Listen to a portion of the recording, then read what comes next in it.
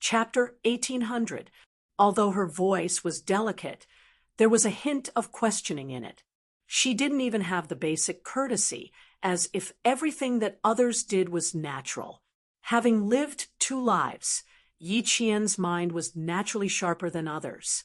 In addition, she had lived carefully in the eyes of others in her previous life. She could distinguish what kind of words others said and what kind of tone they used.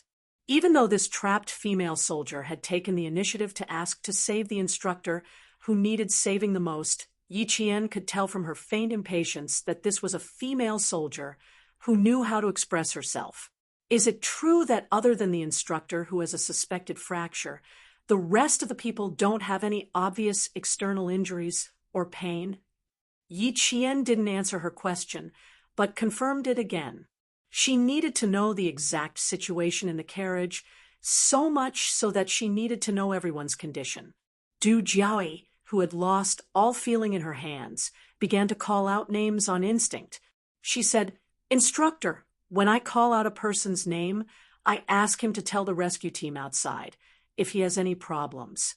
This way, the people outside can confirm that we are fine, so that they can start the rescue as soon as possible."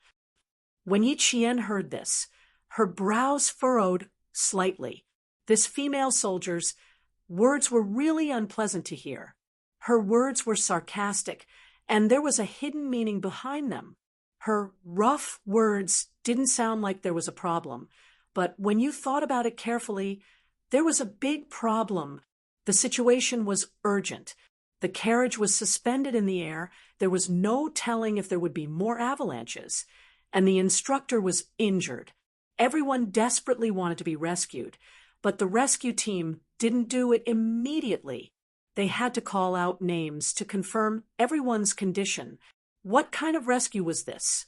This was called delaying. When she said this, everyone in the carriage, including the Tibetan soldiers, became serious. They already had some complaints about Yi Qian. If Yi Qian was really an ordinary female soldier, they might have to thank her for her thoughtfulness. As soon as she finished speaking, Yi Qian, whose eyes were cold, said loudly, "There's no need to go through so much trouble. I just need to know if anyone is in obvious pain, external injuries, or bleeding so that we can cooperate to rescue the injured first." This explanation made everyone in the carriage feel better. Naturally, they had to cooperate. "I'm sorry, I misunderstood." Other than our instructor, who was seriously injured, the rest of them didn't feel any severe pain or bleed. It was just that when the carriage was thrown out, everyone was knocked out for a few hours. "I'm Du Jiaoyi, a female soldier from the Arts and Crafts Regiment. Thank you for your hard work." Du Jiaoyi immediately apologized and very cooperatively summarized the situation in the carriage in one sentence. The art troops instructor said, "That's right. Other than me, the rest are only lightly injured. I am Gao Hong, the instructor of the Arts and Crafts Regiment. Be careful and don't rush." The female soldier outside was right. They had to cooperate with each other. In the face of Du Jiaoyi's apology, Yi Qian curled his lips, his eyes cold. J5 and the others knew that other than the instructor who was injured, the rest of the people in the carriage were fine. They all let out a sigh of relief. The next step was to get the people trapped in the carriage out one by one. The front wheel was blocked by rocks. Next, a sturdy climbing rope was tied to the wheel.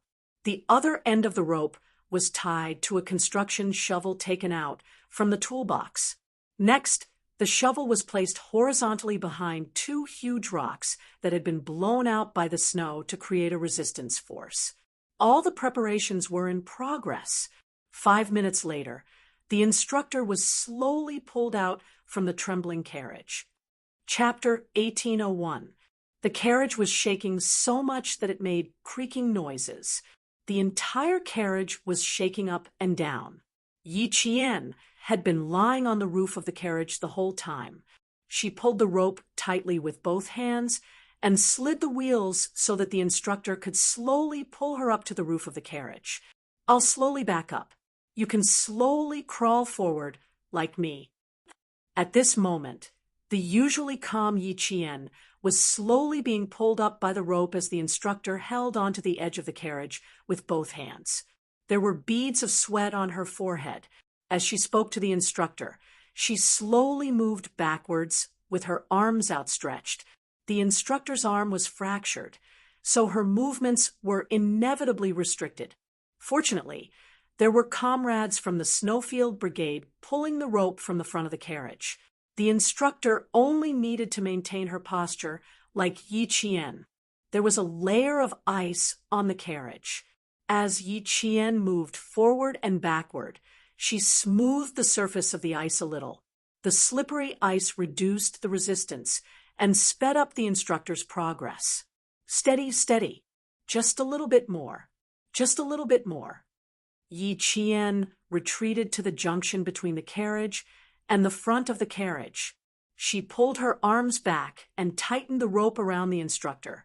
After working together with her comrades for about 15 minutes, they finally succeeded in rescuing the first trapped person. As long as they successfully rescued the first person, it meant that this method worked. The creaking noises stopped when the instructor got out of the carriage. The shaking of the carriage also returned to normal. The J5 quickly laid on the ice to check if the front wheels showed any signs of slipping. After looking carefully, she stood up and said happily to Yi Qian, "The wheels are not slipping. We can enter the second rescue round." What they feared the most was that the wheels would slide off the cliff during the rescue.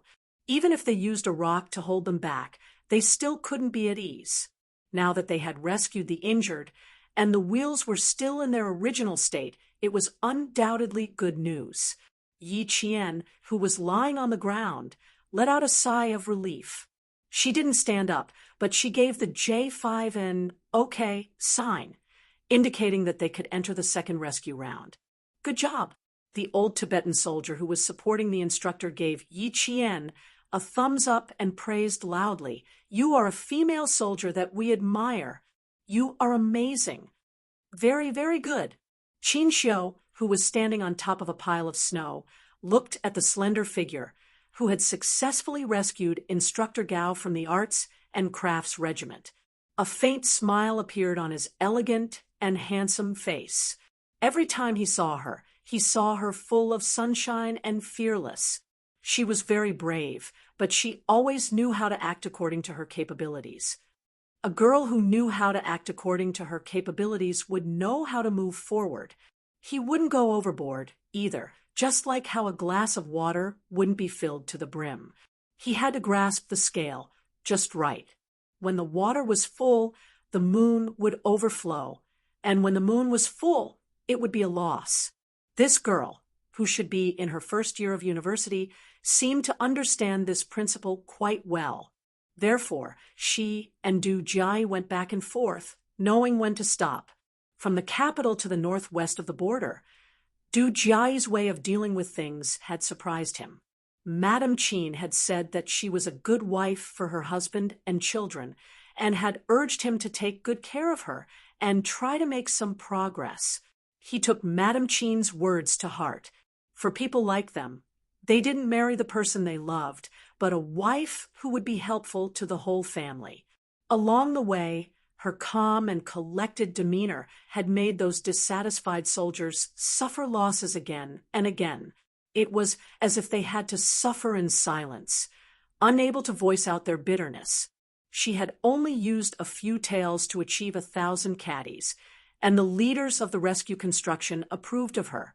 They had criticized the few female soldiers who didn't get along with Du Jai several times.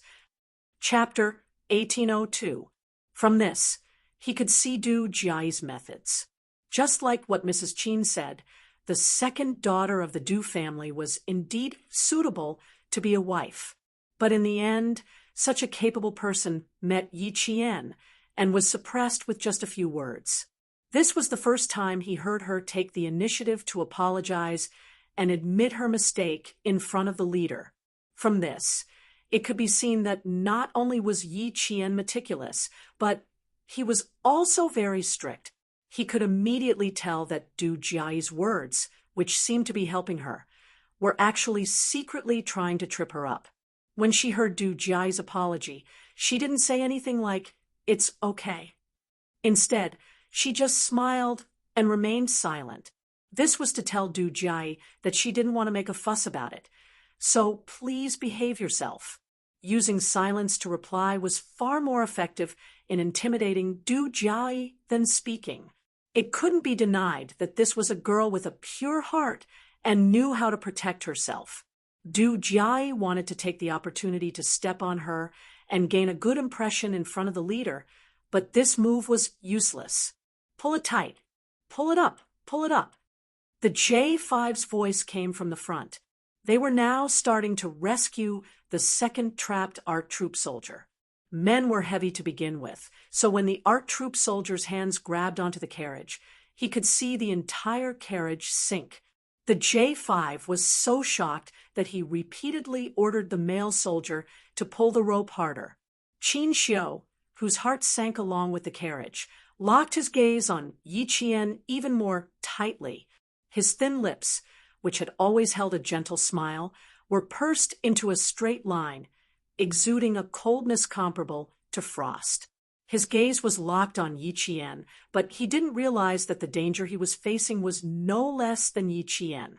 The pile of snow that Qin Xiu was standing on was the pile of snow that everyone was trembling with fear when they walked past it. He was in charge of the front carriage. Once the carriage in front started to slide, he would immediately tell the carriage behind to retreat and pull the front carriage tightly. Standing here was equivalent to standing on the edge of a cliff. His toes were less than 10 centimeters away from the edge. You will be safe. Seeing that she had successfully rescued the male soldier, Qin Xiu, who had a faint smile in his eyes, calmly retracted his gaze. He chuckled softly and said, "A smart girl who knows when to advance and retreat will always have better luck than others." Finally, the rumbling sound of the car starting could be heard from the quiet back of the car. The temperature was so low that the hidden soldiers in the car had to start the car several times before it started.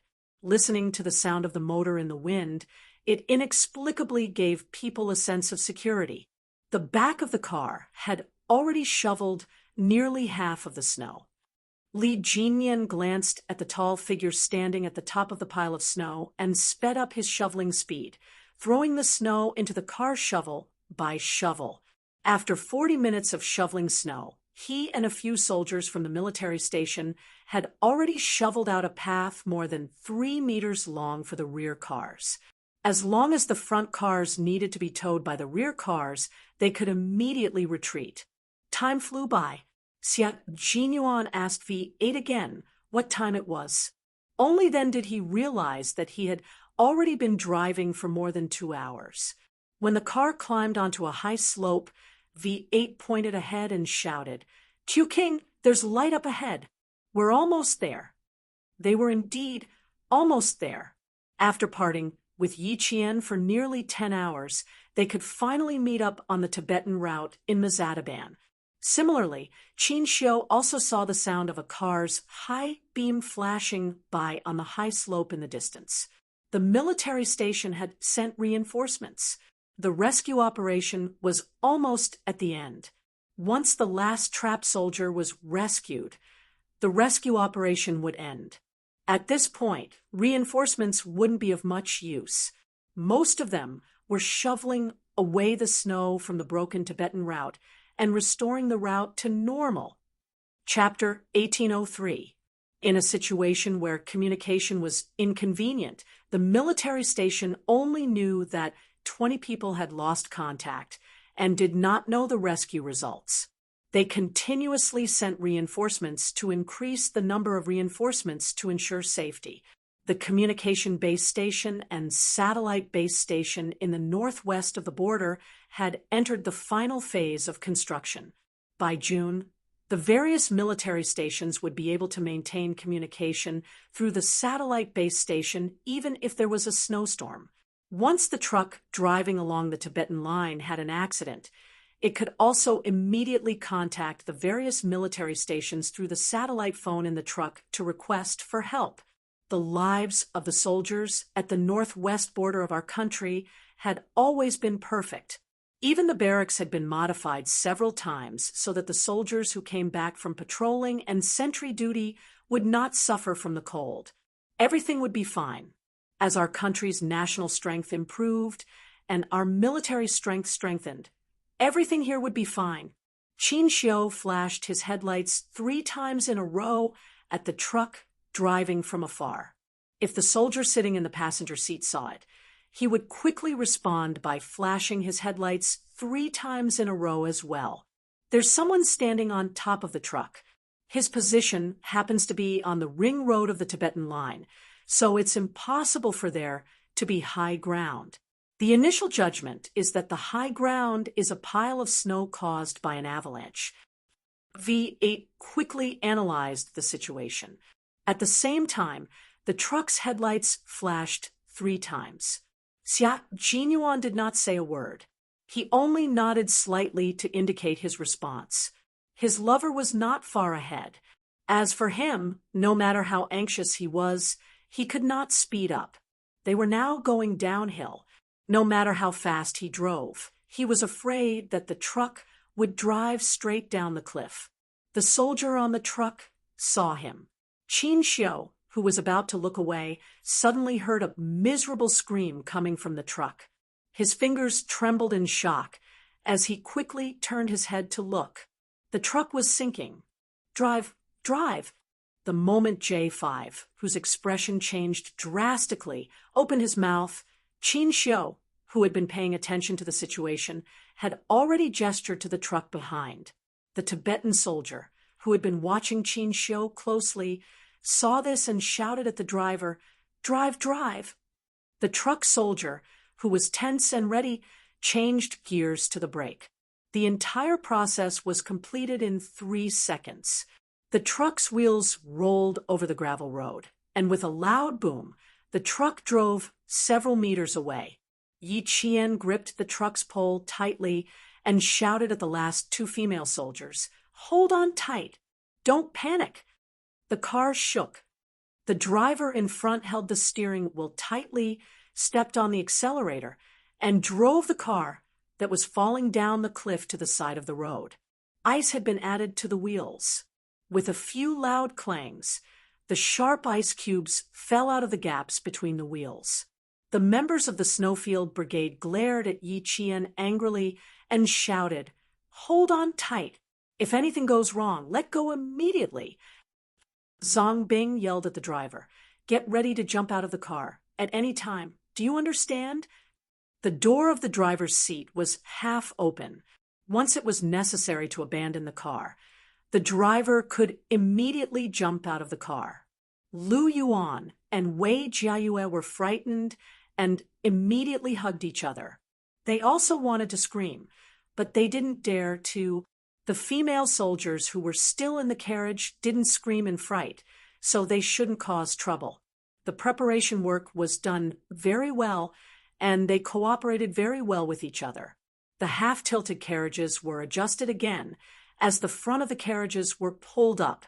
At the same time, the carriages that were originally suspended in the air were pulled up by about 30 centimeters. Due to the fact that the rear car was not being towed vertically, there was no way to drag the entire car up. If they continued to drag it, the front car would be forcefully twisted to the side of the cliff, which would make it easier for the entire car to fall off the cliff. Chapter 1804. In the end, there was such a thrilling scene. The Special Forces members of the Shuiyu team were so shocked that they broke out in cold sweat. If Yi Qian had confessed right here, they wouldn't care what the consequences were. They would never forgive themselves for the rest of their lives. Qin Xiu looked at the upright carriage. His heart was beating wildly, and he couldn't help but close his eyes and cover his chest. When he opened his eyes again, he looked down at his feet. The 2 ropes that could be seen had sunk deep into the snow after being dragged by the rear carriage. It wasn't safe for him to stay here. He needed to go down. The Tibetan soldier below looked up and shouted at Qin Xiu, who was standing high up. "Reporter Qin, come down quickly. It's not safe for you. Come down quickly." When the ropes sunk into the snow, it was equivalent to cutting the accumulated snow in half. If the upper layer of snow fell down, the entire layer of snow would fall down with it. Qin Xiu, who was standing on top, would fall down the cliff with the falling snow. Qin Xiu responded and carefully stepped on the snow as he slowly descended. He had only taken a few steps when the place where he had been standing was covered by a large piece of snow. Then, at least 3 square meters of snow fell directly to the cliff. Qin Xiu, who heard the sound behind him, pursed his lips. He didn't look back and quicken his pace to rush down. The Tibetan soldier saw the snow above him peeling off layer by layer and sinking down. The snow piled up to the mountain was falling down in large chunks. Even though he was a veteran who had been on the Tibetan line for 17 years, he was scared out of his wits. Fortunately, reporter Qin wasn't a coward. He knew the situation behind him wasn't right, so he didn't look back and just rushed down. Qin Xiu, who was rushing down, was in a sorry state. When the snow under his feet loosened, he threw himself forward. He started with a more ferocious posture, like a hungry tiger pouncing on its prey. Then he ended with prostrating himself on the ground and fell down hard. Although his posture wasn't very elegant, Qin Xiu didn't care too much when he saw the small avalanche on the originally tightly piled up snow. His life was more important. When the people in the rear saw that the accumulated snow had caused another avalanche, the female soldiers were so scared that their faces turned ashen, while the male soldiers were slightly calmer. "Reporter Qin, are you all right?" Fu Hui was so scared that her knees went weak. She stuttered as she spoke. Li Jinyin looked at the collapsed pile of snow. The original cold June, Yen became colder and colder. The people standing on it should have some skills. Otherwise, how dare they stand in the most dangerous place? She had to have the confidence to stand up there. As for whether something would happen, he said to the 5 female soldiers who were as frightened as birds, "There's a 50-50 chance that something would happen or nothing would happen." When the female soldiers heard this, tears came out of their eyes. Li Jinyin glanced at him and then walked away. She had to see for herself to know whether or not something was wrong. What was the use of crying? Qin Xiu didn't know that he had caused the 5 female soldiers to cry for no reason. He pulled the rope tightly together with the male soldiers of the Snowfield Brigade. He had to pull it tighter. He couldn't let the girls on the carriage be in any danger. It was easy to save the female soldiers from the Arts and Crafts Regiment because they knew how to balance themselves. Yi Qian pulled the rope tightly and helped the last female soldier out of the carriage. Like before, he reminded her, "Relax your body.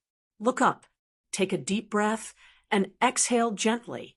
Don't lower your head." Her voice sounded even better than when she was in the carriage. It was clear and gentle, like the hot spring water in winter. It was so warm that it warmed people's hearts.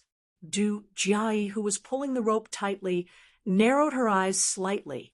Chapter 1805. The interaction between people was actually about fate. First, they had to be compatible with each other. Then, they had to be compatible with each other. When these two things were compatible, it would be the fate of the two people. Listening to the gentle voice that was filled with strength, Du Jiayi felt that she was not destined to be with this female soldier who had been lying on the carriage for almost 3 hours. She had not met her yet, but just by listening to her voice, no matter how gentle and moving she was, she could not like her. She even had a faint feeling of disgust. It was very strange. She had always liked to see if someone was compatible with her before deciding if they could become friends. But this female soldier, she already disliked her even before meeting her. Perhaps it was because she did not take her words seriously when she crawled over earlier, so she needed to confirm it again. In any case, even if she saved her, she could not like her. That's the last trapped member. Yi Qian, pull the rope tight. The J5, who had been keeping a close watch, was so nervous that he could not see anyone else other than Yi Qian's figure. There were only 11 minutes left until the 3-hour deadline. Female soldier Yi Qian had been lying on the swaying carriage for a full 2 hours and 49 minutes. The carriage was suspended in the abyss, and the bone-chilling cold wind kept blowing. His limbs were stiff from standing by the roadside, and Yi Qian, who was lying on the carriage, was facing the cold wind head-on. Her hands, feet, ears, and even the tip of her nose must have been frostbitten. When the Snowfield Brigade entered the Highland winter training, the most common thing they did was stand in the wind for 2 hours. When it was over, they wanted to move their legs, but their limbs did not listen to their brain. It was as if they were immobilized. If they were like this after standing on solid ground for 2 hours, then Yi Qian, as a female soldier, had been standing in the wind for almost 3 hours. Other than admiration, he respected her for being able to persevere until now. He respected the female soldier's perseverance. Yi Qian could hear what the J5 said. She raised her hand slightly and made an okay gesture.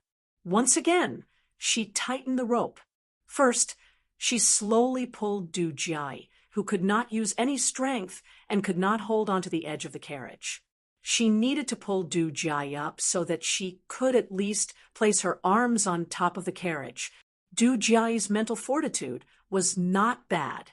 She could still chat with Yi Qian even when her feet were in the air. She tightened her grip on the rope and relaxed her body. She raised her head slightly and looked at the female soldier, who had yet to say, tired. Her cheeks were red from the wind, and she said to Yi Qian, "Thank you for your hard work tonight. You were the one who pulled all of us up for 3 hours. Does your arm hurt?" It was a very ordinary conversation, as if it was just a casual topic to relax. However, Yi Qian, who was very defensive, was already on guard against her. Therefore, he only smiled at her and listened to her without replying. Yi Qian's experience from his previous life told him that when interacting with people like her, he definitely needed to remain silent. As long as it was not a question that he had to answer, it was best to smile and use his silence to let her know that he did not want to talk too much. Du Jiai, who was waiting for Yi Qian's reply, with a smile, narrowed her eyes again. She lowered her head to hide the displeasure in her eyes, as her shoulders were now parallel to the carriage. The moment she lowered her head, her originally relaxed body suddenly tensed up. With a look of horror on her face, she quickly looked up, not daring to lower her head again. She was suspended in the air, and below her feet was a bottomless abyss. Just one look at it was enough to make all the cells in her body scream. Chapter 1806. Don't lower your head. Slowly extend your hands and place them on top of the carriage. Take a deep breath and place your center of gravity on your arms. Don't be afraid. The male soldiers are pulling on the ropes in front of the carriage. They will pull you all the way to the front of the carriage. Yi Qian naturally noticed the fear in her eyes and knew why she was frightened. The searchlight on the windbreaker had emitted a snow-white light. Du Jiai couldn't help but close her eyes and avert her gaze. Without a doubt, Du Jiai was a very beautiful and elegant civilian soldier. She had a beautiful oval face and a pair of classical willow leaf eyebrows. Although her eyes were closed, her eyeliner was long and it was obvious that she had a pair of bright eyes. At this moment, although her eyes were closed, the arrogance and confidence between her eyebrows were still soaring. This was a female soldier who liked to put herself at the center of everything. No wonder when they first met, she spoke as if she was giving orders. Yi Qian, move back. When the J5 saw that the last female soldier had half of her body pulled up, he immediately ordered Yi Qian to move back.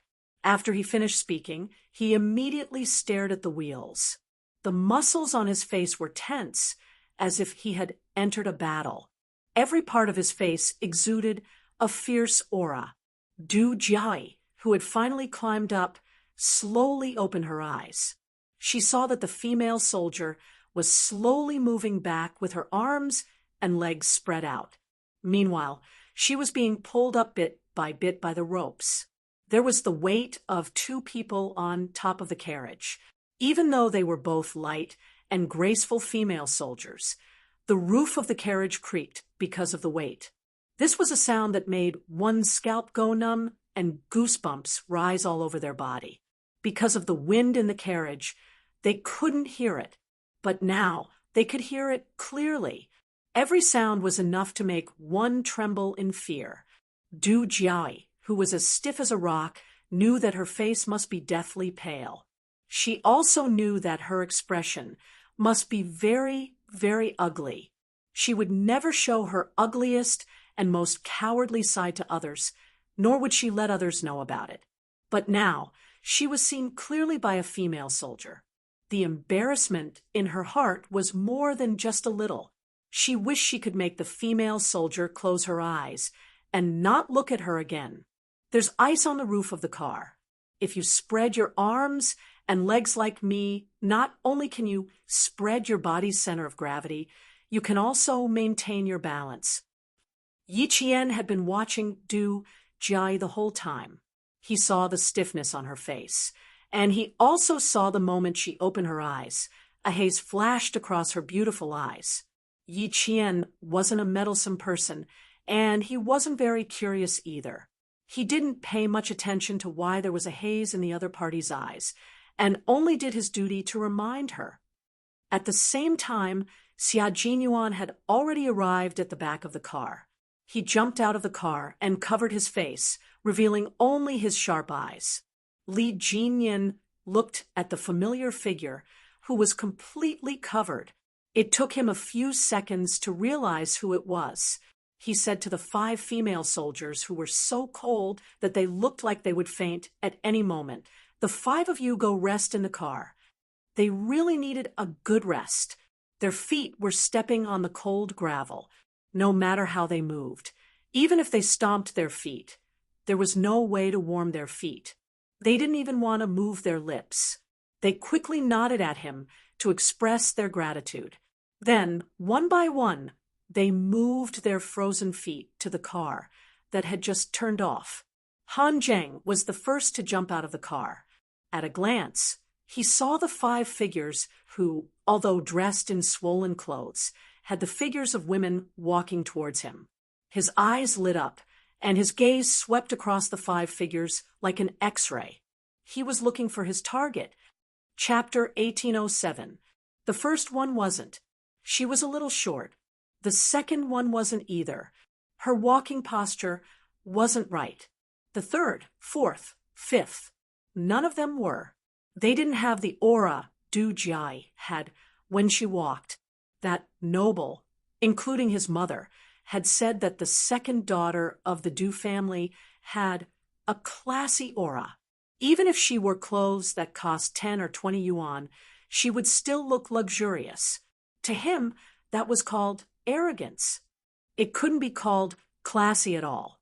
You must be frozen. Hurry up and rest in the car. The water in the thermal flask hasn't cooled down yet. Hurry up and drink some warm water to warm your stomach. Han Zheng went up and helped one of the female soldiers who walked like a pretty girl from a humble family. His deep voice was filled with doting gentleness.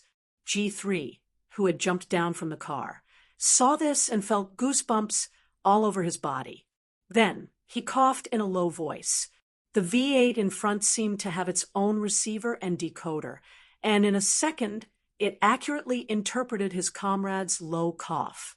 He quickly and accurately translated it. Guys who had dated more than 10 times were indeed different. They were so experienced that they were at the point of perfection when it came to seducing girls, while they were still thinking about how to open their mouths. His hands were already on the female soldier's shoulders.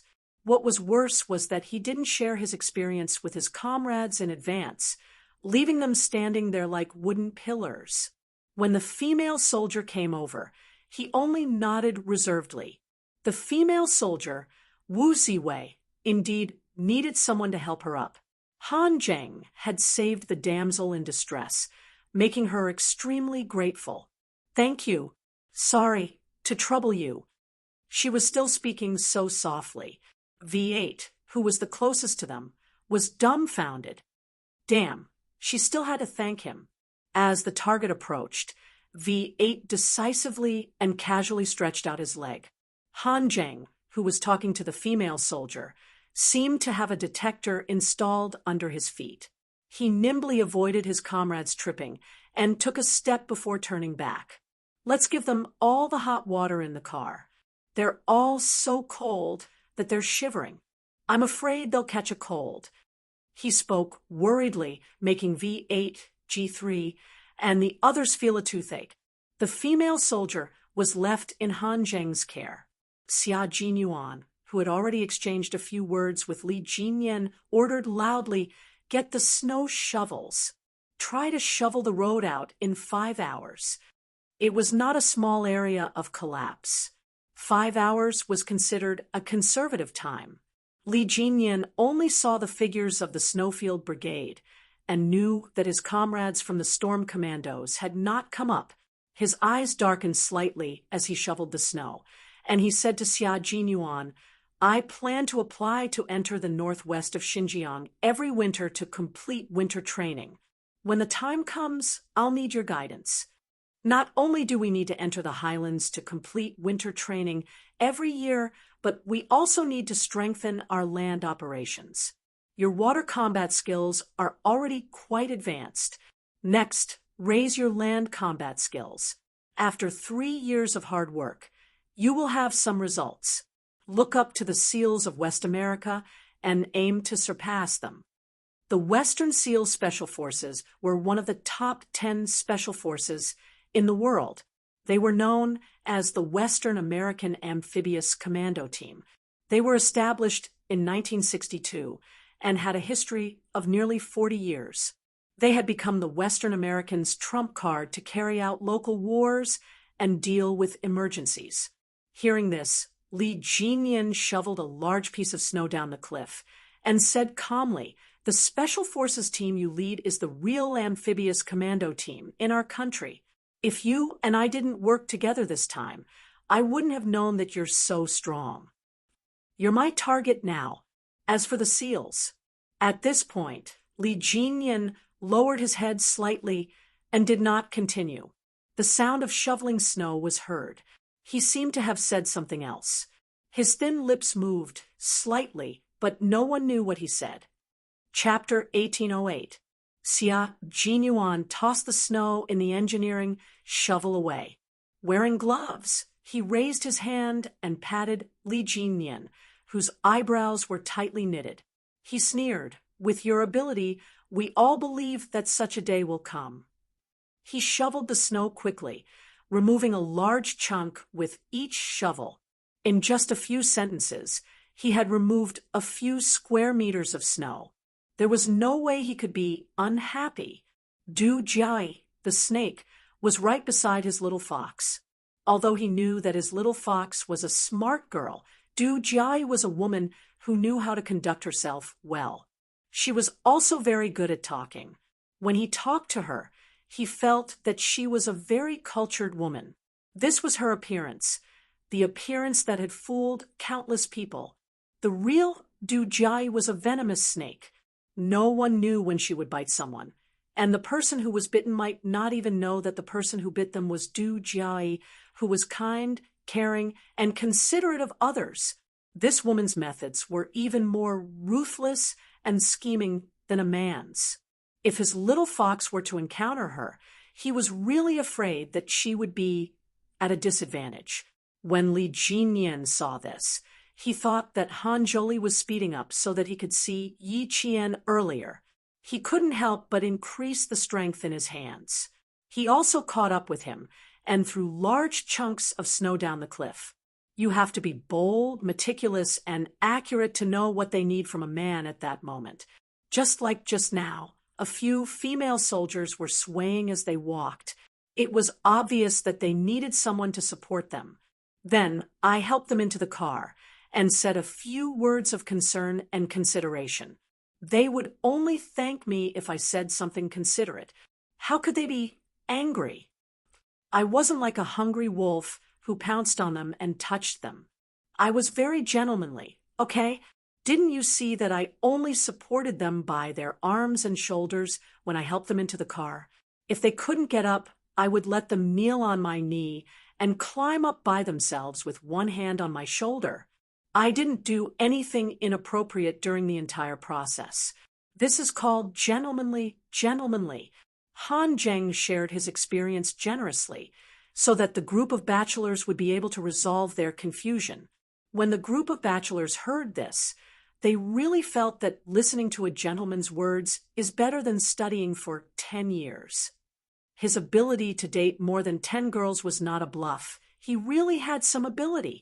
Receiving the gazes of admiration from his comrades, Han Zheng enjoyed it very much. All right, I'll teach you more in the future, so that you'll know how to please girls when you go out. Each of you will marry a good wife. Let's get to work first. Shovel the road open in 5 hours. It's a big project. The Snowfield Brigade members helped Yi Qian loosen her bones, massaged her shoulders, and warmed up her hands.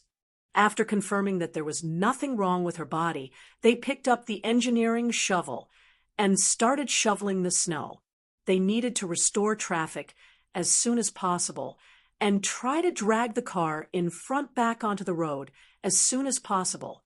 Du Jiai looked at Yi Qian, who was treated like a princess by the male soldiers, and sneered. She was definitely a female soldier who liked to flaunt her superiority and wanted to perform well.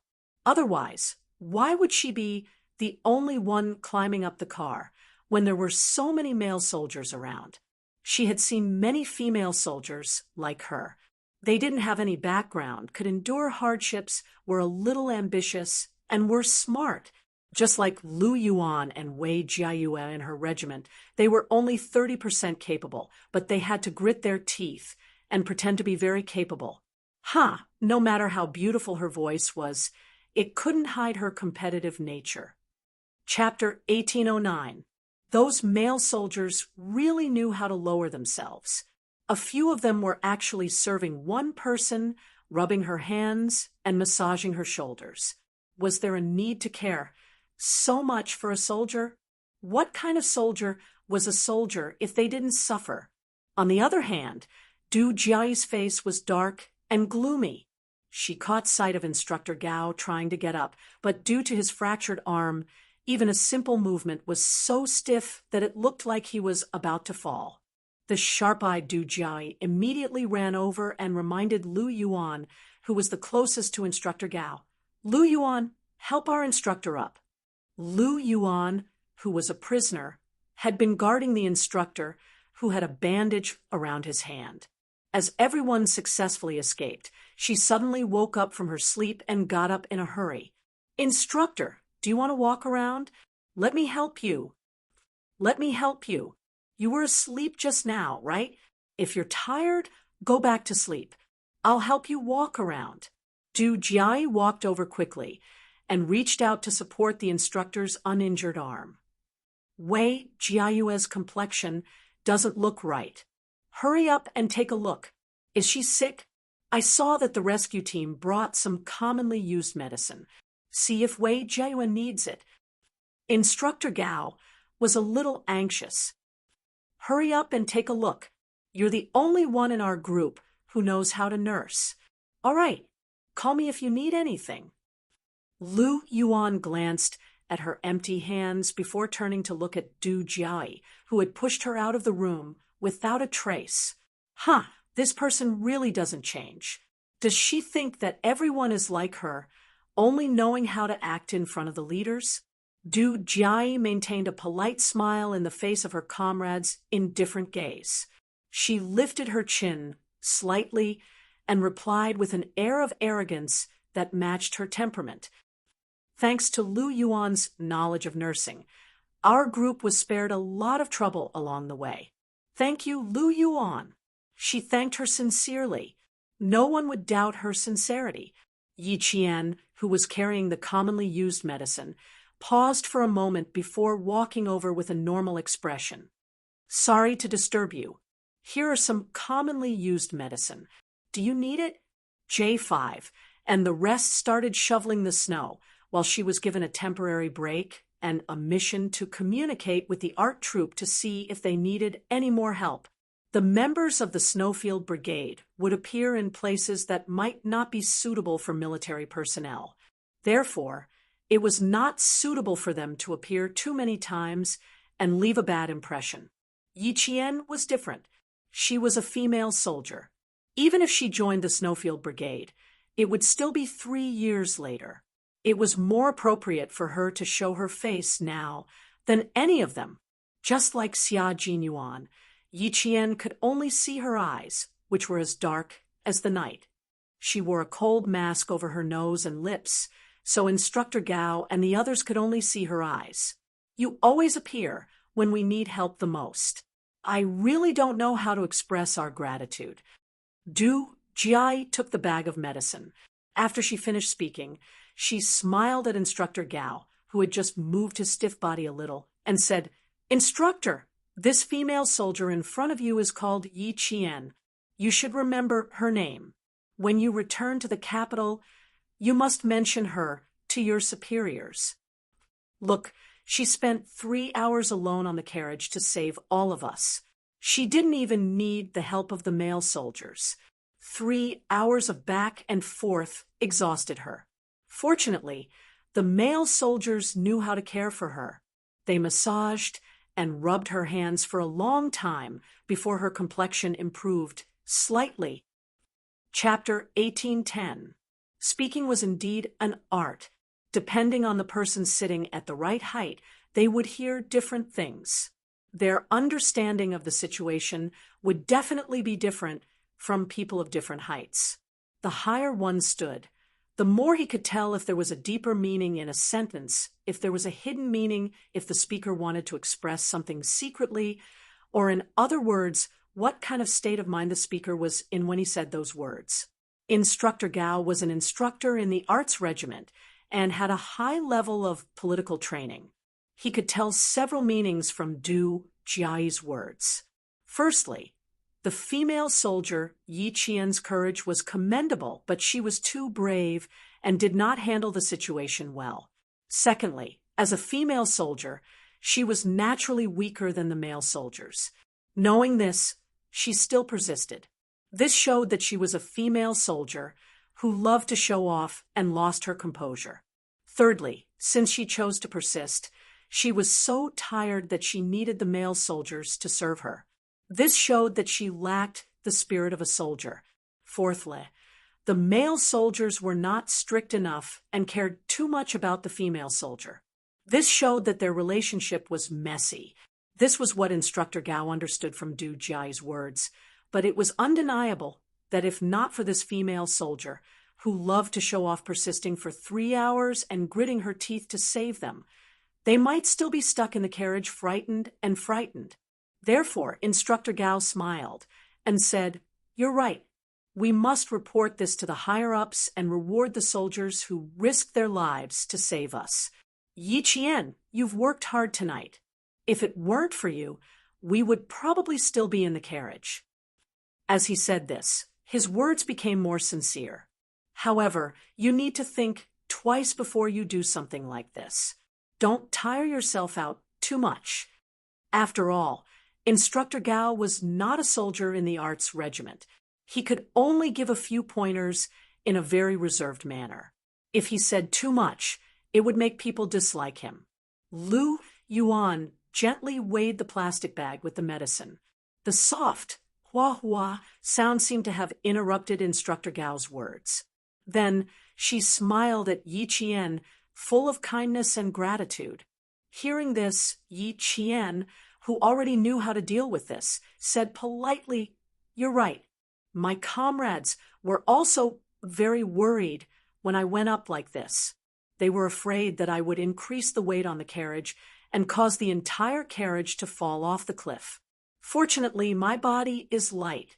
Although it made my comrades sweat in their hearts, I can be considered to have successfully completed the mission given to me by my comrades." Yi Qian was never a pushover. Facing Du Jiai's gratitude on the surface and all kinds of words to trip him up, he humbly accepted Instructor Gao's advice and politely used a different method to explain why she, a female soldier, had to climb up the carriage. "You've considered everything thoroughly. It's because of this that we're all safe."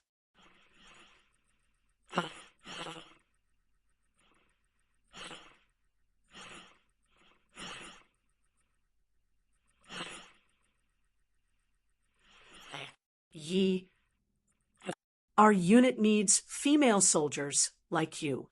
As he said this, his gaze landed on Du Jiai. He then turned his head to look at the other soldiers who were still breathing. Then he sighed. "Jiai, you all need to learn from her. Just now, the carriage only shook a little, but you all were so scared that you screamed." Yi Qian, on the other hand, was able to remain calm and continue to rescue us. You all need to learn from him. Chapter 1811. Du Jiai was someone who could keep her composure, especially when it came to dealing with matters in front of her superior. Upon hearing those words, she reined in her emotions and replied humbly, "You're right. We're indeed lacking in courage. Even though we're performing arts troops, we're still soldiers. A soldier's courage and bravery mustn't be lacking." She was really something. She even gave her a soft rebuff. With just a few words, she changed the instructor's impression of her. Du Jiai maintained a polite smile as she stared at Yi Qian and sized him up secretly. She had a pair of good eyes. They were dark and clear. Female soldiers, like her, were used to pretending to be innocent. She was wearing a cold mask, so she couldn't see what she looked like. It was a pity. It didn't matter. As long as she knew her name, she would find out when she returned to the capital. It had always been easy for Du Jiai to find out a person's background. She originally wanted to make things difficult for her now, but the instructor obviously admired her. She could only keep her cool for now. It wouldn't be too late to deal with her later. She had seen her at her worst and was still suspicious of her. She even gave her a soft rebuff. She loved to deal with female soldiers who were naturally rebellious. There was no hurry. She would deal with her until she didn't even know who she had offended. Du Jiai, who was obviously excited, smiled sweetly after she finished speaking. She kept looking at Yi Qian. It wasn't a polite gaze, but a gaze filled with arrogance and prejudice. Yi Qian calmly smiled at her and turned to look at the instructor, who was speaking. "That's right. No matter what kind of soldier you are, as long as you wear this uniform, you're a soldier. You can't lose the face and image of a soldier." Instructor Gao was very satisfied with Du Jiai's answer. He looked at her approvingly and said to Lu Yuan, "If there's anything you can solve, try to solve it yourself. Don't cause trouble for the army." A male soldier from the Arts and Crafts Regiment walked over. Perhaps he had something to say to Instructor Gao, so he greeted Du Jiai and nodded at Yi Qian with a smile. He said, "Sorry to disturb you," and then helped Instructor Gao over. Lu Yuan answered Instructor Gao with a straight face, "Understood. Don't worry. We won't cause any trouble for the army. I'm always at ease when you guys handle things." After Instructor Gao finished speaking, he left with the help of the male soldier. When he got up, Lu Yuan immediately said politely to Yi Qian, "Come and rest with us for a while." The male soldiers are exhausted from shoveling the snow. We'll take over their duties midway and shovel the snow together. What do you think?" Du Jiai, who hadn't left, seemed to have heard a joke. She pursed her lips and laughed. "As long as the male soldiers aren't afraid of us causing trouble, just let us know if you need anything. We definitely won't embarrass the female soldiers. We have to show them that female soldiers are not to be trifled with." She looked at Lu Yuan and said with a faint smile, "Lu Yuan, you can't be like last time where you fainted before you even started working. We can't embarrass the Arts and Crafts Regiment. We have to show the soldiers in the army that the female soldiers in the Arts and Crafts Regiment don't just know how to sing and dance. As the female soldiers in the Arts and Crafts Regiment, as long as there's a need for us, we can beautifully complete the tasks given to us by our superiors. Yi Qian, please take care of my comrade. If there's any problem, you can come and find me anytime. If you feel unwell, you have to tell us immediately. Don't force yourself just to save face. Understand?" Chapter 18:12. It was fine if she didn't get thanked for saving someone. She didn't save the person because of the gratitude, but because it was her duty as a soldier to save the person. The problem was that the person she saved didn't say thank you, but instead started to create trouble for her. Yi Qian wasn't a soft-hearted person, and he wasn't magnanimous enough to forgive Du Jiai for causing trouble for him. When he heard what she said, his voice turned cold, and he said sternly, "Female soldier, with your intelligence, I don't think you'll always say things that will cause misunderstandings." After he said that, Lu Yuan's eyes lit up, and Du Jiai's face darkened. Since he had already spoken, Yi Qian wouldn't go back on his words. He stared coldly at Du Jiai, whose eyes had darkened, and said sternly, "Can I understand you? First, you said that I was putting up a strong front to save face. Then you said that I saved someone, and in the end, you asked my comrades to help me. You said all these things on purpose to tell everyone that I'm only this capable, and that I'm just putting up a strong front for the sake of showing off." Du Jiai's originally gloomy face abruptly changed. No one had ever dared to give her such a straight face, and no one had ever dared to criticize her so boldly. Moreover, no one had ever criticized her in front of the leaders. She wanted to stop Yi Qian from continuing, but Yi Qian wouldn't give her the chance. "You won't explain anything to me. You're a smart female soldier, so everything you say should be clear and accurate. As a soldier, you should say whatever is on your mind. You shouldn't always say things that are either digging up old scores or have hidden meanings. And don't tell me that I misunderstood you or misunderstood you. Based on what you said to Instructor Gao just now, if I didn't explain, Instructor Gao would have misunderstood me. I'm giving you face now by waiting for Instructor Gao to leave. I hope you can cherish the face that others have given you." Lu Yuan, who was flabbergasted, almost laughed out loud because of what he said. "Amazing, amazing, amazing." Her words made Du Jiai, who had always maintained a good image in front of her superiors, change her expression and put her on the spot. Yi Jian was not the kind of person who was eloquent. She always knew when to advance and when to retreat. She also knew how to treat the right people. It was very tiring to get along with someone like Du Jiai, no matter when she was the only one who could play the lead role, and the others could only play the supporting roles, and the supporting roles that obediently followed her orders. If anyone dared to overstep her, as long as that person's mistake was caught in her hands, she would definitely take it out again and again. Yi Qian, who had already noticed something was amiss, did not intend to get involved. This was the Arts and Crafts Regiment's matter. Even their instructor did not say anything. As a soldier from the Marines, she only needed to watch quietly, but of all things, she shouldn't have stepped out to step on Yi Qian and deliberately ruined her image. She was a soldier, and soldiers had to maintain their image at all times. They could not allow others to destroy their image and tarnish their reputation.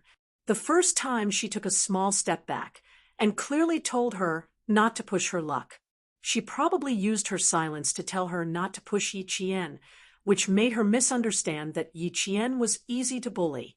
Since that was the case, she didn't mind not giving her face and warning her. She wanted her to restrain her evil intentions. Chapter 1813. Although the military had iron-like discipline, not everyone could be impartial. Instructor Gao was biased towards Du Jiayi, but that was mostly due to her ability to get things done. Moreover, every word she said was true to the bottom of her heart, and she never violated any discipline, causing the leaders to worry about her. Naturally, they would admire her. Originally, after leaving the borders, there would be no more social interactions, but she insisted on doing some dirty things. How could Yi Qian allow her to do so again and again? Du Jiayi was so angry that she almost fainted. Hearing this, Lu Yuan trembled in fear, but she also felt relieved when she saw Du Jiayi's expression turn darker. She quickly stood up and said softly, "Forget it, it's just a small matter. Jiayi, don't be angry." "Look, I'm not even angry at you." Lu Yuan was shocked and angry at the mention of that old incident that she still couldn't let go of. That was the only time she made a fool of herself, and it became a topic that Du Jiayi would use to make fun of her. No one liked others to talk about their mistakes, and Lu Yuan didn't like it either. But what could she do? Du Jiayi wasn't an ordinary soldier. She didn't like Yi Qian from the start. Now that she heard what he said, her uncertain expression made her even more afraid. "I'm sorry, Yi Qian. I really didn't mean anything by it. I'm just a straightforward person, and I'm not good with words. If I've offended you, please forgive me." Du Jiayi's uncertain expression only took a few seconds to adjust. Her bright eyes under the hood were filled with sincerity. "I'm very, very sorry. Please forgive me." Lu Yuan originally felt that her anger had been vented, but now, following Du Jiayi's apology, she felt an extremely cold chill run up from the bottom of her feet.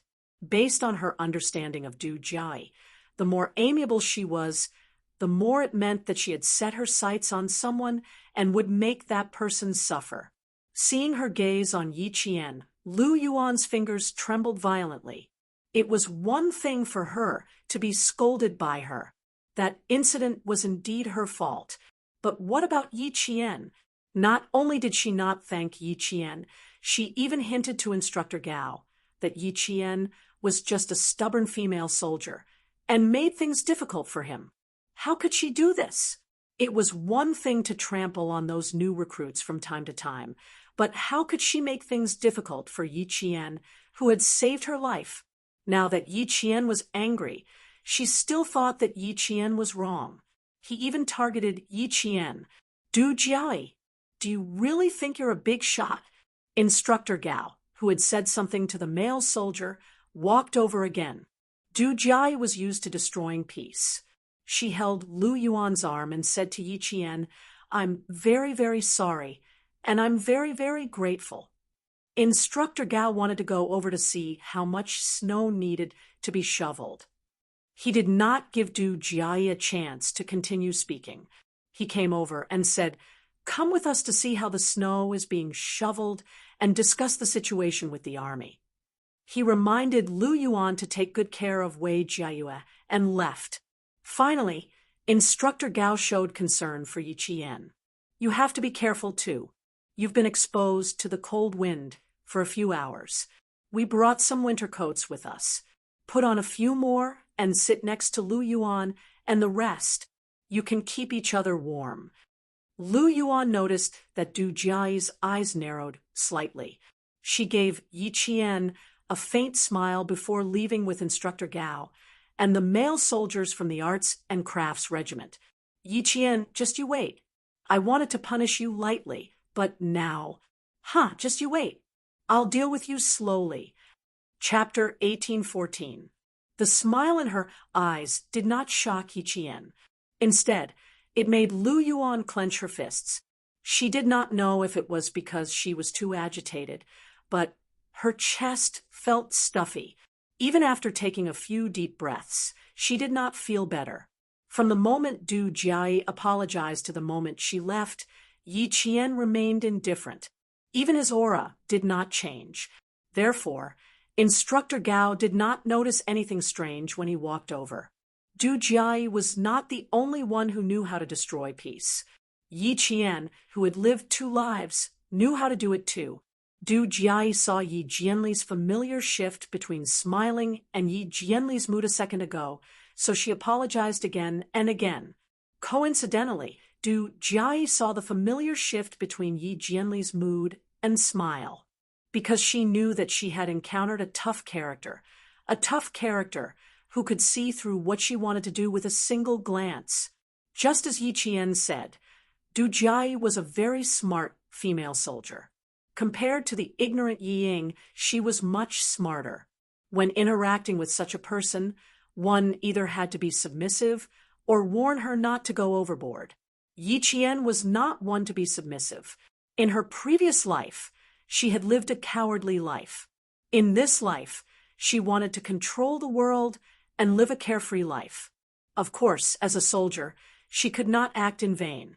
Acting in vain was destroying one's own future. She would not do something so foolish as to destroy one's own future. With a faint smile in her eyes, she sent Instructor Gao off. Turning her head sideways, she saw Lu Yuan staring at Du Jiayi's back view with an unfathomable gaze. Even she could tell that they had some conflicts in the past. So how could Instructor Gao not be able to tell? I'll go with you to see your comrades. Now that the roads are disrupted, a small cold will cause big problems. The smiling voice pulled Lu Yuan's attention back. Yi Qian looked at the female soldier, who was looking at her with a complicated expression. She pretended not to notice anything and glanced at Wei Jiayue. She whispered, "It looks like something is wrong." Lu Yuan originally wanted to say a few more words to Yi Qian, but hearing this she immediately trotted over to Wei Jiayue's side. She saw that Wei Jiayue and Ma Min were leaning against each other with their eyes closed. They were so tired that they had fallen asleep.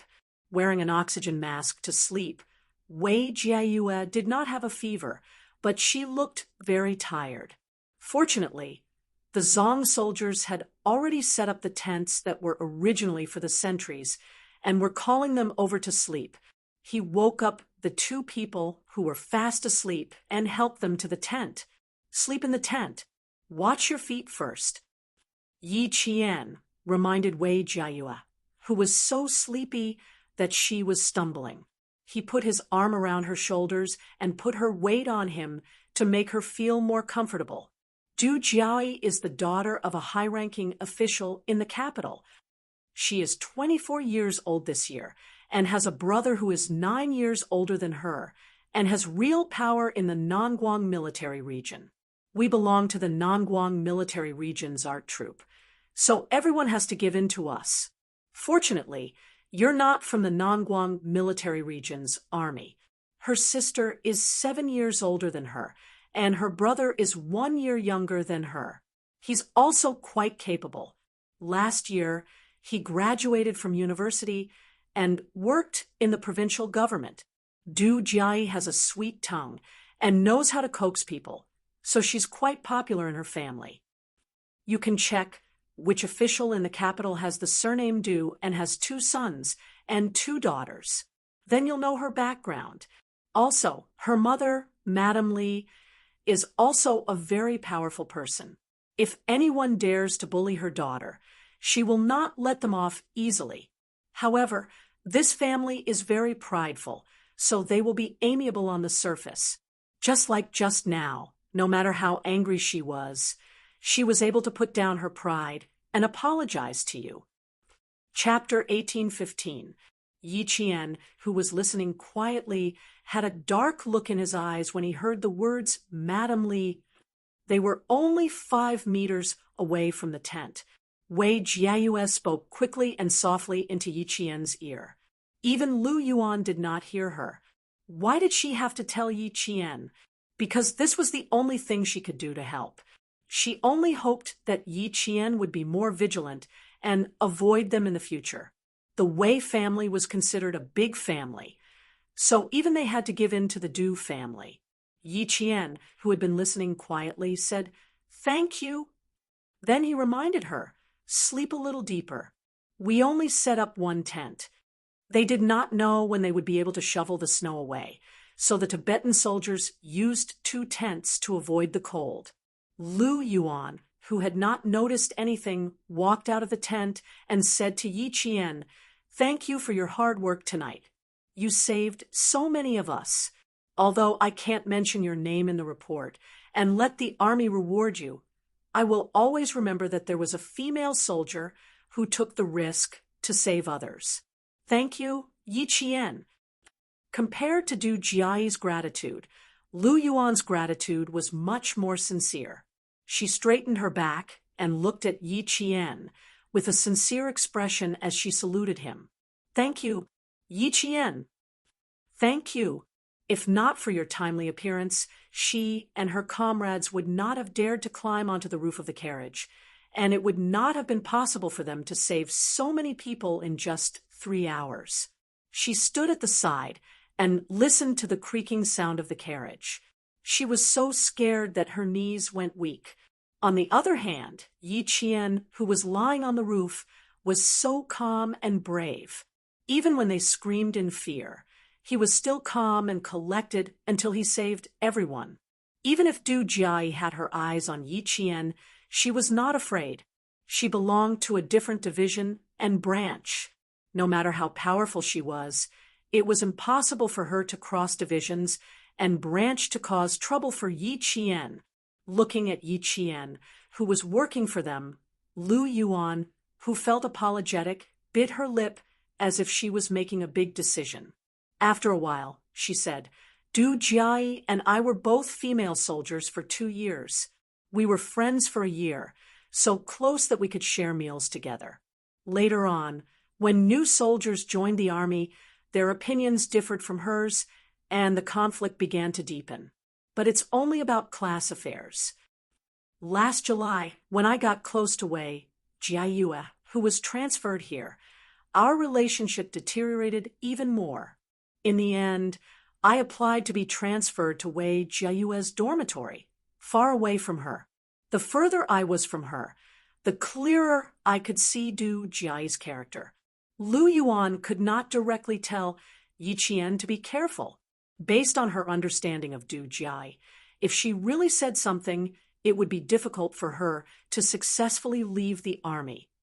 Lu Yuan's behavior just now was clearly because she had her eyes on Yi Qian. If she did not say anything, she would feel guilty. Yi Qian should have said something. Otherwise, he would not have said something so indifferent, causing Du Jiai to be at a disadvantage and earning Instructor Gao's praise. Whether or not Lu Yuan knew or sensed something, Lu Yuan could not lose her conscience. "I rarely get along with people, except for Du Jiai. Fortunately, you're not from our military, so we won't see each other much in the future. If we meet again, just pretend we don't know each other and avoid her."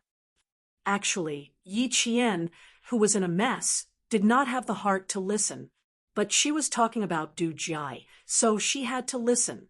Because Yi Ying's mother-in-law's surname was Li, her husband's surname was Du. Sun Dongqing had complained in the village that Yi Ying's sister-in-law was not easy to get along with. Chapter 1816. Yi Qian's heart was in a mess. In her previous life, she had been harmed by Yi Ying until she was like a stray dog. She was the golden phoenix that flew out of the ravine of Shuku village in Fujian town. She had provoked all the relatives of the Yi and Sun families to try to get close to Yi Jifan. As for herself, she was always the target of ridicule. Whenever Yi Ying was mentioned, she would be mentioned. When she was mentioned, she would be said to be a disgrace to public morals and that she had disgraced 8 generations of her ancestors. Why did those people support Yi Ying? Simple, because Yi Ying married into a noble family. Yi Jifan also rose through the ranks and became a high-ranking official. At first, Yi Ying didn't dare to make things difficult for her. She only warned her not to go home and embarrass her family. She also said that her father was successful in his career, and that if she went back and ruined her father's reputation, the whole family would want to beat her to death. In her previous life, she was a coward. She didn't dare to go back to the village after being threatened by Yi Ying. When she was 18, she went back to get an ID card and was scolded. When Yi Ying returned from studying abroad, she went back happily but was chased away. Later on, she slowly grew up and learned how to resist. Yi Ying got married. The most tragic days came. Yi Ying, who got married, seemed to have found the strongest backing. She started to use all her power to make things difficult for her. She made things difficult for her and wanted to take her life at all times. She knew that it was Yi Ying who had caused her to lose her job, be evicted, blocked her way, and even set her house on fire. Only then did she realize that Yi Ying did not make things difficult for her before she got married. Most of the time, it was just that her words were a little harsh. She got a job, but couldn't get paid. She was chased after getting off work in the middle of the night. Her door was broken into when she slept at night. These were the real difficulties. She used to be ruthless. If she had the chance, she would make Yi Ying's life a living hell. She would make her lose everything. She used to beg the heavens to give her a chance. She even went to Buddha and made a wish that Yi Ying would lose everything in the future. And now, thinking of all the things from his previous life, Yi Qian suddenly laughed. It was not a hearty laugh, but a low, deep, and oppressive laugh. It seemed to be a joyous laugh, but it also seemed to be filled with hatred. Lu Yuan, who had not yet left, stared blankly at Yi Qian, unable to react for a moment. If this Du family was Yi Ying's in-laws in her previous life, then could she directly cut off Yi Ying's path to climb up the social ladder?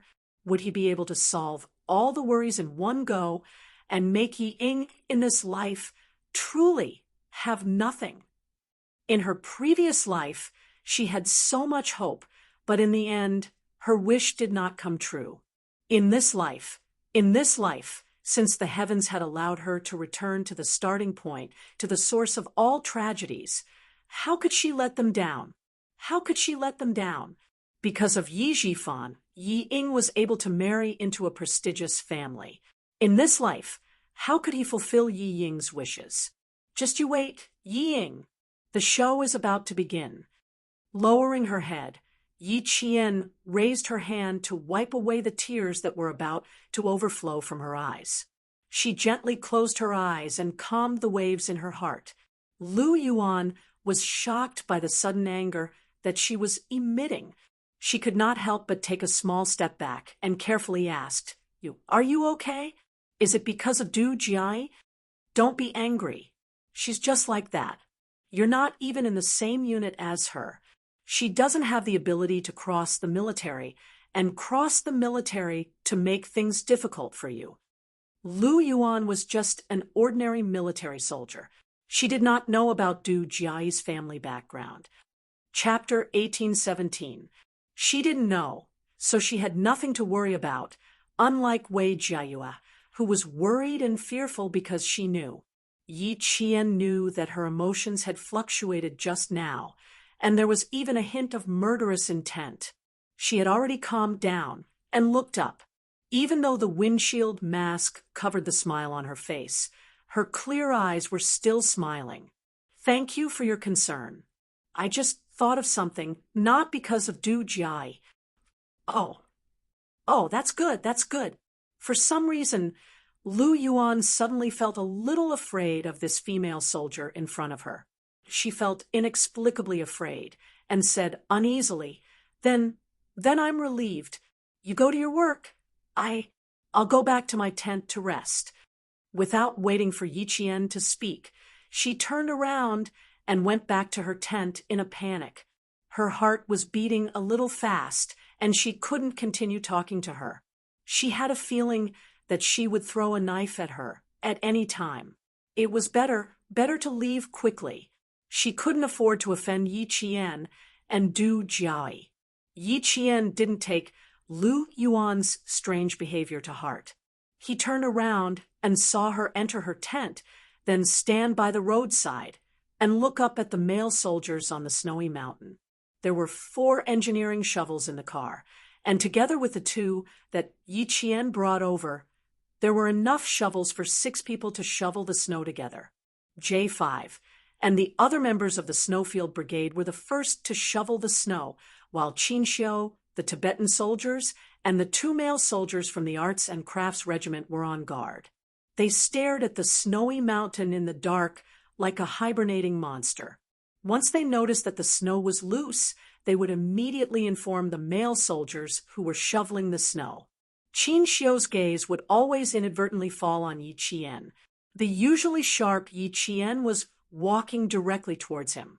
The 2 leaders of the Arts and Crafts Regiment were instructing their soldiers to unconditionally cooperate with the soldiers from the army to clear the road together. As Yi Qian walked closer, he heard a male soldier from the Arts and Crafts Regiment say worriedly, "The Matsa army hasn't arrived yet. I suspect that there might be an avalanche ahead. Maybe they're also trying to save people." The Tibetan route through Mazadaban was a very big S-curve. If the curve ahead was blocked, they would not be able to see anything. "There's no need to be suspicious. Since we haven't arrived yet, there's definitely an avalanche ahead of us. Let's clear the path for the 2 vehicles first." The rescue commander frowned as he looked at the huge pile of snow.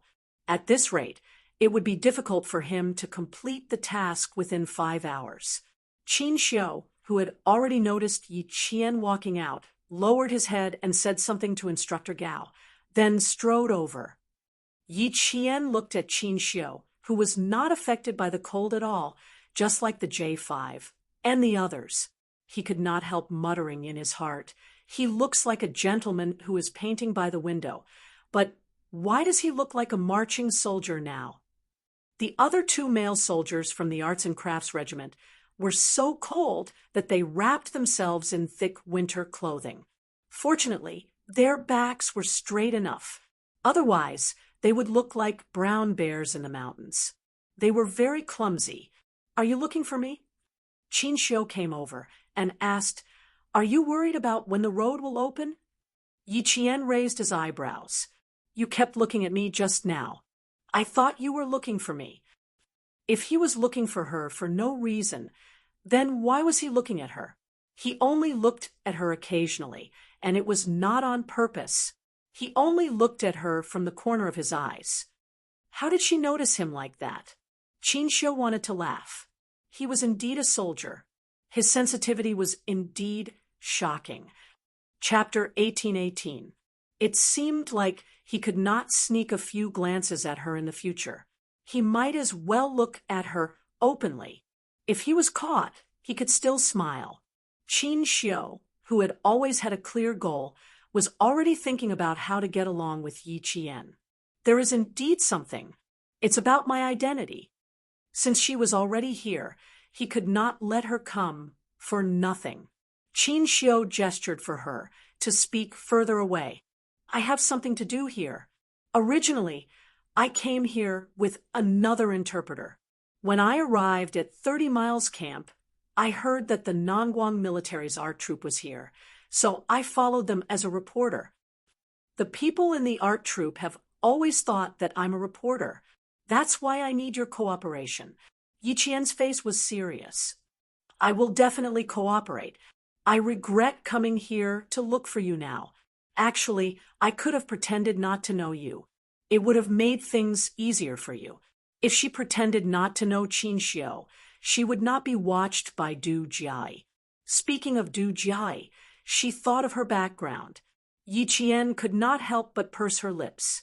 Qinxiu was also a person of status. She often appeared on television. It was impossible that Du Jiayi did not know Qin Xiu. Are you sure that everyone in the art troupe thinks that you're a reporter? Since they had worked together before and knew Principal Chow, Yi Jian, who had always been quiet, could not help but ask. Qin Xiu pointed at his windshield. There was a deep smile in his eyes. Although Qin Xiu couldn't see his handsome face clearly, he could tell from his elegant eyes that he was a handsome and elegant man. He chuckled and said, "With me like this, if I hadn't spoken first, would you have recognized me? I didn't take it off on the way here. It was too cold.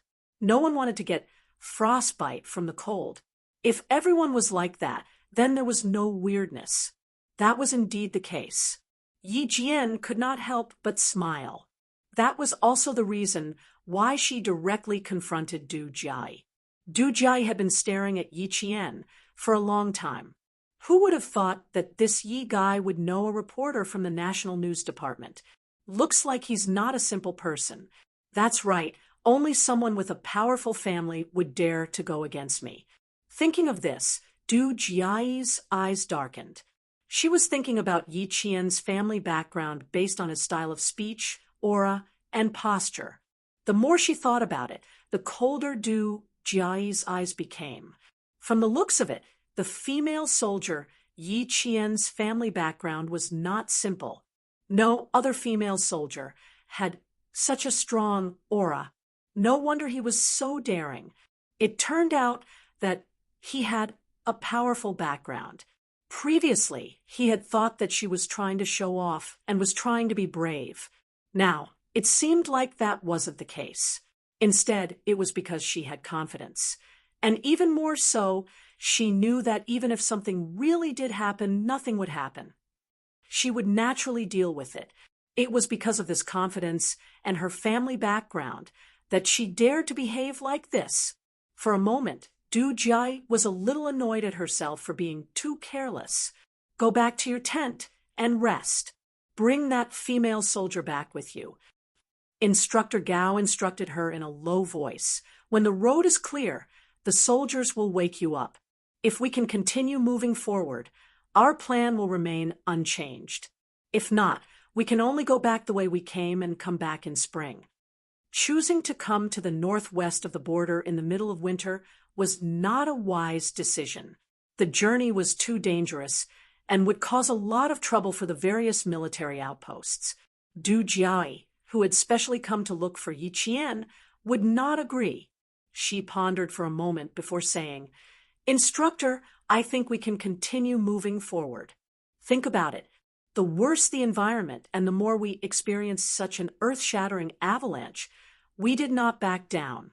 Isn't this the courage and bravery that a soldier should have? I think the best way is to move forward and not retreat." Chapter 1819. Du Jiayi was not a woman who would retreat when faced with difficulties. She always knew what she wanted and what she needed to do to get what she wanted. There was no doubt that such a person would not be eliminated by society. She would always keep pace with the times and would never be at the bottom. However, the terrifying thing about Du Jiayi was that once she found out that there was someone or something that was stopping her in the process of getting what she wanted, her destructive power was not something that ordinary people could imagine. Therefore, such a person was the most dangerous person because you would never know what she would do in the next second. Would she attack her friends? Would she suddenly turn her back on her friends? Would she suddenly turn her back on you one day? She knew what she wanted, and she knew how to get it. She also had the ability to control things. So when interacting with her, one must always be clear-headed and carefully avoid her minefields, lest one be blasted into nothingness one day. Since such a person came with a purpose, how could she retreat so easily? In addition, she was already out of danger. If she continued to move forward, she could deepen the leader's impression of her. As smart as Du Jiayi was, she would choose a beneficial path for herself. Obviously, the instructor was also moved by her words. He looked around, and his gaze fell slightly on Qin Xiu, who was talking to Yi Qian. He said in a low voice, "What you said makes sense. There are also 2 reporters from the news department, especially the reporter's surnamed Qin. Although he doesn't like to talk much and doesn't walk around much, there were several officers who accompanied him to join us. It can be seen that this reporter Qin has some status in the news department. Your brother asked me to give you a slap. Since you're not afraid, then go ahead. It's not easy to get credit for the military arts, but since there's an opportunity now, there's no harm in fighting for it." Instructor Gao was acquainted with the Du family and had a good relationship with Du Jiayi's brother. With such a relationship, Du Jiayi's days in the regiment were much better than others. After speaking in a low voice, Instructor Gao frowned slightly. His voice was even softer than before. "The person you're looking for is only known to be serving at the border. He might not be here now. If you want to find him, I'm afraid it will be a little difficult." He didn't know who she was looking for. Her brother didn't tell him, so he wasn't afraid to ask too much. "I'm sorry to have made you worry. This person is indeed not easy to find. However, I was entrusted by someone to do my job. It doesn't matter if I can find it or not. I'm only responsible for looking for it, not that I have to find it." Du Jiayi said disapprovingly. Aunt Xiao was a sentimental person. This time, she asked her to find her son, by the way. Maybe she would forget what she asked for.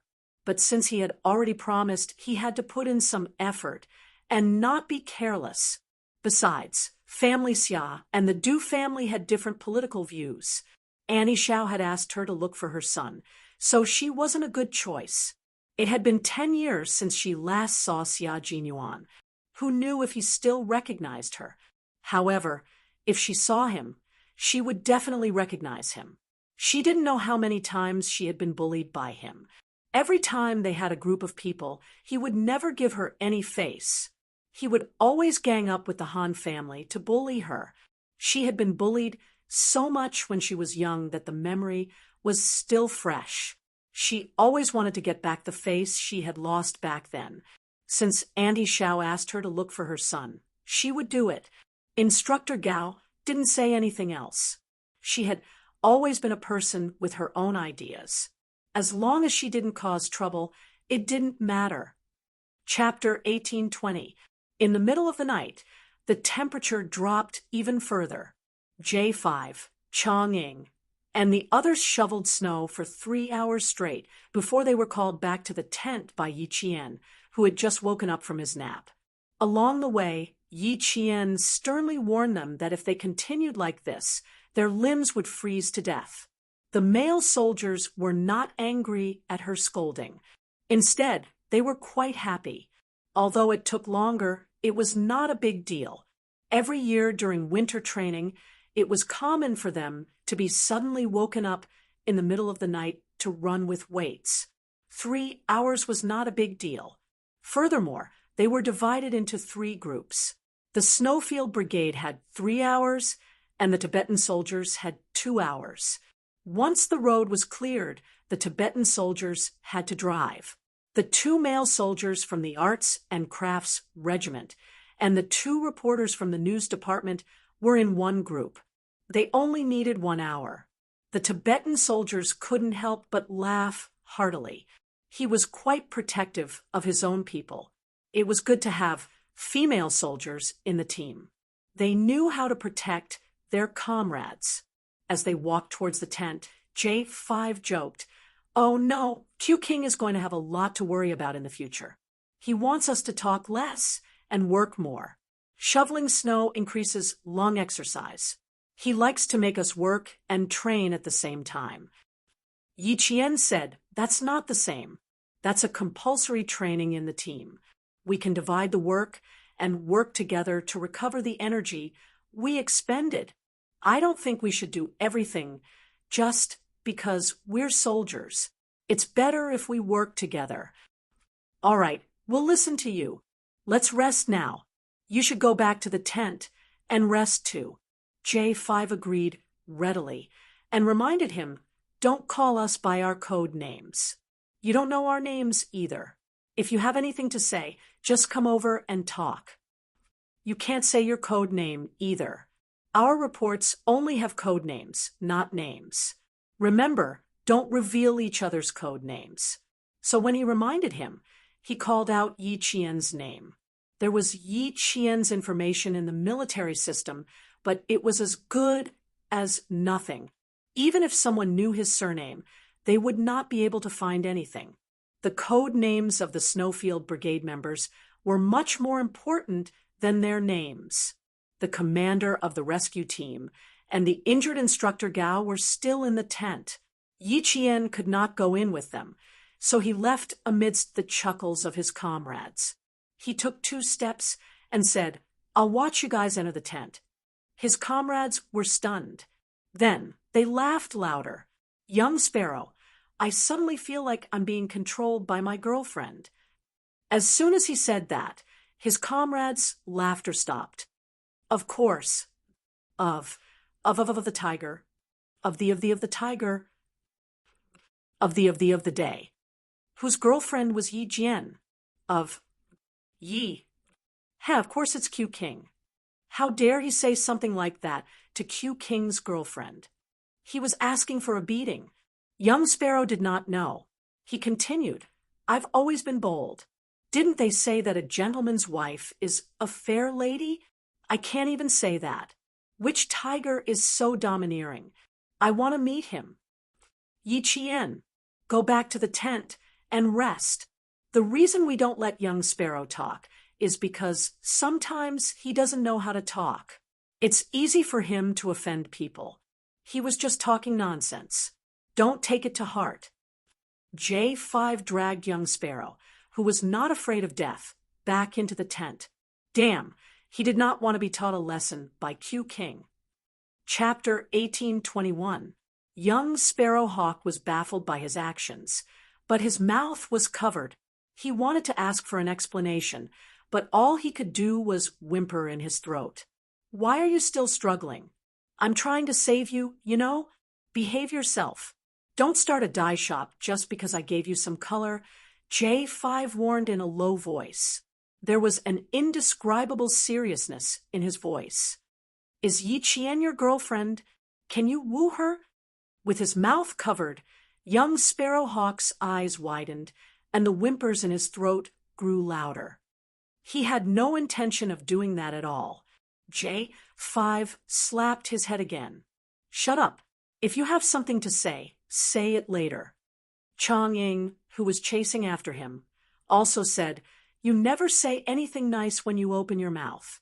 Although you said what was on our minds, do you think we were as direct as you were? Think about it. Yi Qian is a female soldier and doesn't have much of a reputation. How awkward would it be for you to say such things in front of us? Can't you see that the smile on her face is a little stiff?" Young Sparrowhawk, who finally realized what was going on, obediently allowed himself to be dragged away by J5. Seeing this, Chongying was relieved, but he was still a little nervous. Young Sparrowhawk wouldn't really have feelings for Yi Qian, would he? He clearly knew that Q King looked at Yi Qian in a strange way, so how could he have feelings for her?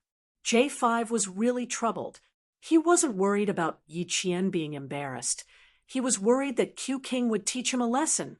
Among his comrades in the Snowfield Brigade, only J5 knew about Xia Jinyuan's feelings, and he had known about it since a long time ago. He had been worried for a long time, afraid that Major Xia would fall in love with the underage girl Yi Qian and ruin his bright future. Later on, because the Shuiyu Battalion was newly appointed as the Soldier King, their training became more difficult day by day. The two of them only saw each other once or twice a year. Only then did J5 remove the little sharp knife in his heart and gradually let go of his worries. Now, he couldn't be more relieved. Yi Jian was already an adult and had become a military academy student. They couldn't be in a relationship openly. If the two of them really had any tricks up their sleeves, they would have to do it secretly. However, based on his understanding of Q King, this was a disdainful man. Would he have a secret relationship that couldn't see the light of day? With his arrogance, it was impossible. Therefore, he was reassured that Yi Qian would be able to continue his 4 years at the military academy. Then, he would graduate and join the army. According to the regulations, there was an age limit for both male and female soldiers to get married, and the Snowfield Brigade's age limit was even higher. Even after Yi Qian graduates, J5 would laugh every time he thought of this. Even if Yi Qian graduated, the two of them could only date and not get married. This was because Yi Qian had not reached the age required by the Snowfield Brigade. The girl he fancied would have to wait more than 10 years before she could bear fruit. If someone stupid jumped out and said that he wanted to pursue Yi Qian, J5's forehead would break out in cold sweat just thinking about the scene.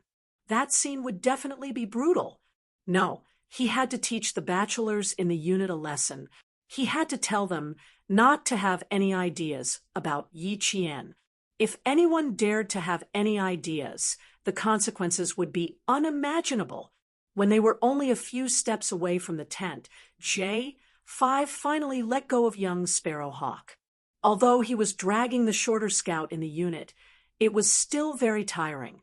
Young Sparrowhawk, who could finally speak, took off his cold mask and pulled J5 to the side. "I'm not thinking about that. You're thinking too much." Pursuing Yi Qian, he knew his own limits. He was a scout. He was a scout. He had a pair of eyes that were good at scouting. He was not blind. Chapter 1822. Yi Qian, who had rested for 3 hours, didn't feel sleepy. Seeing that her comrades had obediently returned to their tents, she walked over to the pile of snow that still looked like a small hill. After shoveling for more than 3 hours, it didn't seem to be working. There's too much snow piled up there, and the snow on the mountain slid down several times during the shoveling, covering up the road that we worked so hard to clear. Qin Xiu shook his sore wrists and looked at Yi Qian with a gentle gaze.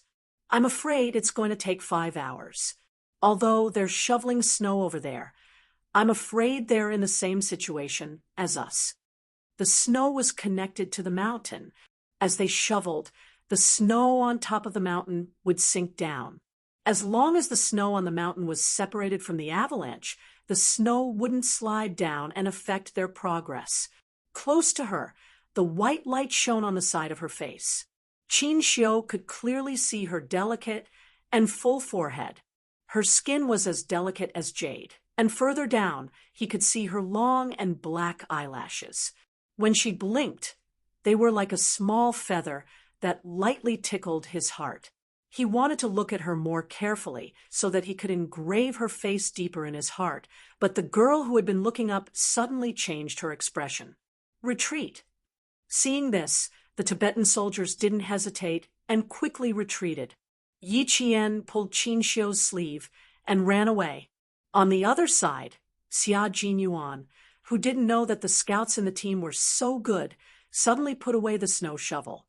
He suddenly grabbed his comrades on both sides and shouted, "Retreat!"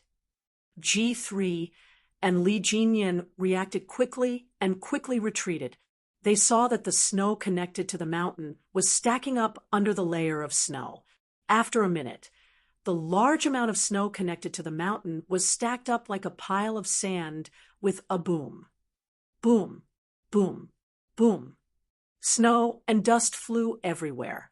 White fog suddenly appeared in front of them, and thin snowflakes instantly covered their faces. This was the largest area of skiing. When the snow and fog dissipated, the mountain was separated from the snow. Several searchlights shone towards the mountain. Xia Jinyuan signaled his comrades behind him to turn off the searchlights. Then he turned off his own searchlights and continued to flash. They could see the light on the other side. It seemed like the J5, and the others hadn't rested either. They intended to clear the path tonight. Very soon, the searchlights on the other side went off as well. Yi Qian also flashed his searchlights repeatedly in response. This was the contact information of the Snowfield Brigade, and it was asking if they were safe. Everything was fine, and he could rest assured. J5 and the others who were preparing to rest ran out when they heard the commotion. Even the female soldiers in the tent ran out. The commotion caused by the collapse of the snow was a bit loud. Even the ground seemed to be shaking. I've just contacted my comrades on the other side. They're all fine. The Tibetan soldiers said that we don't have to worry about the snow on the mountain sinking down again. We just need to shovel the snow to clear the way. Yi Jian explained to J5. She also told Du Jiai and the others who were running over and panting heavily as if they were about to pass out. Du Jiai directly asked Qin Xiu, "Reporter Qin, how long will it take to restore the channel?" "I'm not too sure." Qin Xiu didn't want to talk to Du Jiai. He lowered his voice and said in a hoarse voice, according to the original estimate of 5 hours. "So Reporter Qin knows Yi Qian, the female soldier who saved us. Please give me her contact information.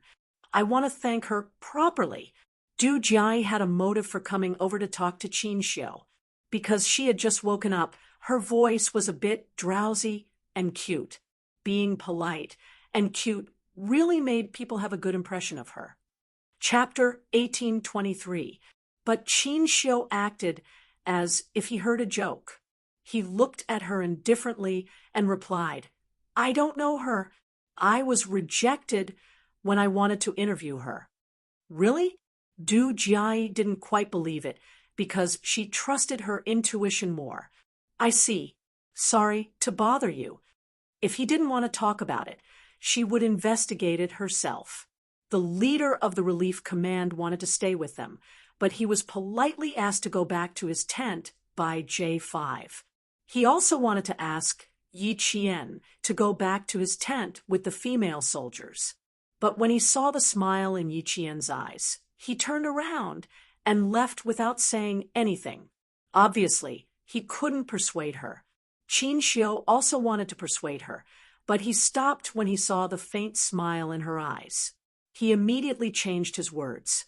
"You can go to the front and watch for us. If there is more snow, we can hide in time." Well, he could talk to her for a while. Once the road was cleared, they would have to go their separate ways. He didn't know when they would meet again. He didn't have her contact information yet. It was a bit presumptuous to ask now. He might as well go back and ask his uncle. At this time, the soldiers from the Ma Jia military station had cleared the road blocked by the avalanche. Half an hour later, the slightly yellow but extremely bright headlights shone from the curve. Yi Qian, who didn't leave, looked at the approaching headlights. The smile in his eyes deepened. The road ahead should be cleared. Yi Qian reminded the Tibetan soldiers who didn't look back. He smiled and said to Qin Xiu, "That's good. You don't have to worry that I will say your identity by mistake." The headlights didn't hide the curve. Qin Xiu looked at it and then looked away. This was not good. Once the road was cleared, he would go to Immortal Bay, and she would have to go back to her unit. "Which unit are you in now? Is it convenient to say?" Qin Xiu, who originally wanted to ask Principal Chow, asked directly without thinking. "Thank you very much this time. Otherwise, I really don't know how to deal with it. Although I can't repay you with my life, I can write a thank you letter." Du Jiai reminded him that he could use the same excuse to ask for Yi Qian's contact information. "I was sent to the village, and I'm still a student." It was normal for cadets from military academies to be assigned to the army. There would be cadets from the 3rd and 4th years, but it was not normal for a freshman to be assigned to the army. Yi Jian smiled bitterly and said, "Something happened, and I was reprimanded. I'm here to experience the hardships of border soldiers." Hearing this, Qin Xiu smiled. "My uncle has been full of praises for you, saying that you are the most obedient and best student in Nan Nan Middle School. It seems that it is not true. How can you be sent to school?" It turned out that she was a military school student. Qin Xiu smiled from the bottom of his heart. Mrs. Qin liked girls who studied the most. They did not chat for long before Yi Qian stopped. Qin Xiu was a diplomat, and a very capable one at that. If she spoke too much, she was afraid that there would be loopholes, so it was better to remain silent. With the arrival of the soldiers from the Ma Jia military station, it was even more inconvenient for the group to talk to Qin Xiu after they rested in their tents. The arrival of the soldiers from the Ma Jia military station was undoubtedly good news for the art troupe. Du Jiai, who had just closed her eyes, heard the commotion and was the first to walk out of her tent. Wei, Jiayue, Lu Yuan, and Ma Min came out one after another. When they saw the truck, they secretly clapped their hands. "You're finally here. I thought that I would be stuck here for a few days." The leader is talking to the instructor. "Keep a low profile." Du Jiai warned Ma Min in a low voice. Her gaze inadvertently fell on Yi Qian again, and then on Qin Xiu, who was standing in front of her. Did they really not know each other? Chapter 1824. Without giving Du Jiai a chance to stand quietly and speculate, Instructor Gao asked her to take the lead to pack up the tents of the female soldiers, while the soldiers of the Matza military station picked up the ice shovels and began to shovel away the last layer of snow that was blocking the path from Kadadaban to Matza. The snow pile became smaller and smaller, and gradually the sound of shoveling could be heard. G3 threw away a piece of snow that was frozen at the bottom and whispered to Xia Jinyuan, "There are more sounds of shoveling snow from the opposite side. It's highly likely that people from the military station are here. We can withdraw now."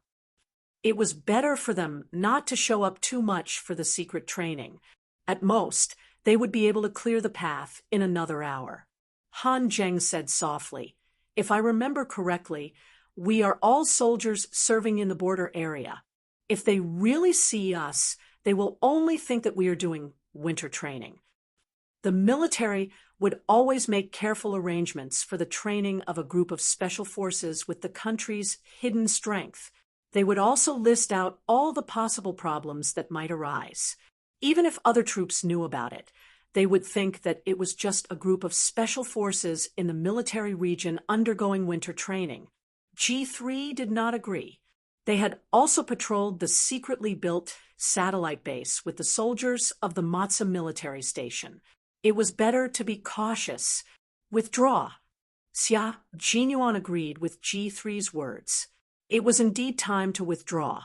Previously, he was worried because of Du Jiai. Now that a few hours had passed, if anything had really happened, it would have happened long ago. If he appeared and confronted this hypocritical woman, who he had not seen for almost 10 years, with her narrow-mindedness, it would be more troublesome. When he met with Little Fox, he would ask her alone. Han Zheng felt that it was a pity and silently said in his heart, "I still want to meet Du Jiai and talk about what happened between us back then. I really want to see her clearly angry, but she has to pretend to be magnanimous." "Sigh, I really miss it." Muttering silently did not escape Xia Jinyuan's eyes. He turned around and glanced at him coldly. Han Zheng immediately stood at attention and made a shut-up gesture. Yi Qian saw Xia Jinyuan at 4:17 in the morning. The snow blocking their vision was shoveled away, and their searchlights shone directly at each other. Their eyes met, and they saw each other immediately. The soldiers at the Matza military depot, Kudi military depot, and Sanli military barracks were the first to speak. Then, the commander of the construction team stepped forward. Yi Qian moved to Xia Jinyuan's side and stood quietly by the side as he watched the J5's eloquent speech. Upon receiving Xia Jinyuan's signal, J5 took on the role of leader. Well, it wasn't really a role, since he was the instructor of the Snowfield Brigade. Du Jiai is a difficult person to deal with. Did you suffer any losses? That was the first thing Major Xia asked. Yi Qian sensed something and raised his eyebrows slightly. An old acquaintance. There was something wrong with the intonation of these 3 words. It seemed to have some other meaning. Major Xia, who was keenly aware of it, turned his head and glanced at her. Within a few seconds, he reacted. No wonder it sounded a little strange. It turned out to be jealousy. There was a smile in his handsome eyes. You can say that I'm an old acquaintance. About 10 years ago, when I was still a prince, I caused a ruckus. There was a hypocritical beauty snake. I had a deep grudge with her. How is it? Are you satisfied with my answer? Ahem. I guess I'm satisfied. Yi Qian felt a little uncomfortable. He had been jealous too much. There were many types of old acquaintances. Captain Xiao's tone was so cold just now, yet he did not notice it. Chapter 1825. After exchanging a few words with Xia Jinyuan, Yi Jianxian noticed that there was an inquisitive look in her direction. He couldn't help but glance over to see who it was. He said to Xia Jinyuan, I didn't lose out, but I was targeted. They belong to the category of people who don't get along with each other. I don't even want to say one more word. It's good that you didn't lose out. It doesn't matter if you're targeted. When Xia Jinyuan heard that he did not suffer any losses, the smile in his eyes deepened. He said with relief, You won't suffer any losses in her hands. I feel relieved in the future. Although he hadn't seen Du Jiai for more than 10 years, this woman already had the ability to distort right and wrong. With the Du family's extreme education, it only made things worse. Xia Jinyuan wasn't worried that he would be recognized. Other than Chang Ying and Yan Zizi, who were the main scouts, the rest of his comrades in the Snowfield Brigade were all at least 185 meters tall. He wore his snow boots, a winter jacket, and a winter mask. It would be strange if Du Jiai could recognize him. He didn't even recognize Du Jiai from the group of female soldiers. But it really made him feel helpless. Why was Du Jiai the one who was trapped? Could it be that she had done too many bad things and started to have bad luck? When she reached a place without the protection of the Du family, it was fine if she was unlucky, but she even had to be rescued by Little Fox. That people really lived long lives. Du Jiai's gaze fell on Yi Qian. She saw him standing among a group of tall and straight army soldiers. Her figure looked even more slender, as if she was being protected by the male soldiers while she was being pampered. Fortunately, she had seen reporter Qin, who was calm and composed and had the temperament of a scholar, and knew Yi Jian. Thus, she had guessed that this female soldier had some background. But now, it seemed that her first impression was right. She was just an ordinary female soldier who had some ability and was willing to be cruel to herself to climb up the ranks. If someone like her entered the capital or the military, would she try to stand out? She would be beaten back to her original state at any time. With that thought in mind, Du Jiai's apprehension toward Qin Xiu dissipated in an instant. As she stared at him, she even lifted her chin a little. When Yi Jian looked over, she happened to see Du Jiai, who had her chin slightly raised and did not hide her arrogance. She didn't wait for him to notice and calmly retracted her gaze. She stood side by side with Xia Jinyuan, and while waiting for J5 to speak with the station commander, she also spoke with G3 and the others in a low voice. It wasn't a formal occasion, so they could talk on their own. G3 looked at the female soldier, who was almost half a head shorter than him, and there was a hint of a smile in his usually hoarse voice.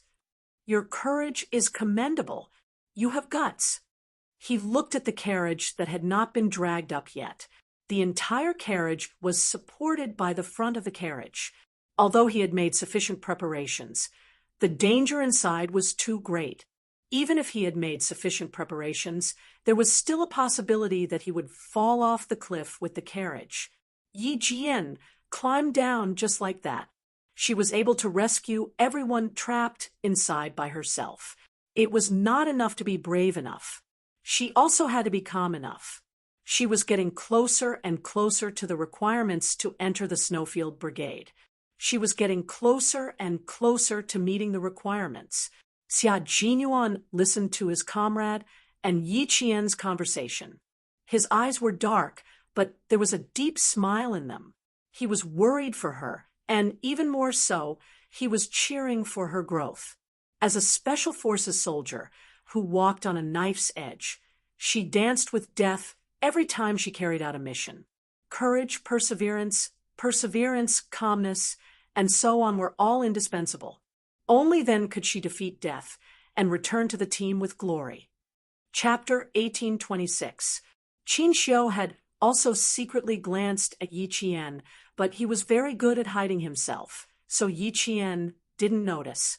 As a diplomat, he had the ability to observe people from head to toe. Now that he had used this ability, Yi Qian really didn't notice. Otherwise, why would Qin Xiu be the youngest and most promising diplomat? Qin Xiu couldn't get Yi Qian's attention even after glancing at him several times. Qin Xiu couldn't help but rub his forehead and smile helplessly. Seeing that the meeting had ended, Yi Qian only focused on the tall and imposing soldiers after returning to his team. He didn't even look at Qin Xiu from the corner of his eyes. It seemed like she thought that he was just a stranger she was familiar with. Qin Xiu didn't notice that Xia Jinyuan's gaze had swept over him the moment he lowered his head. Major Xia had only glanced at him for a moment before looking away. Why did this guy who looked at Yi Qian 6 times look a little like Qin Xiu? Why was he with the arts team?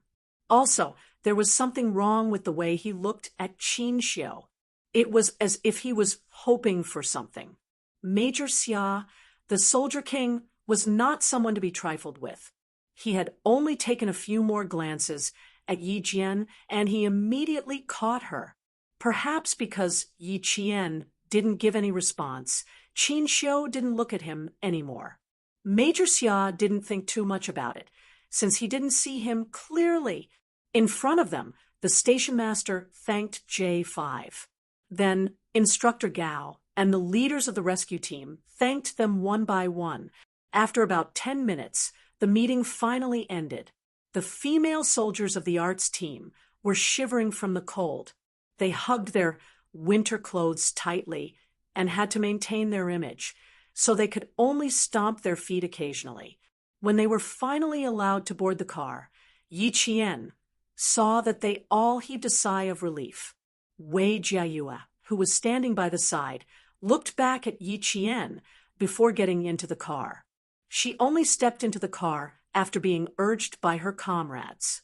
If Du Jiai really did something, how should she contact Yi Qian? Should she ask her family to help her check? Come in, I'm freezing. If I stand any longer, I'm really afraid that I'll fall straight down in front of the leaders. I really want to drink some hot water, even if it's 70 degrees Celsius. Right now, I feel like my heart is cold and there's no warmth at all. I'm afraid I'll be skinned alive when I get back to the outpost. As the vehicle swayed as it drove, the female soldiers who were too cold to sleep started chatting with each other. The sky seemed to be brightening. Wei Jiayue, who was sitting at the outermost part of the carriage, pulled the curtain to a gap. There was a truck in front of them driving in the opposite direction. The female soldier whom she admired was getting further and further away from them. She could hear her comrades discussing her. They all thought that Yi Qian was the most outstanding and the bravest female soldier they had ever met. Wu Ziwei, who came from a liberal arts background, suddenly sighed. After Yi Qian, there will be no Yi Qian. After Yi Qian, there will be no Yi Qian. After some time, Lu Yuan said softly, after Yi Qian, there will be no Yi Qian. But I don't know if there will be any Yi Qian in the future. Du Jiai's gaze towards Yi Qian was like a brand in her heart. After Yi Qian, there will be no Yi Qian. If Du Jiai really wanted to make things difficult for Yi Qian, then there will be no Yi Qian. I'll retire the year after next.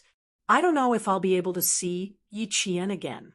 A female soldier like her is really admirable and worthy of respect. Don't talk about retiring.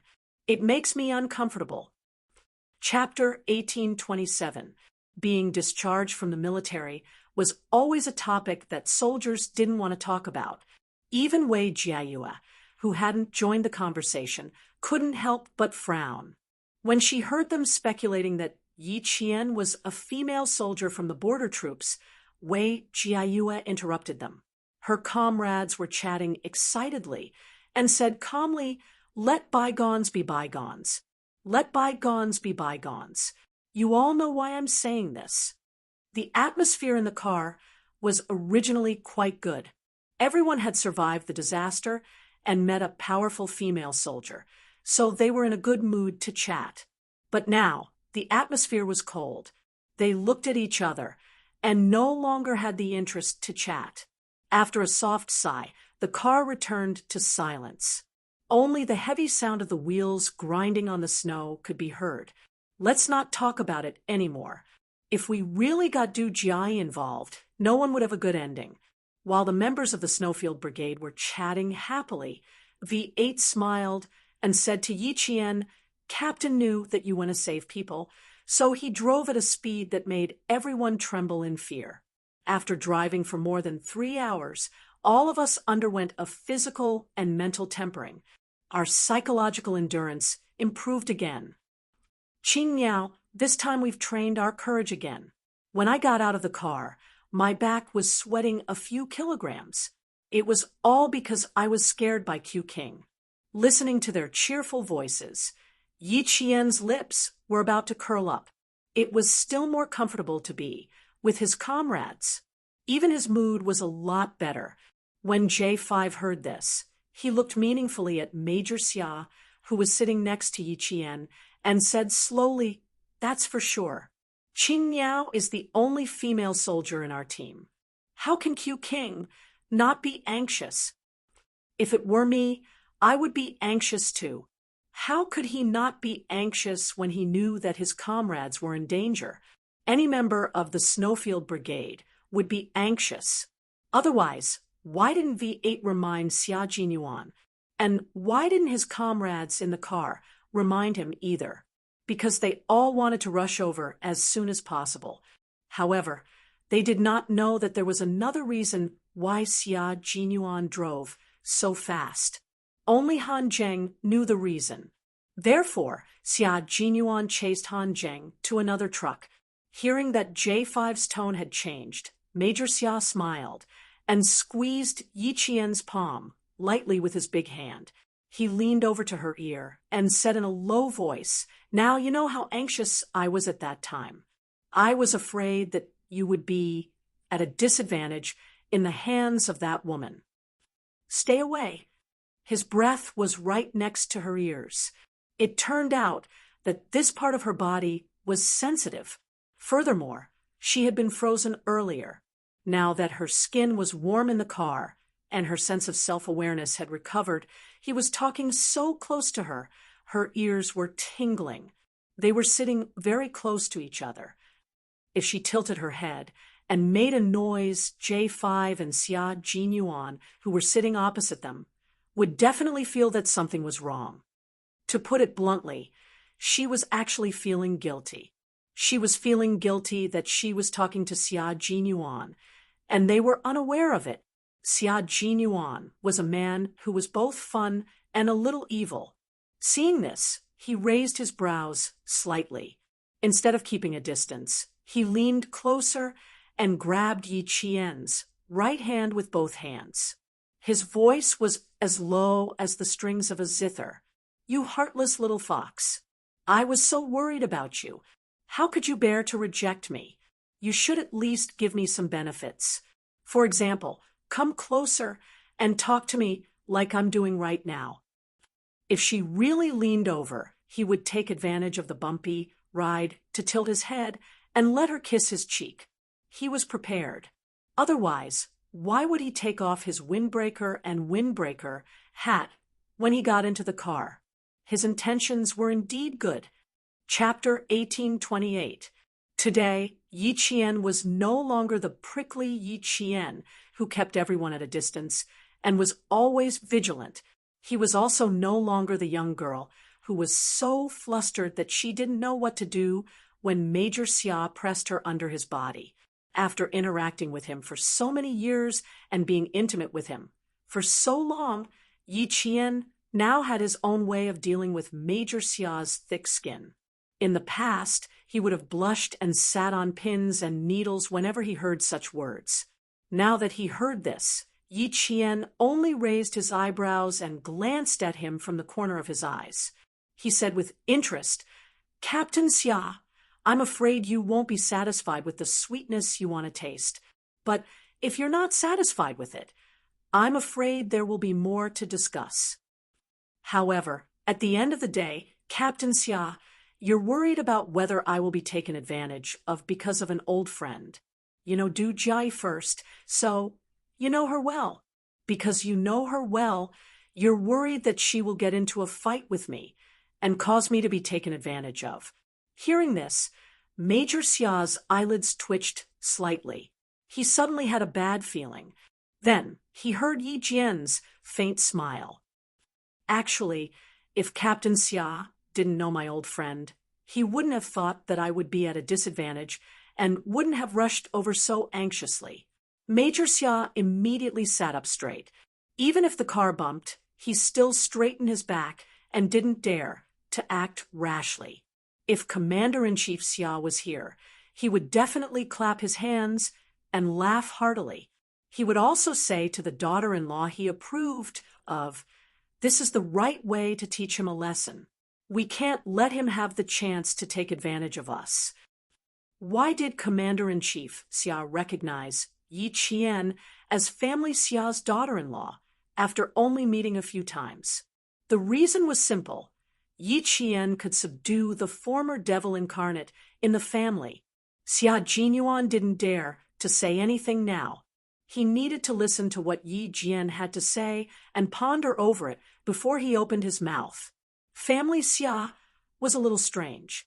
There was one type of person in the family that a family Xia man didn't dare to offend, and that was his own wife. The men of the Xia family could do whatever they wanted outside, but when they were at home, they were all filial men who loved and coaxed their wives. They had no choice. They were in the army all year round. It wasn't easy for them to come home and get together with their wives. If they didn't behave well and dote on their wives, if their wives ran off with someone else, they would suffer a huge loss. Major Xia had inherited the Xia family's excellent family style very well. At this moment, he was also listening to whatever Yi Jian said seriously and did not dare to suddenly open his mouth and interrupt. It was also because he loved and respected Yi Jian from the bottom of his heart that he was willing to put down his pride. In the end, you're worried. Because you're worried. If you're not, of course, you're because I don't teet. If I didn't know him, based on my understanding of the Major, he would have definitely sat high up in the stands. No matter how worried or nervous he was, he would have let me face it alone instead of rushing over in such a hurry. Major, am I right? Xia Jinyuan didn't dare to talk about giving him a taste of the sweetness and changed the topic. If he continued to talk about the sweetness, he would only have to suffer. You're absolutely right. If he didn't say, yes now, when would he? If he didn't go along with his girlfriend's wishes, he would be an idiot. Without any hesitation, Xia Jinyuan immediately expressed his absolute approval. I know her first. That's why I'm worried. If I didn't know her and didn't know her, I would have waited for you at the military depot. This was the truth. There was no lie. Chapter 1829. The smile on Yi Jian's face deepened. She believed him because he would tell her the truth when it came to serious business. We're not afraid of anything. Missions of life and death are nothing. These are things we have to face. I won't step in because this is something you have to face as a special forces soldier. Xia Jinyuan was Xia Jinyuan after all. With just a few words, the smile on Yi Qian's face gradually disappeared, and she listened to him attentively. You're a soldier brought up by Uncle Chen and Uncle General. They brought you out with the hope that you can go further in the military and stand at a higher position. I, on the other hand, am taking you on a more arduous and dangerous path filled with thorns. Little fox, your life is my life. I cherish it very, very much. I can't bear to see you in any danger. The more it's like this, the more I have to let go. The more ruthless I have to be. As long as I'm not resting, I'm only your superior and not your boyfriend. I don't want to hurt you. I just want to be with you for the rest of our lives. Sweet nothings didn't need to go back and forth like, you can't leave me, I can't leave you, I love you, you love me, you're the wind, I'm the sand, and so on. Sentimental, but easily forgettable sweet nothings. Words of love could be like Xia Jinyuan's, full of bloodthirst, ruthlessness, and ferocity. However, this was just the surface. Once the surface was peeled off, you would see his sincerity. He only wanted to be with you for the rest of his life, to be with you through trials and hardships, and to be able to survive through the smoke of war. If you could withstand the smoke of war, withstand the rain of bullets, and temper it with blood, then your love would be stronger than gold, and you would have no regrets in life. Yi Qian was a female soldier who didn't like to hear overly emotional confessions. After living 2 lives, she had seen too much hypocrisy. Instead, she preferred the truth. Therefore, Xia Jinyuan's words were always able to move her. Major Xia, who originally had some ulterior motives, saw her solemn expression and became even more serious. We will meet many different kinds of people in our lives. Today, let's talk about villains. I'm worried about you because the most dangerous kind of villains have appeared. You have to be careful when villains appear. Otherwise, you will become a stepping stone for them. Especially people like Du Jiaoi, who is kind on the outside but cruel on the inside. She looks kind and generous on the outside, but secretly stabs you in the back. You have to be even more careful. I've known her for a long time. I used to be a gangster. Not many people dared to offend me because of my family background. I had a few friends who didn't want to study. One of my friend's sister was good friends with Du Jiaoi.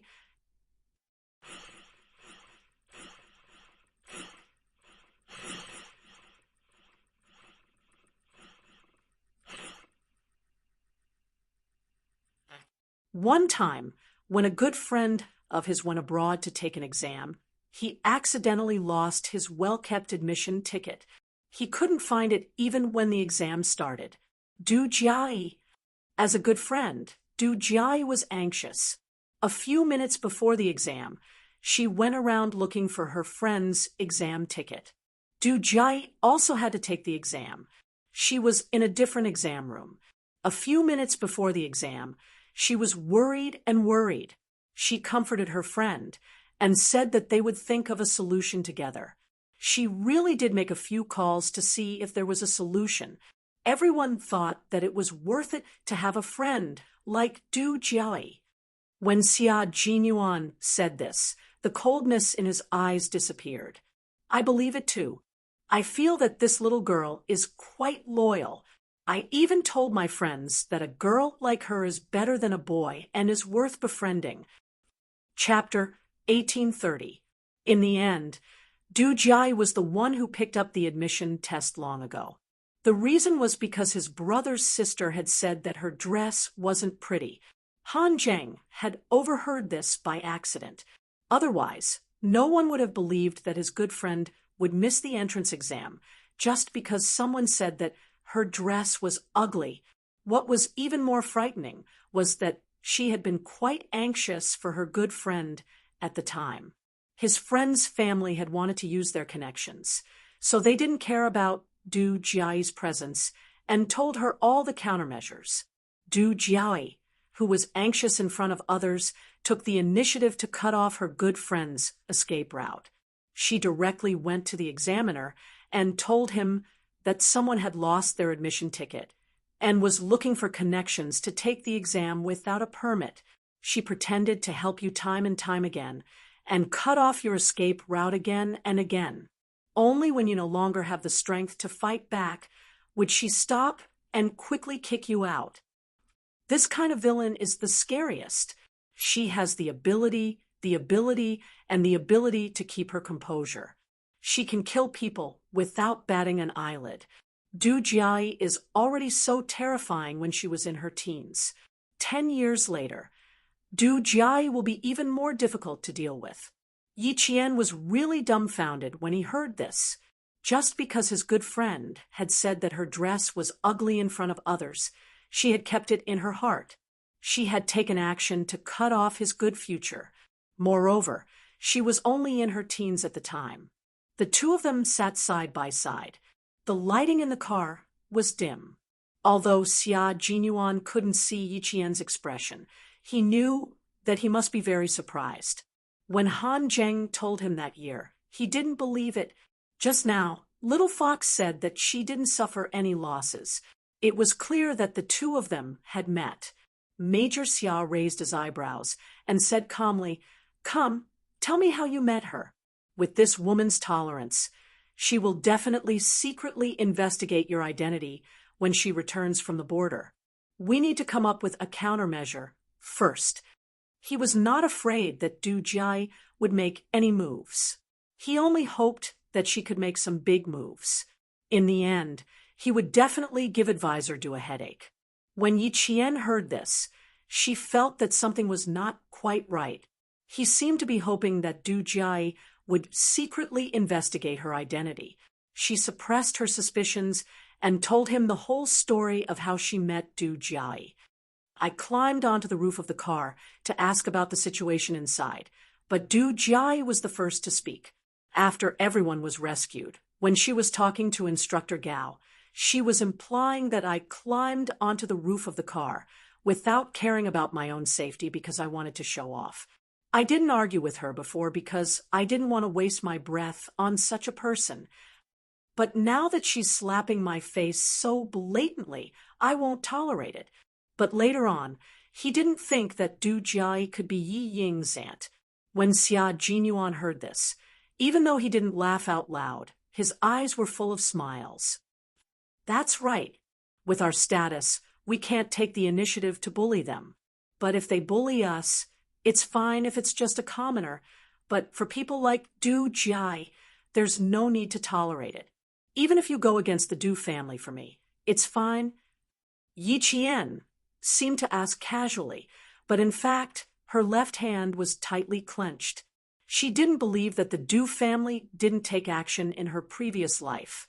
Just as Wei Jiayue said, the Du family was a family that cared about their reputation.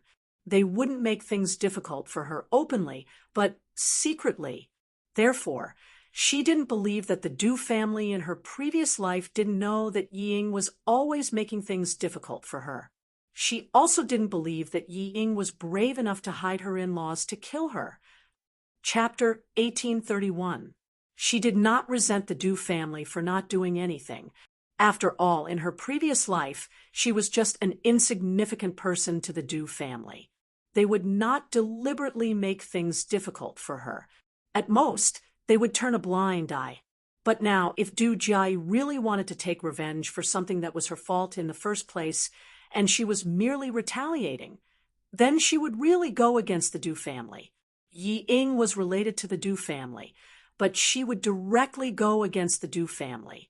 Yi Qian only now felt that the battle between her and Yi Ying had begun. In such a cold weather, Yi Qian, who was waiting for his answer, felt his palms sweating. If he went against the Du family because of her, would he be willing? Xia Jinyuan did not answer immediately. He first took off the glove on his left hand, then the glove on Yi Qian's right hand.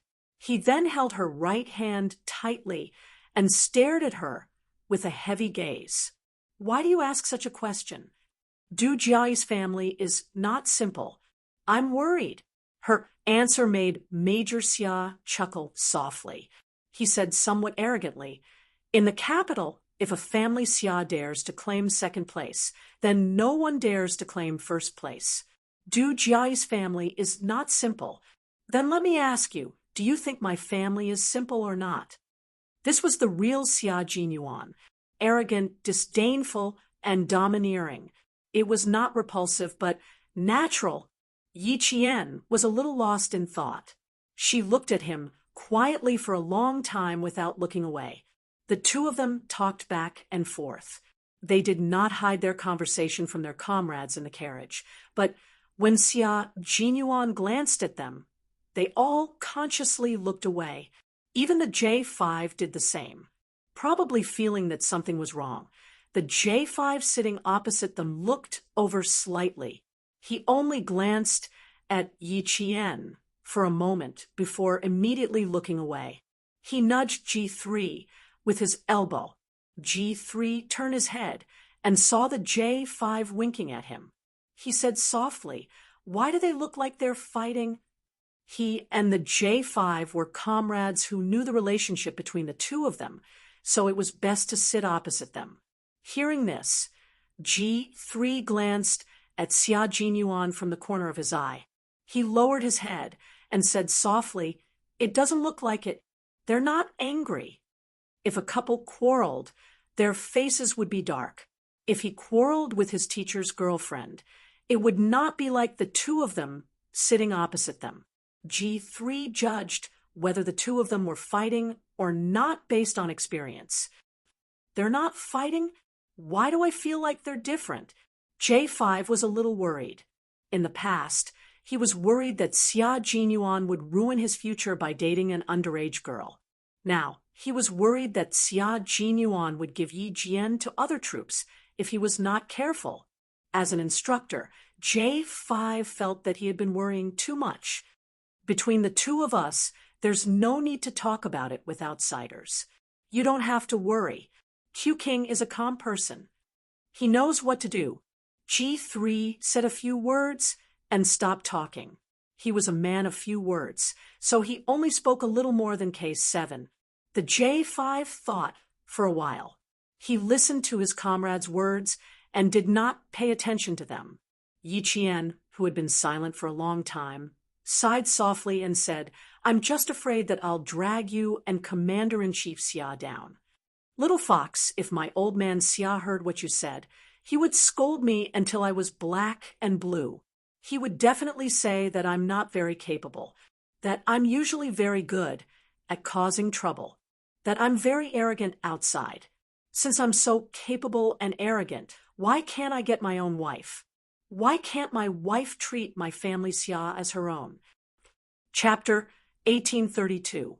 Fortunately, the venue was small and there were many people around. Otherwise, with Major Xia's thick skin, he would have hugged Yi Qian and cried about how difficult it had been for him. Major Xia's thick skin was just as thick as his skills. As long as there was a chance, he would show Yi Qian just how thick his skin had grown. Yi Qian thought of Commander-in-Chief Xia's past and couldn't help but chuckle. "There's no such thing as dragging you down. You're my girlfriend, the love of my life. Commander-in-Chief Xia only recognizes you as his daughter-in-law.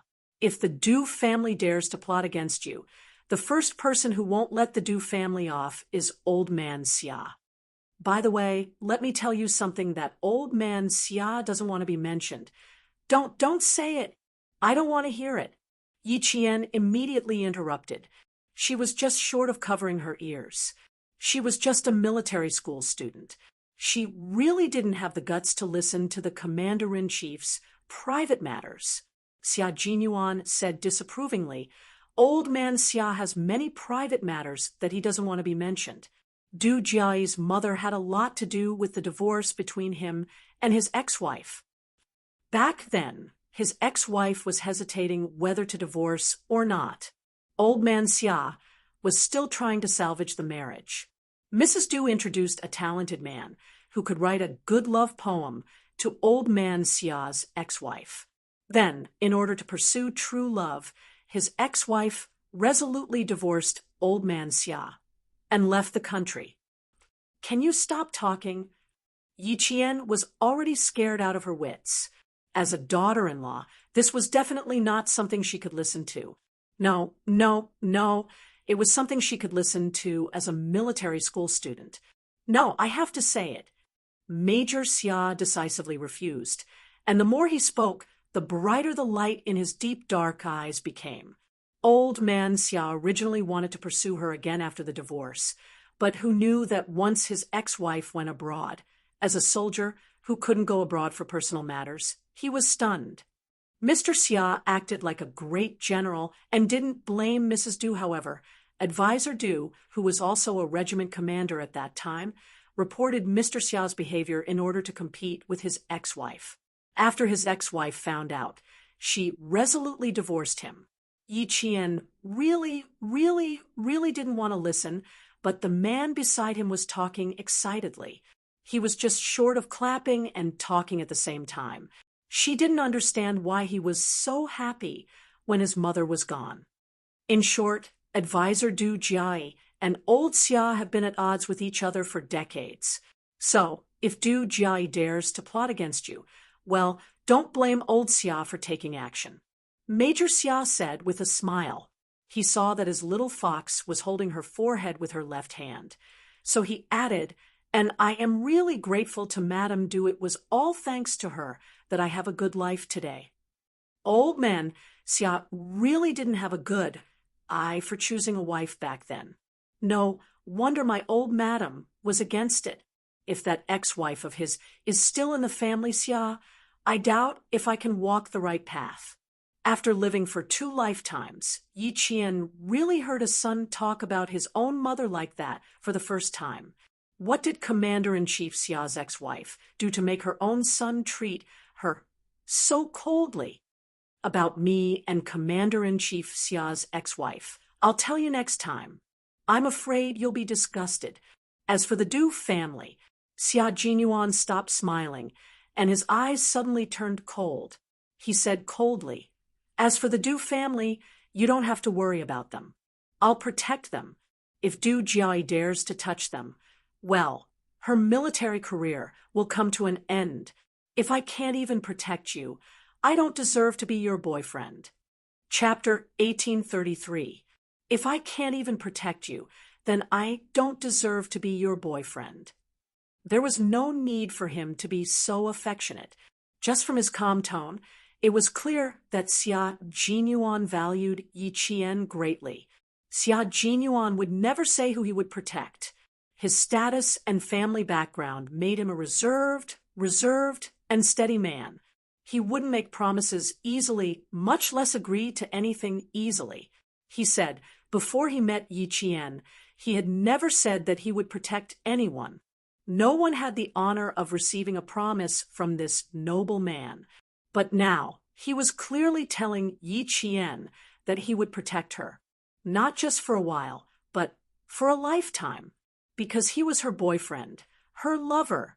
Yi Qian felt tears welling up in her eyes when she heard this. No one had ever said such words to her in her previous life, not even words that were similar to this. In her previous life, no matter what she did, she ended up with nothing because of Yi Ying's interference. Not only did she end up with nothing, but because of Yi Ying's instructions, those who didn't dare to offend her were full of malice towards her. Thinking back to her previous life, only the security company gave her a sense of security, and the medical school gave her a temporary peace. After a long time, she gently shook his strong hand and said softly, "Thank you, Captain Xia. Thank you. Thank you for saving me from being homeless in this life. Thank you. Thank you for letting me know what it's like to be pampered. Thank you. Thank you for letting me not be afraid anymore. Thank you even more. I only know what it means to be complete with you in this life." Yi Qian was a girl who was easily satisfied. Xia Jinyuan had always known that she had never made excessive demands of him. She had never thought of relying on him to solve those troublesome matters. Even when it came to the matter with Yi Jifan, she had never said that she wanted to use him to explain. She was a girl who had always relied on her own efforts to move forward. Even though she had suffered a lot in her previous life, she still maintained a sincere heart. She was kind and grateful. How could such a girl not move Xia Jinyuan? Xia Jinyuan's meeting with Yi Qian was the beginning of his happiness, and also the beginning of Yi Qian's happiness. Her sadness did not escape Xia Jinyuan's eyes. It could be said that Yi Qian's every move could be instantly detected by Xia Jinyuan as long as there was a slight change in her emotions. Gently holding her hand, he said in a low voice, "The Du family has always disliked our family Xia. Ever since old man Xia became the regiment commander, they have been making things difficult for us. Therefore, Du Jia dared to do something to you. To the family Xia, it was a piece of evidence that they could use against you. Your thank you is in vain. Family Xia and Du family are not on good terms?" Yi Qian was still a little worried that she was trying to coax him. He frowned slightly and asked carefully, "Are you saying this because you're afraid that I'll feel guilty? Who would dare to make things difficult for the family Xia of a military aristocratic family? This family was tough enough, right? Who would dare to offend them? Did this person not want to live long enough? If he wanted to make an enemy out of the Xia family, he would have to weigh his own abilities first." Chapter 1834. You're just a silly fox. Do you think I would make up such a big lie out of fear that you would feel guilty? Her cautious expression pierced his heart deeply. His girl had suffered a lot since she was a child. Before she met Uncle Jen and Uncle Chen, she did not receive the love and protection she deserved. Therefore, she was so afraid of losing her family and everything beautiful. She was even more afraid of implicating the people who cared about her. Clasping her fingers tightly, Xia Jinyuan said word by word in a low voice, "The matter between the two families can't be explained in a few words. If you are interested, I will tell you another day." Only then did Yi Jian believe her. Her frown visibly relaxed as she smiled. "No wonder I didn't like Du Jiayi the moment she opened her mouth. It's because of you." Seeing her smile, Xia Jinyuan's heart softened. Before the age of 14, no one loved her, no one protected her, and she was bullied by Yi Jifan's family everywhere. Even in such an environment, she was still able to be physically and mentally healthy. In the words of old man Xia, the daughter of a martyr must be different. She was indeed different. It was Xia Jinyuan's fortune to have met such a different girl.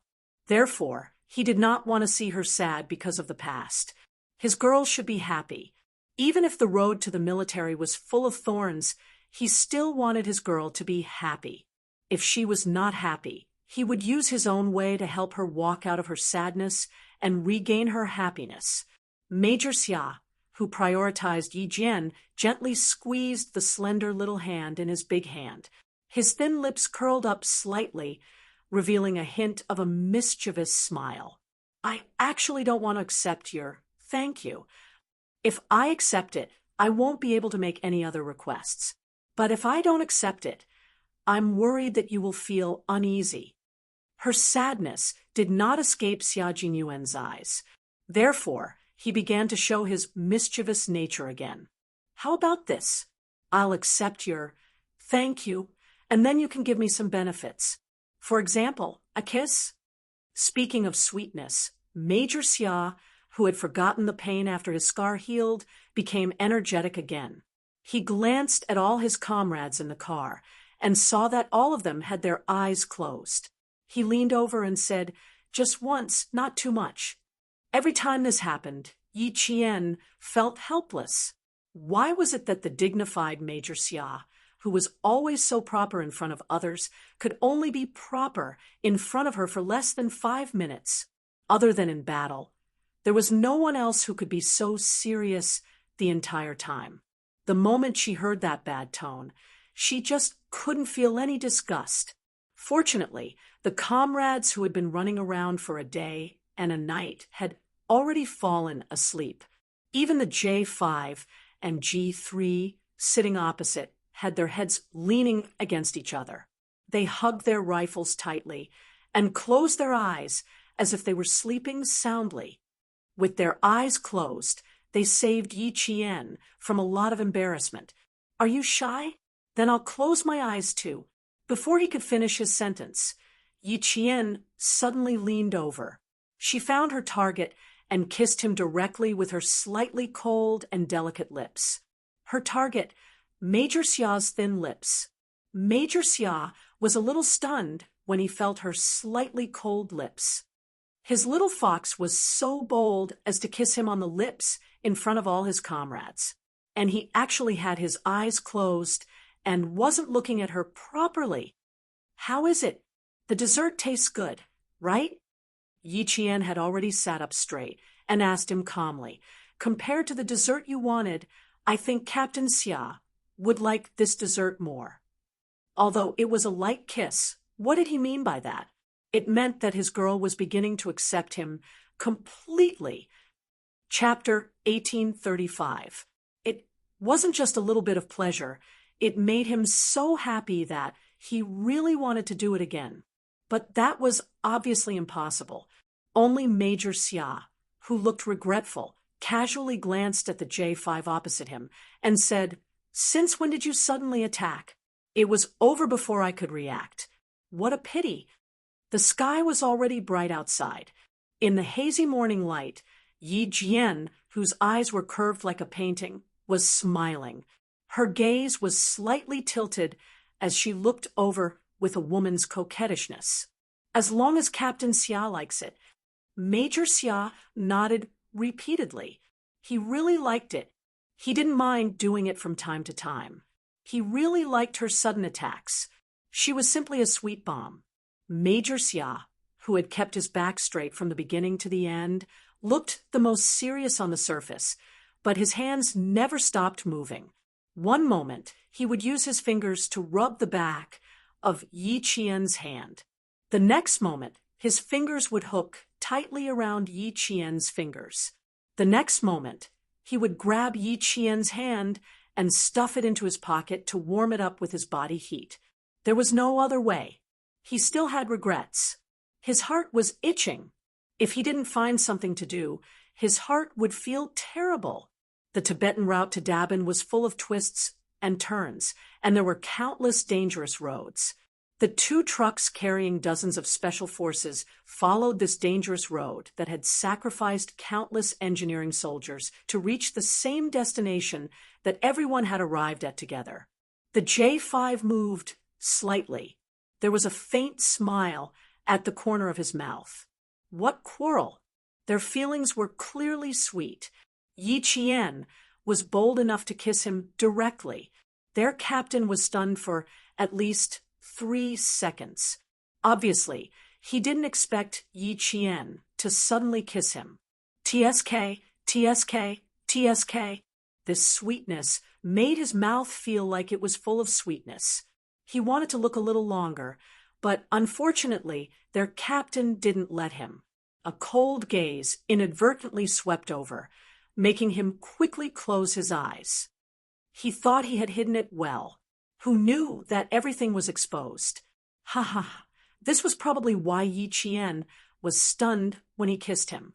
Even when taking a shower in the unit, he had to draw the curtains. Q King, who valued privacy very much, wouldn't let others see his girlfriend kiss him, not even his comrades. It was quiet in the car that was filled with friendliness. Everyone's body was swaying along with the bumpy road. Sometimes they were leaning forward, sometimes they were leaning backward, sometimes they were shaking left and right. In such a dynamic environment, all the Special Forces soldiers in the car, including Yi Jian, were sleeping soundly. It was amazing. Occasionally, the back of a member's head would suddenly hit the hard surface of the hard car. With one eye half open and the other closed, they didn't even need to rub the back of their head and went back to sleep. At night, they met up with the remaining members of the Storm Commandos and began to complete all the tasks in the altitude training. Qin Xiu and the rest arrived at the outpost at Shunxian Bay around 2 in the afternoon the next day. When they arrived at the outpost that was close to the sky, he and another translator, who rarely spoke or showed up, got out of the car and went into the camp arranged by the outpost. They never came out again. The sky above the outpost was very blue. There were no trees or grass.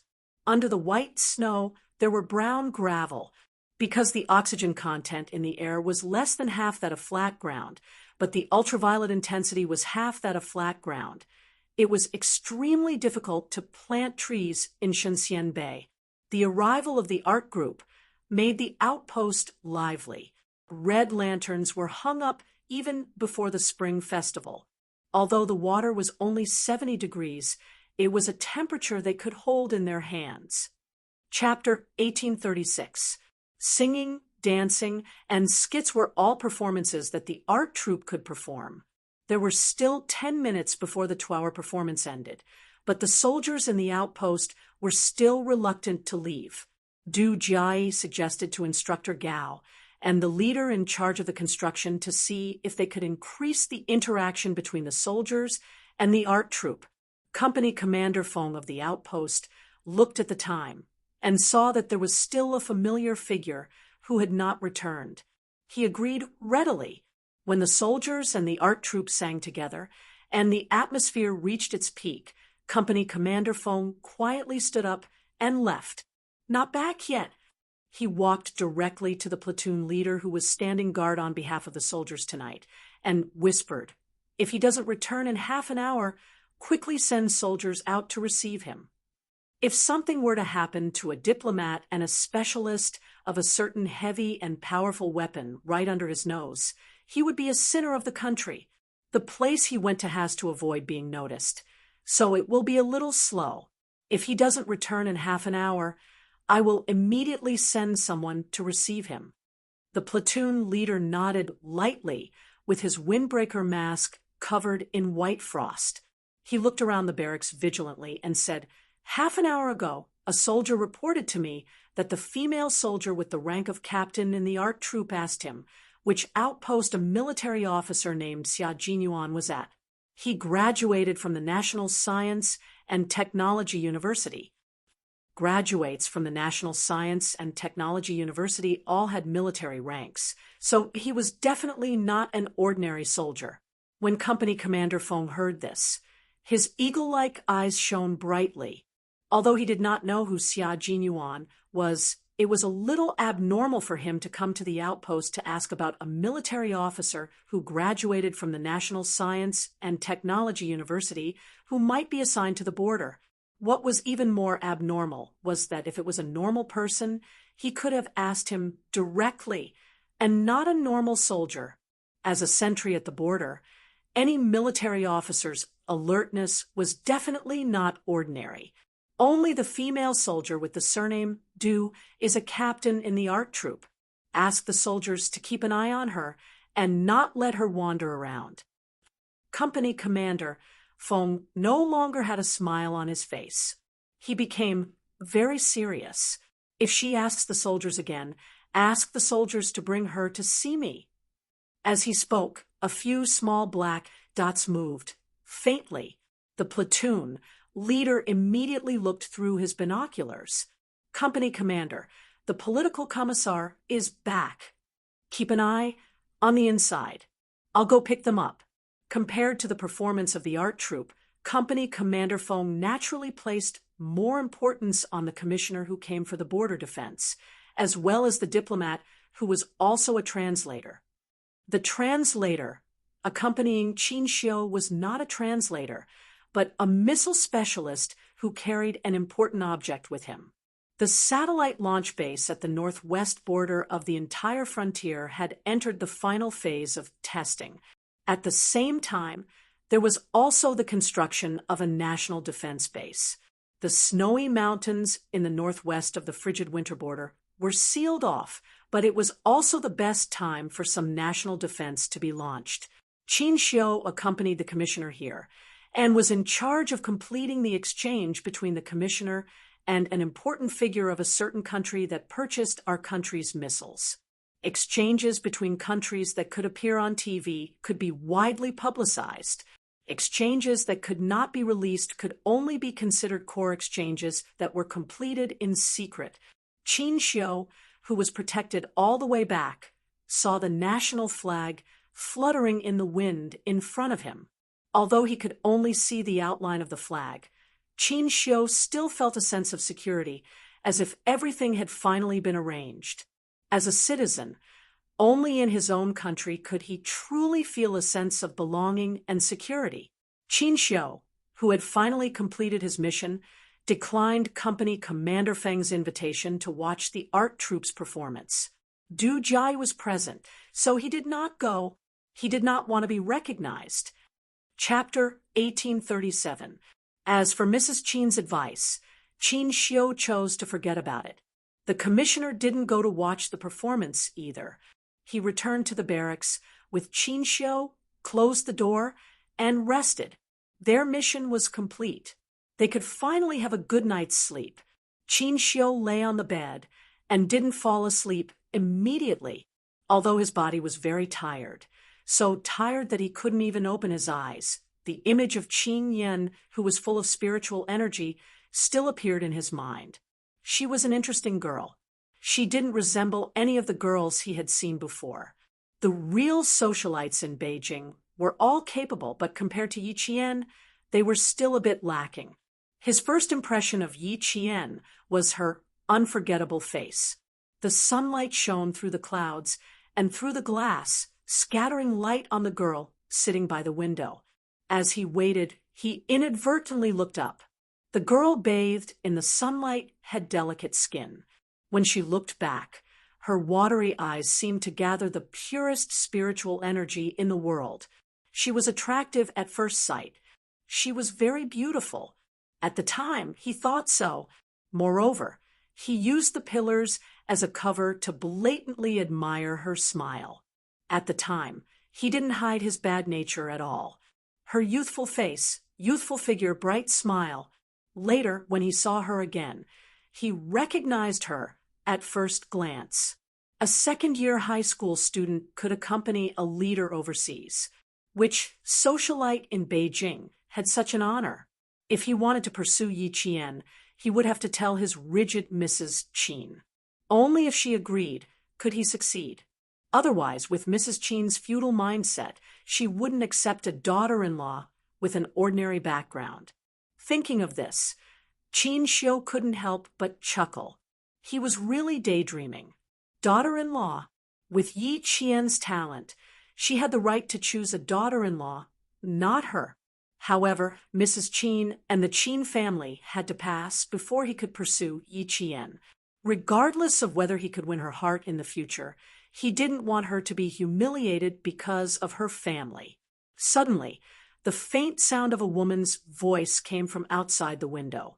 Qin Xiu, who was resting with his eyes closed, didn't stay for long, but when the voice came from outside the window, he inadvertently heard it.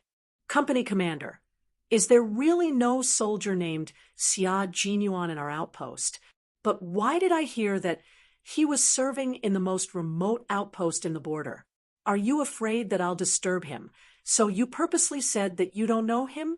Or did he serve here before and was transferred away? It was Du Jiao's voice. She was asking about Xia Jinyuan's whereabouts. You're wrong. There's no doubt that he's in the outpost, the most remote outpost in the border. There are many outposts. There are many outposts. Of course, you have to be sure that he is assigned to the northwest outpost of the border. Company Commander Feng smiled as he looked at the captain of the Arts and Crafts Regiment who had come to look for him after the ceremony ended. His dark, purple face had a faint smile as he patiently explained, a military academy graduate from the National University of Science and Technology has a military rank. If he was really assigned to our outpost as the company commander, how could I not know? Captain Du, I can tell you with certainty that there hasn't been a single officer named Xia Jinyuan assigned to our outpost in the past few years. He was quite stubborn, insisting on getting the answer he wanted. But how was he supposed to answer when there was no one here? Chapter 1838. Du Jiayi finally believed that he wasn't lying to her. It seemed that he wasn't at this outpost, but at another outpost. She immediately put on a dignified smile and said, "I'm sorry, Captain. Xia Jinyuan and I are old friends." He never contacted his mother after he joined the military. "I was only looking for his whereabouts because his mother asked me to. I'm sorry for taking up so much of your time." Company Commander Feng had already learned about the situation from Instructor Gao and knew that there was no problem with Du Jiayi's identity. He smiled brightly and said, "It's not a problem at all. It's a pity that I couldn't help you." Company Commander Feng had a good impression of the staff officer's daughter, who was polite and didn't put on airs at all. He was very willing to help her. "How about this? Captain Du, you write a letter and I'll ask around at each outpost. If there's any news, I'll send a letter to Barracks 30 Li. What do you think?" When Qin Xiu heard Du Jiayi's overjoyed reply, his lips curled into a smile. That's for the best. She was so anxious to find Xia Jinyuan. It seemed that the daughter of the Du family liked Xia Jinyuan. The two families had a dead knot, and Xia Jinyuan was a strong-willed person. Du Jiayi would probably be frustrated. Of course, that wasn't his main concern. His main concern was that he could explain to Mrs. Qin that the daughter-in-law she liked already had someone in her heart as her son. He wouldn't be the bad guy and ruin Du Jiayi's plans. With the Qin family's traditions, they didn't want rumors to spread about the daughter-in-law they liked. The first person to object wouldn't be Mrs. Qin, but the old master who was enjoying his old age. The Qin family had always been strict. In the early years of the war, the Qin family went abroad to avoid trouble. After they returned, the old Master Qin restrained the younger generation of the family from doing anything rash in order to prevent them from ruining the foundation of the Qin family. When it came to the grandchildren's generation, the Qin family was considered stable. However, the old Master Qin couldn't help but feel a little angry when it came to history. Therefore, even if the Qin family returned to its prosperous state before the war, the family's traditions were still strict. The slightest deviation would anger the old Master Qin. If one of the grandchildren married a woman who had a bad reputation before she got married, the old Master Qin would remove his name to correct the family's traditions. The conversation outside gradually quieted down. Qin Xiu heard Du Jiayi ask, "How are Reporter Qin and his colleagues?" Only then did he know that Company Commander Feng and the others' excuse.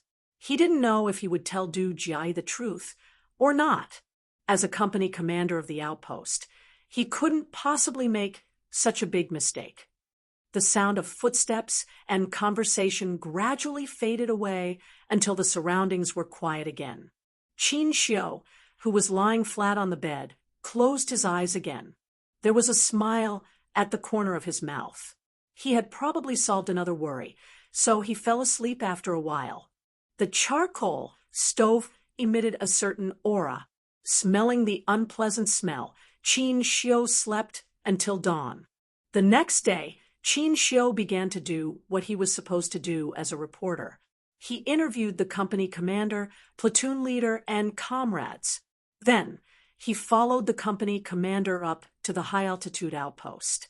It took Qin Xiu 2 days to finish.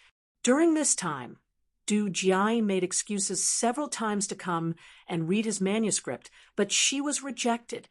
In the end, Du Jiayi's face was livid. She didn't calm down even when they returned to the 30-mile camp together. Xia Jinyuan, who was about 300 kilometers away from the 30-mile camp, found out that Du Jiayi was asking about his whereabouts on the 4th day after Qin Xiu, and the others returned to Beijing. At the same time, She also inquired about which army Yi Qian belonged to, what the number of the army was, and other information about his identity. Chapter 1839. In response to her inquiry, the leader of Camp 30 Li said, "This is what a soldier should do, and also a soldier's duty. You don't need to repay me to avoid ruining the atmosphere."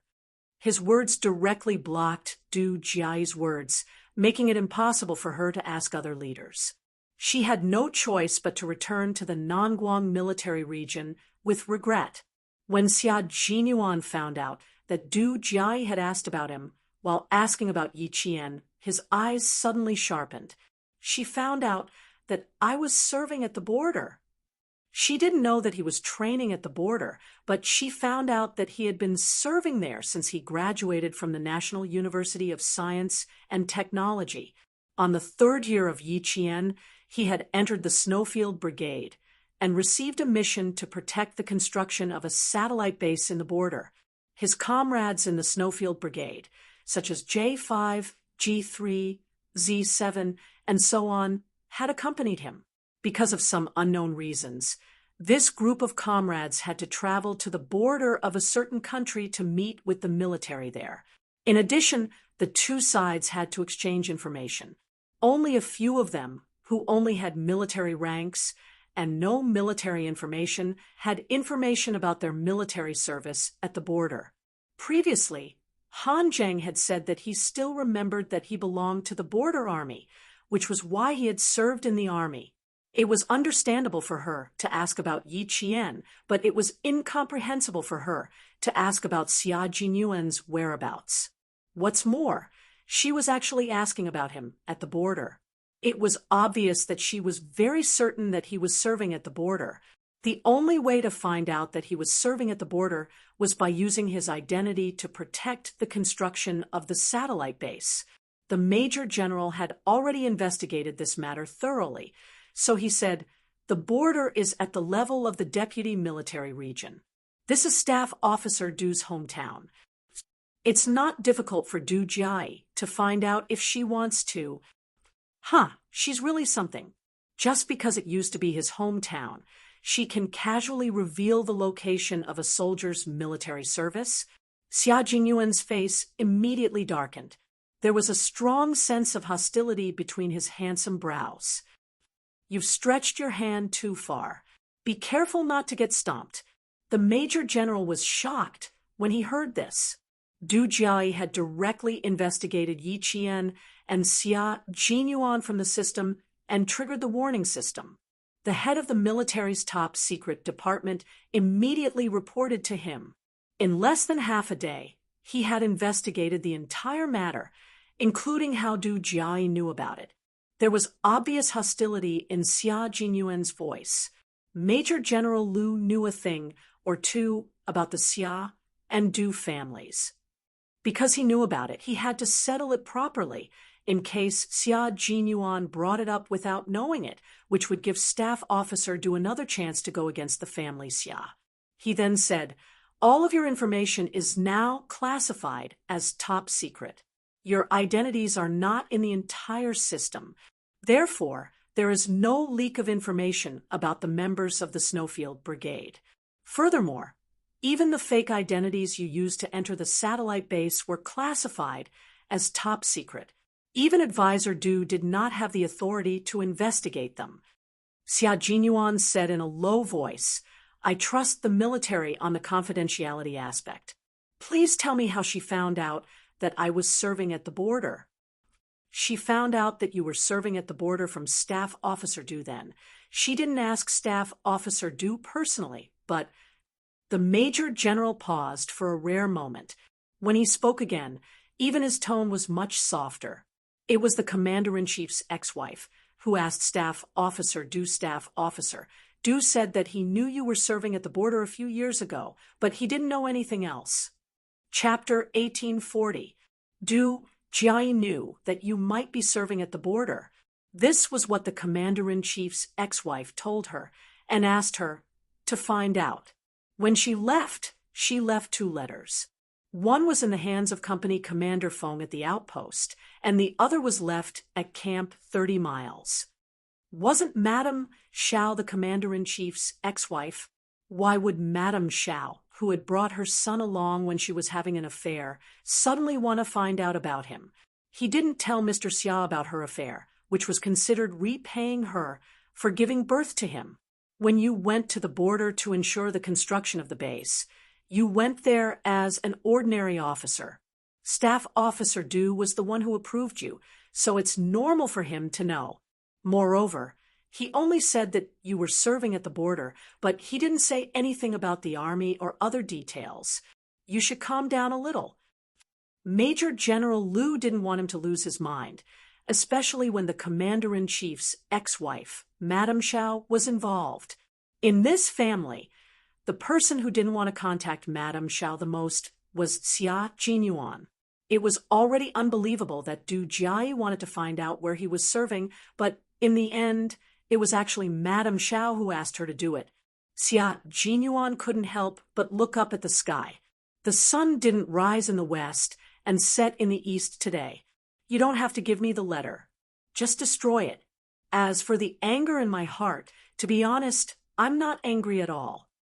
He originally wanted to find out what Du Jiayi's motive was, but now it was completely unnecessary. Didn't Madame Xiao see her as her biological daughter? Madame Xiao asked her biological daughter to do something, so her biological daughter had no choice but to accept it. Xia Jinyuan, who contacted Major General Liu through the ground navigation system, smiled faintly and said, since she was asked by Madame Xiao, it doesn't matter much. However, you still need to keep an eye on Yi Qian. She can't find out Yi Qian's information just because she wants to. Moreover, her information is classified as top secret along with yours. If anyone searches for Yi Qian's information in the system, the military's confidential department will immediately know and contact me. Yi Qian hasn't joined the army yet, so she can't find anything even if she wanted to. The Major General was not worried that Yi Qian's information would be investigated, nor was he worried that someone would find out about Xia Jinyuan. Instead, he was worried that Xia Jinyuan would do something irrational because of Ms. Zhao's interference. The Snowfield Brigade did not belong to any army. In some cases, every member of the Snowfield Brigade was an unregistered citizen without any information about their identity. They had enjoyed all the privileges of our country's soldiers when they were alive, but if they died, they might not be able to enjoy the glory that a soldier should have. Only the Major General of the Army had access to the information of everyone in the Snowfield Brigade. Even Commander-in-Chief Xia did not have the authority to do so. However, Xia Jinyuan wanted the Major General to be careful, so he told him about the friction between Yi Qian and Du Jia. It's not that I'm overly worried, but Du Jiayi is a vicious and merciless person. Major General, you still need to inform the school. With Xia Jinyuan's reminder, the Major General frowned and said coldly, she's so narrow-minded. She repaid kindness with ingratitude. If she dares to do anything to Yi Qian, she won't be able to wear her military uniform for long. Yi Qian was the focus of the military's training. She was not at fault for rescuing Yi Qian, but she used her family's power to harm Yi Qian just because he replied to her. The military was not the Du family's military. It was also not a place where the Du family could cover the sky with one hand. With the Major General's nod, Xia Jinyuan felt a lot more relieved. Then, he listened to the Major General talk about the meeting between the Snowfield Brigade and the Storm Commandos. He picked out the main points of the meeting and told him about it. The military has decided to train 2 special forces teams, sea, land, and air. Chapter 1841. The Snowfield Brigade is already one, and the Storm Commandos will be the 2nd Special Forces of our country. In the future, no local troops will be involved in the training of these 2 forces. This decision was made because with the development of the internet, all kinds of eavesdropping and stealing methods were directly related to high technology. In addition, China's self-developed high-tech weapons were unveiled during the Great Celebration, and all the developed countries had already turned their attention to them. Since the Great Celebration until now, the various countries had already caught countless spies who had tried to get close to the troops and bribe military personnel.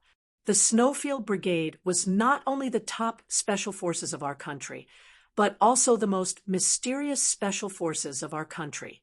In the future, as the country's military strength increased, this mysterious special forces would receive more and more difficult missions. Therefore, the Snowfield Brigade would also usher in a brand new reform. We will discuss the reform proposal you proposed 3 years ago again in the meeting. We agree that the Snowfield Brigade will be divided into 2 teams, and we will use Chinese and English as a substitute for each other. We agree that each team will have 2 combat commanders, but you still have to be the overall commander. Regarding the reform of the Snowfield Brigade, Xia Jinyuan had already mentioned it to the military in the form of a document 3 years ago. However, because the changes were too big, the military did not make any moves. After the Great Celebration, the spies in the country suddenly became rampant, and there were even a few cases of intelligence leaks. The military immediately attached importance to the reform plan proposed by Q King. One of the reports mentioned that in the future, the stolen intelligence would mainly be high technology. The Snowfield Brigade would have to cut off cooperation with the local troops, which was a big disadvantage. They would have to exist in an absolutely confidential form and become a true independent force, a true secret special forces.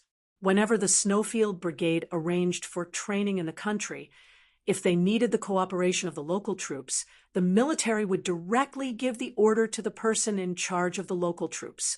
They would not mention the number or the name of the person, but would only report the number to the person in charge of the local troops.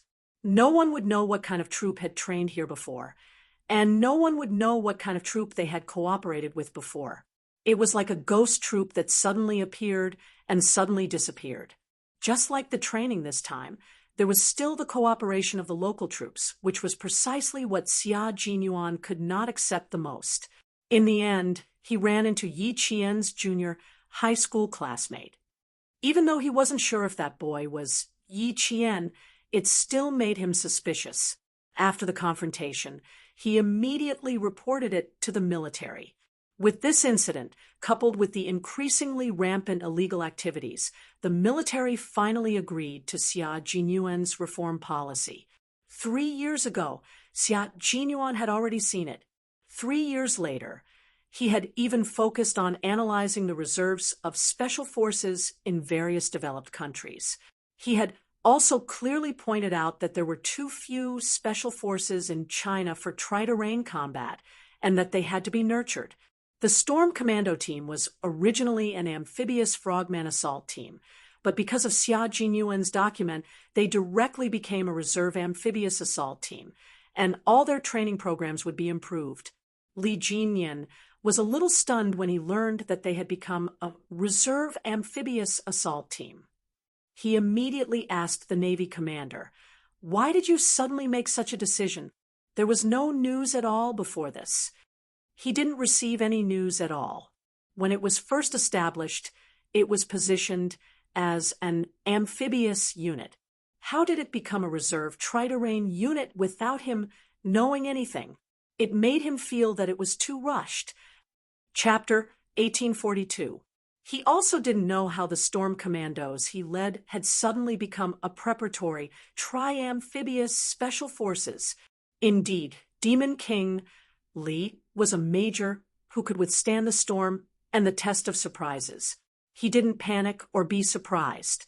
He only asked calmly. Naturally, he had to ask clearly.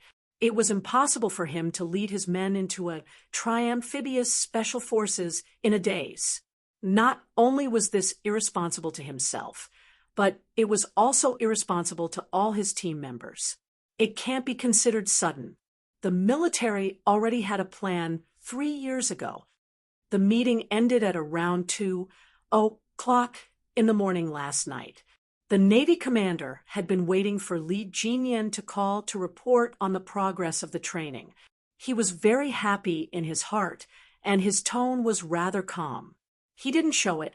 I didn't expect to choose the Storm Commandos, led by you in the end. After all, our team hasn't even been established for 2 years. The military decided to put another tri-amphibious team on the agenda after the celebration. They chose from several special forces in various military regions. And in the end, they chose the Storm Commandos led by you. Jinyan, your ability is obvious to all. Although I'm surprised, I also think that this is the responsibility you should bear. You have to shoulder this responsibility that has been given to you. I'll hand the Storm Commandos over to you. I hope that you can achieve something. Chase after your goal. And one day, you will truly surpass that SEAL team in the West. As a member of the Navy, Li Jinyan had set the Western SEAL team as his goal from the very beginning. He had led all his team members to train day and night. In less than a year, he had submitted an outstanding result to the Navy and the military. The SEAL team was the top tri-amphibious force in a certain Western country. If the Storm Commandos could surpass it one day, it would definitely be something that would shock the entire world. However, Li Jinyan knew how big it was to achieve this goal. However, no matter how big it was, he would not give up. If he couldn't do it, he believed that the captain of the Storm Commandos could do it. As long as he didn't give up, hope would always exist. After listening quietly, Li Jinyan's eyes darkened. When he looked at the blue sky, he was even more determined. He said calmly, "Okay." Only the word "good" meant that he already knew, and that he would definitely shoulder the responsibility given to him by the country. No excuses, no concessions, no hesitation, and no timidity. As a Marine, Li Jinyan knew his mission and responsibilities. He was a soldier. In the face of challenges, he would be calm and collected. He would never allow himself to panic. Instead, he would challenge and win. He would never admit defeat and sacrifice himself. He was already prepared to welcome a brand new future. Although Li Jinyan and Xia Jinyuan had completely different personalities, their beliefs and perseverance were the same. One could see the brave and fearless spirit of modern soldiers from their figures. Xia Jinyuan didn't tell Yi Qian about how Du Jiayi had left the border to gather information about her after the Highland training ended. She didn't want to distract Yi Qian during the most dangerous individual combat training on the Highland. Take the hiding in the snow training as an example. If a person directly hid in the snow without moving for a few hours, they would be like a popsicle. He really couldn't bear to let someone like Du Jiayi distract Yi Qian. She not only gathered information about you in the border, but also about me. Now that the Major General is keeping a close eye on her, she hasn't made any moves yet after returning to the Nanguang military district. Chapter 1843. Xia Jinyuan didn't hide anything. He even told Yi Qian everything that Du Jiayi had asked about him. I reminded the Major General. Now that the Major General is helping us keep an eye on her, if she dares to do anything, she won't be the only one who will suffer. Staff Officer Du will suffer too. Ask about Captain Xia? Why is she asking about you? This was Yi Qian's main concern. Even his tone was much colder. Why would she come to the border to ask about you? Where did she get the news that you're in the border? Is it from her father's place? Captain Xia didn't show up that night. If she knew that he was in the border, it would be a very serious matter. It was an important matter regarding Captain Xia's safety in the country. Xia Jinyuan had already seen Yi Qian's sharp senses. Now that she had grasped the main point and asked directly, he wasn't surprised at all. He gently brushed off the frost that had gathered on her eyebrows and explained, "She didn't know that I was training here. Do you still remember that year when we fought together in the snowy highlands? I was on a mission at that time. For some reason, I became an ordinary platoon leader in the border. The border was where Staff Officer Du had worked his way up. At that time, he only knew that I graduated from the National University of Science and Technology and was serving in the border. Madame Xiao found out from Staff Officer Du that I was serving in the border, so she asked Du Jai to ask about me. As for why she asked about me, I don't want to know. It couldn't be anything good. Moreover, he didn't want to have anything to do with Madame Xiao. Yi Qian was relieved. He was afraid that she knew that Captain Xia was training in the border, so she directly asked about him. She also noticed that his tone was especially cold when he mentioned Madame Xiao, even with a hint of disgust. Yi Qian knew who Madame Xiao was. Although she didn't know why he had such an expression, she was definitely on his side. Just ignore her. It's not worth getting angry over someone you don't like, she advised him with some heartache. During this period of time, he had been planning the training. Sometimes, he didn't even have time to give her homework at night. If you're tired, don't let someone you don't like affect your mood. Xia Jinyuan wasn't someone who would get angry over Madame Xiao. He just simply discussed. Affect his mood. She really didn't have that right. As it was a private matter between the two of them, they chose a place where no one else was around. After glancing around to make sure there were no comrades around, Xia Jinyuan suddenly bent down and gave Yi Qian a quick peck on the cheek. His thin lips curved into a wanton smile as he said, "You guessed wrong. You should be punished. Your Captain Xia is not someone who is easily affected by others. Of course, this little fox in front of me is an exception. Just a small look or a small action from her can make my mood fluctuate." Indeed, it didn't affect his mood at all. It could be seen from his indecent behavior. Yi Qian, who had just been kissed, glared at him. There was no anger in her eyes, only coquettishness. "You're getting more and more mischievous. Status. Mind your own status. I pay a lot of attention to my identity. I don't dare to forget it at all times, but I do need to relax occasionally, especially now that it's rest time." Major Xia had always known how to strike a balance between work and rest. They had left the highlands at night. Now, it was equivalent to taking half a day off to wait for the helicopter from the aviation team to arrive. He could take advantage of the rest time to have some sweetness. It could help him sweep away the stress of the past half a month. The two of them didn't leave alone for too long. Just as Yi Qian said, they still had to pay attention to their status. In addition, Li Jinyan came looking for them.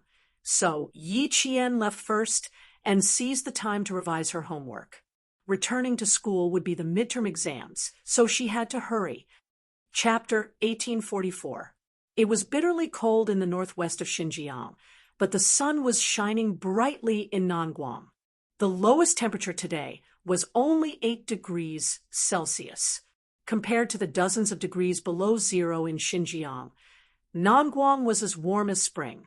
Yi Zhifan, who was in a suit for the first time, was in a sharp contrast with the soldiers in dark green uniforms. Seeing that the door of the office building was guarded by heavily armed soldiers, Yi Zhifan could not help but swallow his saliva. He had been an officer for nearly 20 years, and this was the first time he had interacted with a senior officer in the army. He put his left hand into his pocket and touched the cold jade pendant. A trace of uneasiness flashed in his eyes. Yes, uneasiness. The reason why he could talk to the young master of the Du family was because he received a call from the mysterious man again. It had been more than 10 years since he received a call from the mysterious man. When he received the call again, the disguised voice did not change much. Probably because he was older, the voice was not as impetuous as it used to be. When the voice came from the phone, he almost thought that he was going to take back the jade pendant because he didn't let Yi Jian become useless at all. Instead, he watched her go further and further away and stand higher and higher. Even he, a dignified bureau chief, couldn't do anything about it. So he was afraid. He was afraid that the owner of the jade pendant, who had sent him to his official career, would take back everything he had and leave him with nothing. But he did not expect that the mysterious man who he had not contacted for more than 10 years would say, "Try to send Yi Ying to the army. He will provide the opportunity." Sending Ying Ying to the army, this was what he had been dreaming of. He followed the order and went to Nanguang to save the young master of the Du family, who was attacked by the mafia during dinner. He was the commander of a brigade in the Nanguang military region. He had racked his brains in the Nan province, but still could not do it. But in less than 4 days, he had done it easily in Nanguang. Although he had been stabbed in the back, it was worth it. It was really worth it. "Commander, Bureau Chief Yi is here." The guard knocked on the door and told him the purpose of his visit. There was no immediate answer. Just when Yi Jifan was feeling a little uneasy, the half-closed door suddenly opened. A soldier in his early 30s with a medium build opened the door personally. His eyes fell directly on Yi Jifan, and he laughed loudly. "Bureau Chief Yi, I have been waiting for you. Please have a seat." This was Chief of Staff Du's eldest son, Du Kaiwei, 33 years old. He was the commander of a brigade in Nanguang military region. His enthusiasm suddenly made Yi Jifan's heart, but when he saw Commander Du smile, "Director Yi, you should have time to have a meal with me after we're done with work." Of course. And Director Yi had blocked the knife for him. If he hadn't blocked it, the knife would have landed on Du Kaiwei's neck, and his head would have fallen to the ground on the spot. Just because of this, he could not neglect it. Yi Jifan smiled very elegantly. Facing the warm hospitality, he was still calm. He did not show how happy he was. Chapter 1845. Before Yi Jifan went to Nanguang for the business trip, he had already roughly learned about the Du family's situation. Although it was not a real prominent family, it was still quite rich. Chief of Staff Du's family was relatively simple. There was an elder brother who was the second most powerful person in Nanguang province. His children had already joined the army. Although Chu Yunsheng didn't know what they were doing, with an elder brother who was the second most powerful person in Nanguang province, it shouldn't be too bad. Chief of Staff Du was the second son. He had 2 sons and 2 daughters. Commander Du was the eldest son. He was only 33 years old. He also had a younger sister who was a member of the Standing Committee of Jiang Province. This Mrs. Du was in her early 40s. She only had 1 daughter, and she was still studying abroad. But the most noteworthy one was Chief of Staff Du's wife, Mrs. Li. It could be said that the reason why the Du family could become what it was today was largely because of Mrs. Li. She was a very knowledgeable and decisive woman who relied on her family's connections to raise the Du family, which was originally just a peasant family, to its current status. Yi Jifan deliberately learned about Mrs. Li when she was young and what had happened in recent years. He knew that her status in the Du family was quite high, and everyone in the Du family respected her very much. Chief of Staff Du also listened to her every word. Mrs. Li was in charge of everything in the Du family, and she never asked about it. However, it was also understandable that a woman who relied on her family's connections to raise her husband's family to its current status would treat her like an ancestor. This commander in front of Chu Yunsheng also respected his mother very much. It was because of this Madame Li that Yi Jifan had no choice but to be cautious. Facing Du Kaiwei's warm hospitality, Yi Jifan, who purposely learned about it before coming here, took a sip of tea and said calmly, "Commander Du, you are too polite. The thing you told me last time, I have thought about it again and again. My daughter is studying abroad in France. If she suddenly drops out of school and joins the army, Once she stops studying, it will be very difficult for her to pick it up again. She just turned 19 years old a few days ago. I'm afraid that she won't be able to handle the hardships if she joins the army at such a young age. It was not that he didn't want to bring Ying back to Nanguang province, but with Mrs. Li, a powerful woman who didn't like other people forcing her to help him, he needed to know what she wanted. In the Du family, only when Mrs. Li nodded her head would things go smoothly. Moreover, he didn't believe that Mrs. Li didn't know that he saved Du Kaiwei. He even suspected that it was Madame Li who suggested to let Ying join the army. She wanted to test him.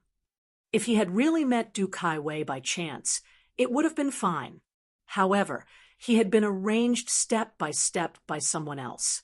The Du family was not an ordinary family, so he felt a little uneasy. He had to be careful at every step. Du Kaiwei's eyes flickered when he heard this.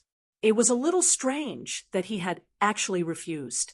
Du Kaiwei gently placed the teacup in his hand back on the solid wooden coffee table. He rested one arm on the back of the sofa and spread his legs slightly. He sat casually and had a domineering aura. He couldn't help but smile and ask, "Director Yi, you don't believe me, right?" According to his investigation, in order to send his daughter to the army, Director Yi had put in a lot of effort and tried to establish a relationship with the Southern Province military region.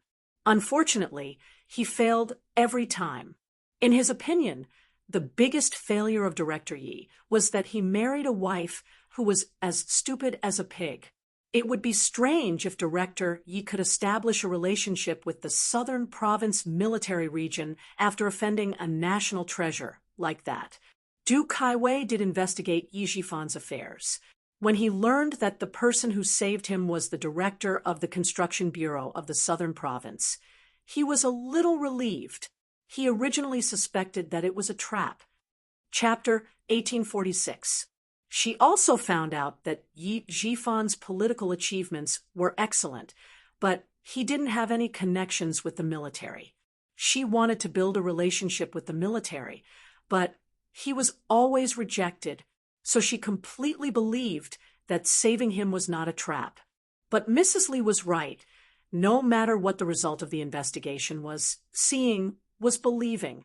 After he finished speaking, Du Kaiwei, who had been very polite the whole time, stared at him without blinking, patiently waiting for him to answer his question. "Commander Du, this is not a matter of whether I believe you or not.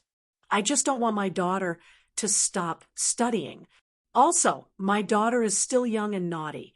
She made a big mistake in the college entrance examination, so she can't take the college entrance examination for the next 5 years." Yi Jifan said very slowly. He told Commander Du the truth about Yi Ying's situation. He didn't believe that Commander Du didn't send someone to investigate these things. Since he couldn't hide it, he might as well tell him everything. At least, he could leave a good impression. At that time, I thought that I couldn't let my daughter go to the military. Since she can't take the college entrance examination, then she should go to the military. But I didn't know, sigh, because of some things in my family, my daughter also fainted in junior high school. When she went to the People's Hospital for a checkup, they found out that she had a heart problem. All these reasons made it even more impossible for her to go to the military. Although I wanted to, I had no choice but to accept the fact. After thinking for a while, I finally decided to send my daughter to study abroad. Yi Jifan let out a long sigh and said, "It's all because I didn't teach her well when she was young. Fortunately, she is not a bad girl. Otherwise, I would have a headache." After he told Commander Du the truth, the smile in Commander Du's eyes deepened. What he said was not different from his investigation. It was reasonable that Director Yi didn't want to talk about his family's problems. If she has a heart problem, she can go for a more detailed checkup. Other things are not important. It's just my daughter's little mind. Du Kaiwei had a little sister who was even more troublesome, so he didn't think that Yi Ying's things were out of line. Director Yi, you can think about it carefully. You don't need to answer me in a hurry. Director Yi is now in a high position. I can't help you with other things. Only if your daughter goes to the military, I can say something. Also, when my family found out that it was Director Yi who saved me, my parents really wanted to come to Southern Province to thank Director Yi in person. Unfortunately, both my parents were busy and couldn't get away. They could only wait for an opportunity to express their gratitude to Director Yi. When Yi Shifan heard this, he knew that he had made the right move. The Du family was indeed trying to rope him in. Thank goodness, thank goodness. Fortunately, he knew about Madame Li's past, so he did not rush to agree. When the Du family was investigating Yi Shifan had already investigated the Du family. However, he had always been cautious. When he found out that Madame Li was actually in charge of the Du family, he hurriedly investigated Madame Li's character. As a result, he found out that Madame Li had done something back then, which made him break out in a cold sweat. The old madam of the Du family had a cousin who had once lent half a liter of rice to the Du family during their most difficult time. About 10 years ago, that cousin saw that the Du family had become rich. He had not visited the Du family for a long time, so he took this opportunity to visit the Du family. He wanted to help his grandson, who had not been admitted to a good university, get in through the back door. Mrs. Li immediately agreed and sent her grandson to university. As a result, he was directly assigned to the most remote place after graduation. Chapter 1847. The cousin tried to get in through the back door again, but was rejected by Madame Li. She said, "I've already repaid the debt of half a liter of rice." "Cousin, are you trying to force me to repay your debt?" "I'm sorry, but I won't fall for that." It wasn't easy to investigate this incident, and it came from Staff Officer Du's hometown. If he didn't know, he would have brought his daughter's information to them. Taking things slowly was Yi Shifan's rule as an officer. He was never aggressive and never took risks. With someone supporting him from behind, he just needed to walk steadily. He knew that as long as he didn't make any mistakes, he would have a meteoric rise. Therefore, Yi Shifan was so cautious that he wouldn't take action immediately. No matter how much he wanted to send Yi Ying to the army, he would stay calm. Because of his cautiousness, he avoided the minefield again and didn't let the Du family notice anything suspicious. With Du Kaiwei's words, Yi Shifan left Nanguang with a smile on his face. So, what if Qin Dongfeng was capable? So, what if Uncle Zhen was respected by so many soldiers when he was alive? He didn't care about Commander Liu and political commissar Yan. With the Du family's position in the army, he wouldn't give up on what he wanted for his daughter.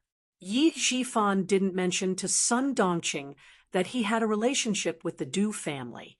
Before the matter was settled, it was enough for him to keep it to himself. He didn't even want to mention Yi Ying for the time being. Xia Jinyuan only found out that Yi Shifan had a relationship with the Du family at around 3:00 in the afternoon after the training in the mountains ended. Yi Qian said that he didn't want him to get involved, but as Yi Shifan's position increased, he couldn't really let his guard down.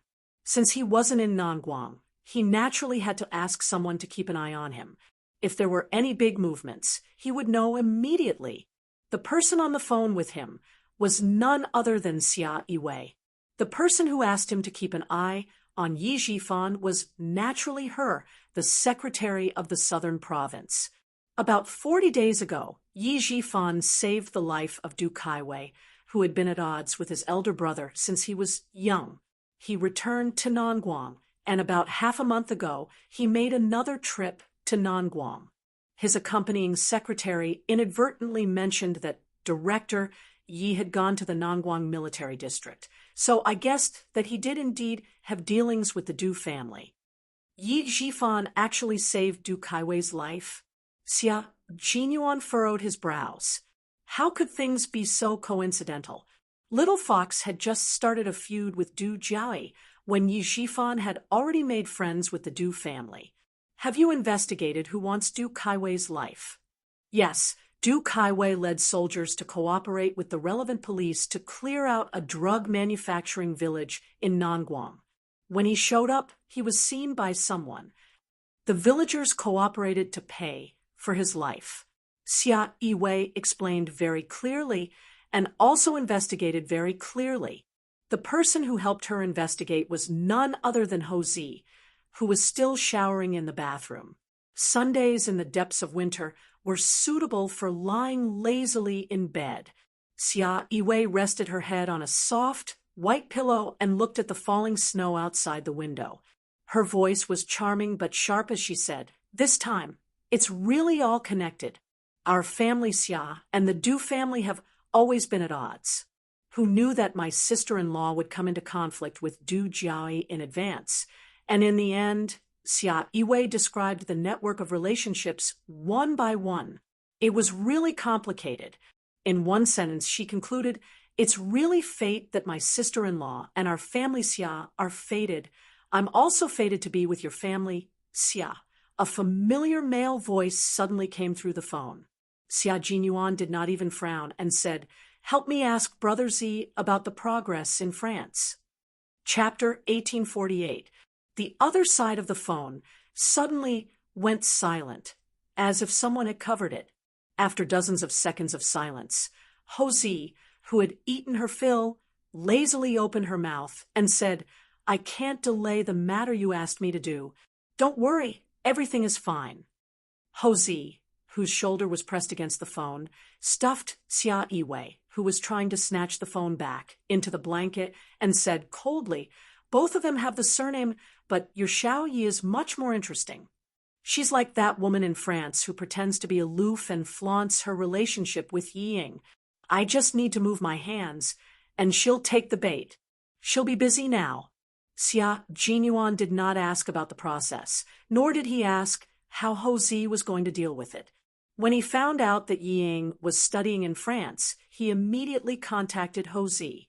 Originally, he wanted to ask for his help to destroy Ying in France, but when he remembered that Ho Zi had blown up the underground gun warehouse in his villa in Mount Dalong, Xia Jinyuan changed his mind and asked Ho Zi to help lead Ying to the bad path. Xia Jinyuan knew that Ho Zi must have countless ways to lead Ying to the bad path. As long as Ying took the bait, she would suffer. France was Ho Zi's second hometown, and he knew a few people from all walks of life. Ho Zi, who had always done things appropriately, knew what to do and what not to do. "Thank you, Brother Z. I'll treat you to a drink when I go to Nan province." "You're welcome. I've been quitting drinking and smoking recently. Your sister has cut off all forms of entertainment that are harmful to the liver and lungs. If you want to treat me to a drink, I don't mind, but your sister does." Ho Zi used the blanket to wrap Xia Yiwei, who was struggling to get out of the blanket. His flirtatious, peach blossom eyes smiled as he looked at his beloved woman, who was blushing. He held the phone in one hand and the blanket in the other to prevent her from jumping up and making a fuss. He had been an underground lover for most of his life. It was time for him to become an official lover. Xia Yiwei's face was sullen, and her eyes were filled with anger. "Ho Zi, if you don't let go, I'll make you pack up and leave right now. Let go of me, you hear me?" Xia Jinyuan heard her words clearly. The two of them had been entangled with each other for so many years and had gone through so many times, but they had never really cut off all ties. It was impossible for the two of them to break up. Ho Zi had hardened his heart and cut off his underworld ways. It took him 2 years to clear his name. He knew that Xia Yiwei would not be able to dump Ho Zi and marry another man. Seeing that the two of them had reconciled, Xia Jinyuan did not say much. He only said one more thing before hanging up the phone. Brother Z, old madam has been waiting for my sister to get married and have children. Don't worry, don't worry. I'll definitely let old madam get what she wants. I'm hanging up first. I'm still a little scared of your sister's temper. Last night, she wanted me to kneel on 2 bowls. Now, she's so scared that she wants me to kneel on cactus. Hosey, shut up. Give me the phone. Xia Yiwei, who was wrapped up like a cocoon, roared. Just by listening to her voice, one could tell that Secretary Xia was not as intellectual and dignified as she usually was. Xia Jinyuan was not interested in eavesdropping on other people's private matters. He was about to hang up, but when he heard that Xia Yiwei still had something to say to him, he moved the phone away from his ear. He did not want to overhear the fun between the two of them. Yes, yes, yes. Baby, are you going through menopause? Why is your temper getting worse? Hosey was a gangster and did not mind talking dirty. Now that he had finally won the heart of his beloved woman, he coaxed her and approached her step by step, making it impossible for her to leave him. Chapter 1849. Xia Yiwei, who struggled out of the blanket, was choked by the word menopause. If it weren't for the fact that she had something to discuss with Xia Jinyuan, Xia Yiwei would have rushed into the bathroom and poured a glass of cold water on his face. Since she had something important to discuss, she only gave him a cold stare. Her snow-white arm came out of the blanket, revealing the kiss marks on the inside of her arm, adding to the ambiguous atmosphere. Old 6, tell Xiao Yi to be careful. We've been investigating the person behind Yi Zhifan for several years, but we haven't been able to find any clues. If they can still guarantee his promotion, the water here is not ordinary. She could see how much Old Sixth cared about Xiao Yi, and Xiao Yi was indeed not bad. It was Old Sixth's blessing to be able to marry her. She only hoped that the two of them could be safe and sound, and not have any twists and turns. I tried to ask the governor, but I didn't get anything. Yi Zhifan's resume was clean, and his political achievements were excellent. It could be said that he could achieve some political achievements no matter what position he was in. It was as if he was born to be an official. The more he was like this, the more suspicious it was. Xia Yiwei treated Yi Qian as her family. Otherwise, she would have completely ignored him. After several years, she still couldn't find any information. It was clear that the person behind Yi Zhifan was extraordinarily powerful. Xia Jinyuan had always known that the person behind Yi Zhifan was extraordinarily powerful. Otherwise, with Yi Zhifan's seemingly good political achievements that didn't bring any benefits to the people, it was impossible for him to be promoted so quickly. Now that he had connections with the Du family, it gave family Xia a chance. Hearing this, she said calmly, "Continue to help me keep an eye on him. If you can't find any loopholes in him, his daughter will become his loophole." With Hosey's methods, Yi Zhifan's daughter must be living a prosperous life in France. As if thinking of something, his eyes darkened, and he said, "Sister, ask his secretary to find an opportunity to ask if he still has the intention of sending his daughter to the military. If there was, then Du Kaiwei would definitely arrange for Yi Ying, who had heart problems, to enter the army. Her reputation in the country was ruined, and she had a bad record abroad. Regiment Commander Du, if you really want to repay that stab, then please arrange for Director Ye's daughter to join the army." Xia Yiwei was the secretary of the leader of the southern province. It was much more convenient for her to keep an eye on Yi Zhifan. Moreover, Yi Zhifan's secretary was friends with Xia Yiwei. It was not suspicious for her to ask some non-work-related questions. Tell Sixth Brother that he doesn't need to worry about France. Just focus on his own things. I'm not capable of handling the matters in the army, but I can still contribute to the matters outside. Hosea, who was about to get dressed, leaned over and kissed Xia Yiwei on the cheek, leaving the two siblings alone. He had to go downstairs to prepare lunch for his wife. If he didn't prepare lunch now, dinner would be ready. Xia Jinyuan didn't talk for a long time. He had just finished the training, so he was actually a bit tired when he took out his phone and saw Xia Yiwei had sent him a few text messages. "Call me back as soon as you see me." In front of him, Yi Qian was still standing quietly in the same place. There was a smile in his dark eyes. He slightly moved his ankle that he sprained last night, and then strode straight towards Yi Qian. Everyone was wearing a jungle combat uniform. The paint on their faces was smeared with sweat, making them look even more unrecognizable. There were still a few comrades who hadn't come back yet.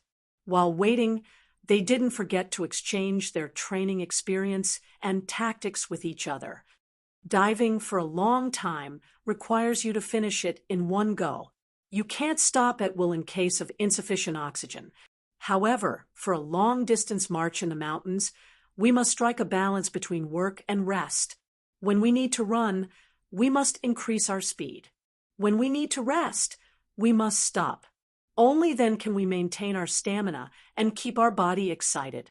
J5 was talking to a few members of the Storm Commandos. Yi Jian stood beside and listened carefully. Chapter 1850. Every member of the Snowfield Brigade was very outstanding.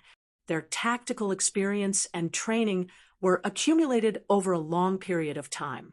After more than 40 days of joint training, Yi Qian was amazed by the abilities of each of them. The T6 soldiers had delicate baby faces, but once they held a sniper rifle, they could directly complete an accurate sniper shot with a golden hook hanging upside down from a tree. The Longhawks and Sparrowhawks were the scouts of the team. As long as the prey was targeted by them, it would be impossible for them to escape from their sight. Moreover, they could complete the reconnaissance in the shortest time possible. Yi Qian always felt that she was full of energy from head to toe when she trained and fought with them, because they were all role models for her to learn from on her way to the military. Fighting with a group of role models, she would never relax or think about slacking off. She would always be spurred on. The Navy's main mission is anti-reconnaissance, anti-landing, beach raiding, and so on. The military skills and abilities you all have are incomparable to other branches of the military. Previously, you focused on naval combat, so you were limited. In the future, you will move toward a more large-scale tri-service systematic combat. With the ability of the Devil King, I'm guessing that within 3 years, you will be a very terrifying naval special forces. Brothers of the Storm Team, I'm looking forward to the establishment of the 2nd Tri-Service Special Forces. Your predecessor was the military's emergency mobile combat force in the 1990s. In case of an emergency, you can be directly commanded by the General Staff Department. With such a powerful predecessor, there should be a tri-amphibious special knife-wielding unit. Now that everything is finally settled, I'm looking forward to our next joint training. When the time comes, we can learn from each other again. I'm sure it will be very enjoyable. Just as J5 finished speaking, Yi Qian saw Xia Jinyuan, who was standing in the distance making a phone call, walking towards him. He smiled at him, then looked away and focused his attention on J5 again. Why did J5 say that he was looking forward to it? It had to be from the beginning of the 1990s when someone in Tai provoked our country, causing our entire army to be in a state of readiness for war from the second half of 1995. From 1995 to 1996, danger appeared again, and there was a transfer of troops from the south to the north. They only cared about one side and did not care about the other. It also made the military and the highest leaders in the Great Hall more aware of the lack of amphibious forces in our country. It wasn't until 1998 that the Nangguang Military District sent a division to be reorganized into another strong force of the Navy that the transfer of soldiers from the south to the north was resolved. After that, the military requested the Navy to launch amphibious operations. When the time was right, they immediately issued the order and ordered the establishment of a special amphibious frogman force. They were now known as the Amphibious Frogman Combat Unit. It had been less than 2 years since it was established the year before last, and now it was changed to amphibious. Such a big reform would make any soldier who knew about it happy. What did this mean? This shows that the growth of our country's national strength and military strength, as well as the conditions for war reserves, are maturing day by day. As a Special Forces soldier who guarded every inch of the country's land, how could he not be excited? Only when the country is strong can the people be strong. Only when the country is strong can the people be at peace. When they talked about the reform, Xia Jinyuan came over and made the atmosphere of the discussion more technical and academic. Wearing the jungle combat uniform, they were very clear that our country's current national defense technology and military equipment construction had entered a stage of rapid development. They needed to move forward with the times, and they could not be complacent and end up as useless chess pieces and retire with regret. When the devil came, the discussion reached an unprecedented level of excitement. Yi Qian, who was still a military school student, had his eyes shining, and his little face was faintly red with excitement. Chapter 1851. There will be big moves next. We are the Navy of South Island. Facing the complicated geographical environment of the sea in South Island, all navies must have amphibious capabilities. So the next move is to have the Navy engage in a full-scale amphibious operation to meet the current needs and future needs. This was Li Jinyan's speech. After hearing it, Yi Qian gave him and Xia Jinyuan many thumbs up in her heart. Although she didn't care about military affairs in her previous life, she had seen on TV that our army had held several large-scale exercises at sea in the next 10 years, which was the full-scale amphibious operation that Li Jinyan was talking about now. The future hadn't come yet, but they had already realized and prepared for it. Yi Qian could already hear the ups and downs of her excitement. The blood in her body flowed faster, and she was so excited that small beads of sweat appeared on the tip of her nose. How lucky she was to be able to fight side by side with them. When we move from mechanization to digitalization, there will definitely be a full-scale 3-army drill. Those who sail on the sea, fly in the sky, and run on the ground will all gather. Brothers, when we meet again at that time, how delightful it will be! How delightful! How delightful! As a female soldier, Yi Qian was even more ambitious when she heard this, and she couldn't calm down for a long time. Life was like a white steed passing through a crack, and in the blink of an eye, she disappeared between heaven and earth. In her previous life, she died an ordinary and cowardly death, so in this life, she must not waste her time. She must live a vigorous life. Those insidious villains were nothing. They spent their lives calculating, but they didn't know that they miscalculated their own lives. Whether it was Yi Ying or Du Jiai, their world didn't have magnificent scenery, only darkness like a trench. Yi Qian's world was vast and boundless, and the army was her life stage.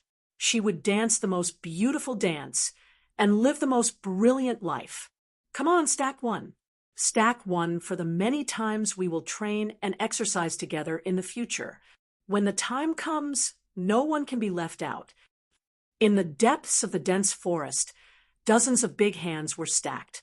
As there were too many people, some of the brothers stepped on another brother's knee and sat directly on his comrade's shoulder. To the Special Forces, this kind of stacking was a piece of cake. 22 Army Special Forces soldiers and 22 Navy Special Forces soldiers formed 2 teams. Their outstretched hands were stacked on top of one another. because they were all wearing camouflage suits for jungle combat. There were also strips of lucky camouflage on the outside. From afar, they looked like two big trees with vines growing out of them. It was a spectacular sight. Qing Yao, our bridge is yours. Let's go. The comrade sitting on the top floor shouted. Yi Qian, who was the last to reach the top, jumped and ran. The comrade on the second floor reached out and firmly grabbed her outstretched hand. With a lift, Yi Qian agilely climbed to the second floor, then quickly climbed to the third floor. She stood in the middle like a flagpole between the two teams. She stretched out her arms and placed her hands on top of the large hands of her comrades.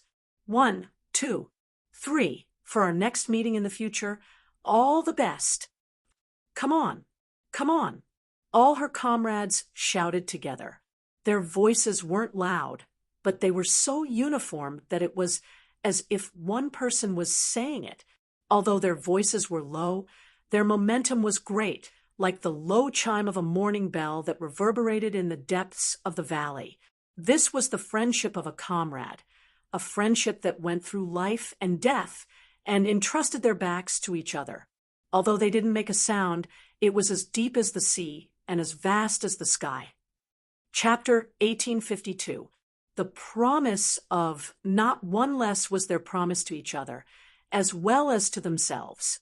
However, they were special forces soldiers who walked on a knife's edge. Perhaps one day they would fall off the knife and the cold gleam of the knife would pierce through their hearts. That would be an eternity. K7 chewed on this promise and committed it to memory. Looking at his comrades hugging each other and saying goodbye, he felt a slight warmth in his cold heart. Some people said that he was too cold and inhumane, and that it would be best for him to be reformed in the army. Perhaps he would be able to cover his face with his heart by going through life and death situations with the soldiers. He didn't say no, and a week later, someone sent him to the army. How many years had it been? It had been 8 years since he graduated from medical school when he was 19 years old, and now he was 27 years old.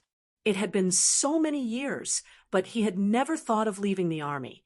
He had never thought of going home. The figure in front of him was so lively, so loyal, so why should he leave? This was his comrade who had gone through life and death with him. After folding his arms, K7 stood far away, looking at his comrades hugging each other. There was a smile in his eyes. Then there was a smile on his pale face. In the end, his lips, which were rarely curved, were raised high. He walked very quickly, as if he was chasing after something. When he walked in front of a member of the Storm Commandos, he suddenly reached out and hugged him tightly. "See you next time, brother." It was the most common farewell hug, but the Snowfield Brigade members who saw it looked as if they had discovered a new continent. They stared at K7, who had never hugged his comrades before. The one who was hugged was Whale. He didn't know about K7's personal situation and habits, so he hugged him back and said, "Of course, of course."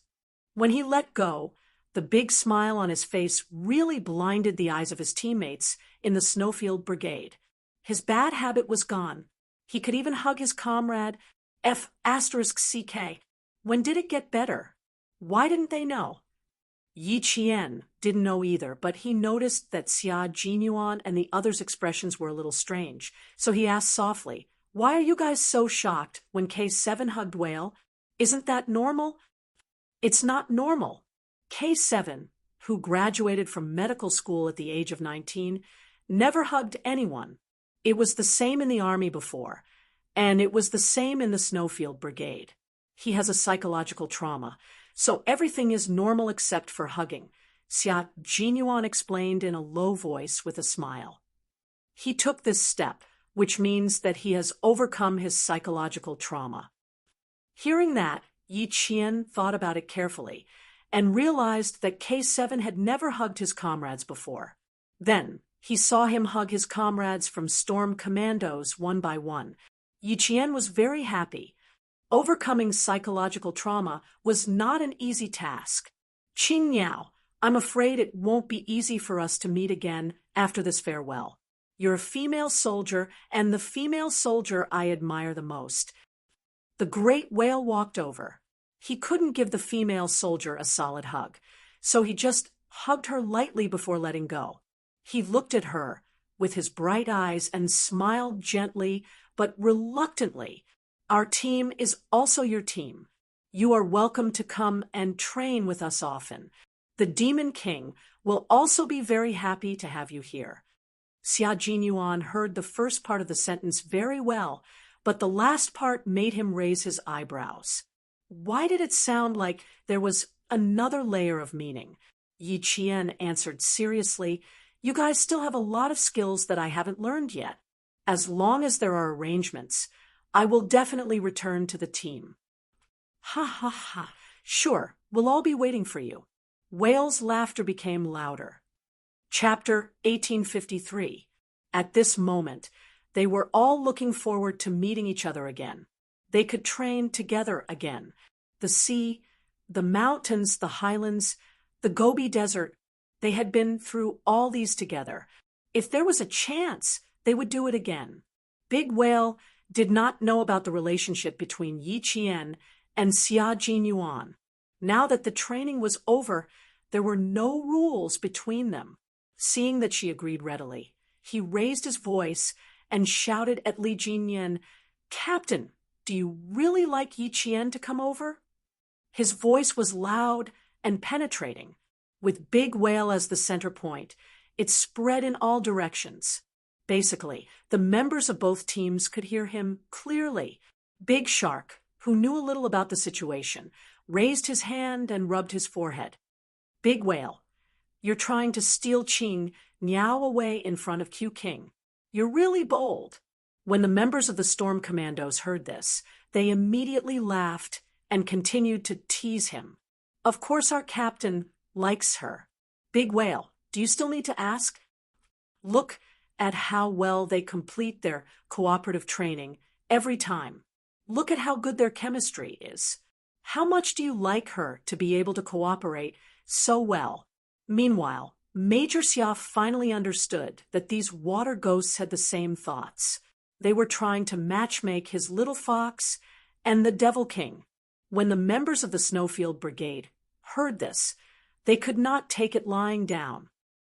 Brother, you're not being very nice. This is a female soldier in our team. One moment you were reluctant to let her go, and now you want to steal the beauty of our team. Brother, let's have a good chat. Who was the loudest just now? I can't tell that you guys have such thoughts. Let's go. Let's find a quieter place to have a good chat. The people who said this were the members of the Snowfield Brigade, who were unaware of the situation.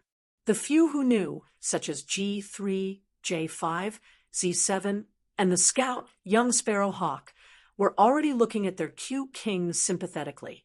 How pitiful! His girlfriend was stolen from him, but Q King could not do anything about it. Z7 was different from the others. He loved to watch the drama unfold. At this moment, he was enjoying the change in Q King's expression.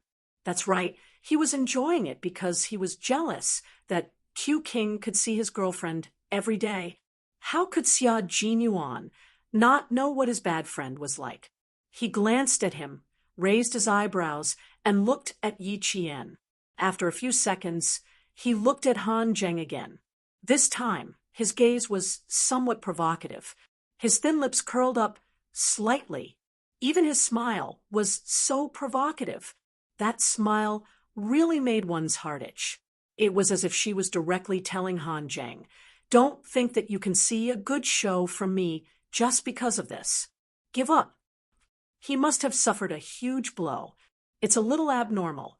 After being provoked, Z7 muttered to himself. Then his gaze landed on Yi Qian. Q King was so calm and could even reply to them with a provocative look. Could it be that he was not angry because of Yi Qian? Because Yi Qian would do something to make him happy, so he did not mind? not angry at all. Z7 knew Xia Jinyuan well. After sorting out his thoughts, he immediately put on a straight face and pretended that he had not seen anything. J5 immediately walked over and said in a low voice, "Calm down. They don't know about your relationship with Qing Niao. It's okay if they don't know. Don't get angry. Maintain your composure. Don't make things unpleasant." As a man, watching his girlfriend being paired with another outstanding man, as a man, he felt very embarrassed and aggrieved. Chapter 1854. It was indeed embarrassing to encounter such a situation, but Major Xia Jinyuan was not an ordinary person. Nothing that could make him feel awkward had ever happened before. If his girlfriend was to be mixed up with another man, it would depend on whether that man was interested or not. Li Jinyan did not have feelings for Yi Qian. Since he knew that, why should he jump out? Of course, the most important point was that his girlfriend did not have feelings for another man. All in all, there was no need for him to jump out. He would only feel awkward if he jumped out. He would make everyone feel awkward, and Little Fox would not be able to get out of this embarrassing situation. It did not matter if he was embarrassed. He was a thick-skinned man after all. However, this matter had to be resolved properly. He did not want to make things difficult for Little Fox. As for himself, he was not angry. Other than feeling a little stifled, he was also a little worried. He was worried about when his identity would become open and above board. However, he still had to put on an act. He had to let Little Fox know how aggrieved he was as a boyfriend who could not be exposed to the public. When he heard this, he said, "Don't worry. I still have some manners. The ignorant are innocent. When they find out one day, I will find a way to talk to them about the past. We'll talk about it in the future. Bear with it for now," J5 said, and felt like laughing. You have to understand that the rarer something is, the more valuable it is. What's more, Qing Yao is extraordinary. Her talent and appearance are top-notch. The hormones in a man's body will cause trouble, and he will more or less have some fantasies about her. Cough. Do you want to take a breather now? Major Xia felt that his comrade was too good at backstabbing him. He had not thought of anything else, but his comrade had thought of everything. What did he mean by more or less fantasize about being with her? You're not here to comfort me, so you can stab me a few times, right? Major Xia stared expressionlessly at his comrade, who was trying hard to hold back his laughter. Fantasize about being with her? If you said, fantasize about being with a girlfriend like Qing Yao, I might be able to accept it. When J5 heard this, he laughed and patted Xia Jinyuan on the shoulder.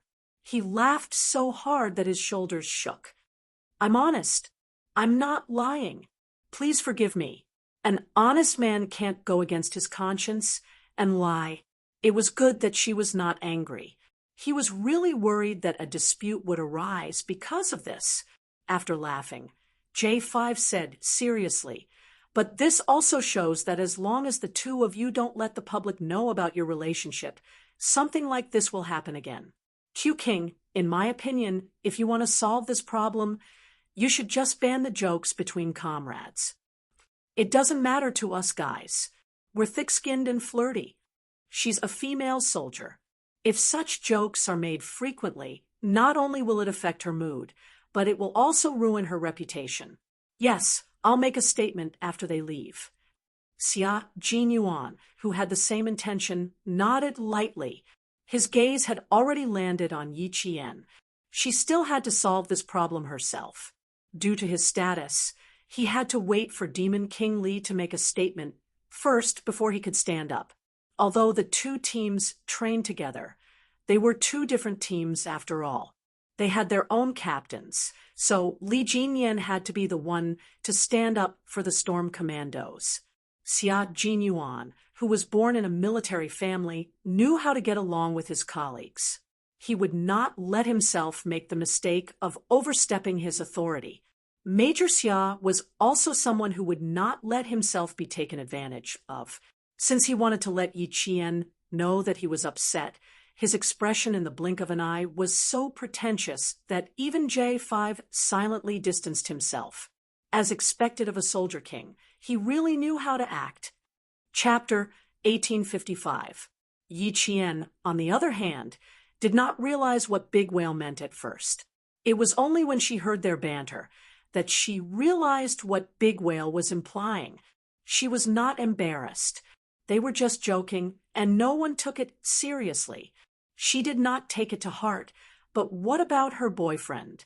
Yi Qian, who understood what was going on, immediately went to look at her boyfriend. When she turned her head, she saw her boyfriend, Major Xia, looking at her with an extremely resentful gaze. When he saw her looking at him, he even sighed heavily, looking like a resentful husband in his boudoir. Yi Qian felt her scalp go numb.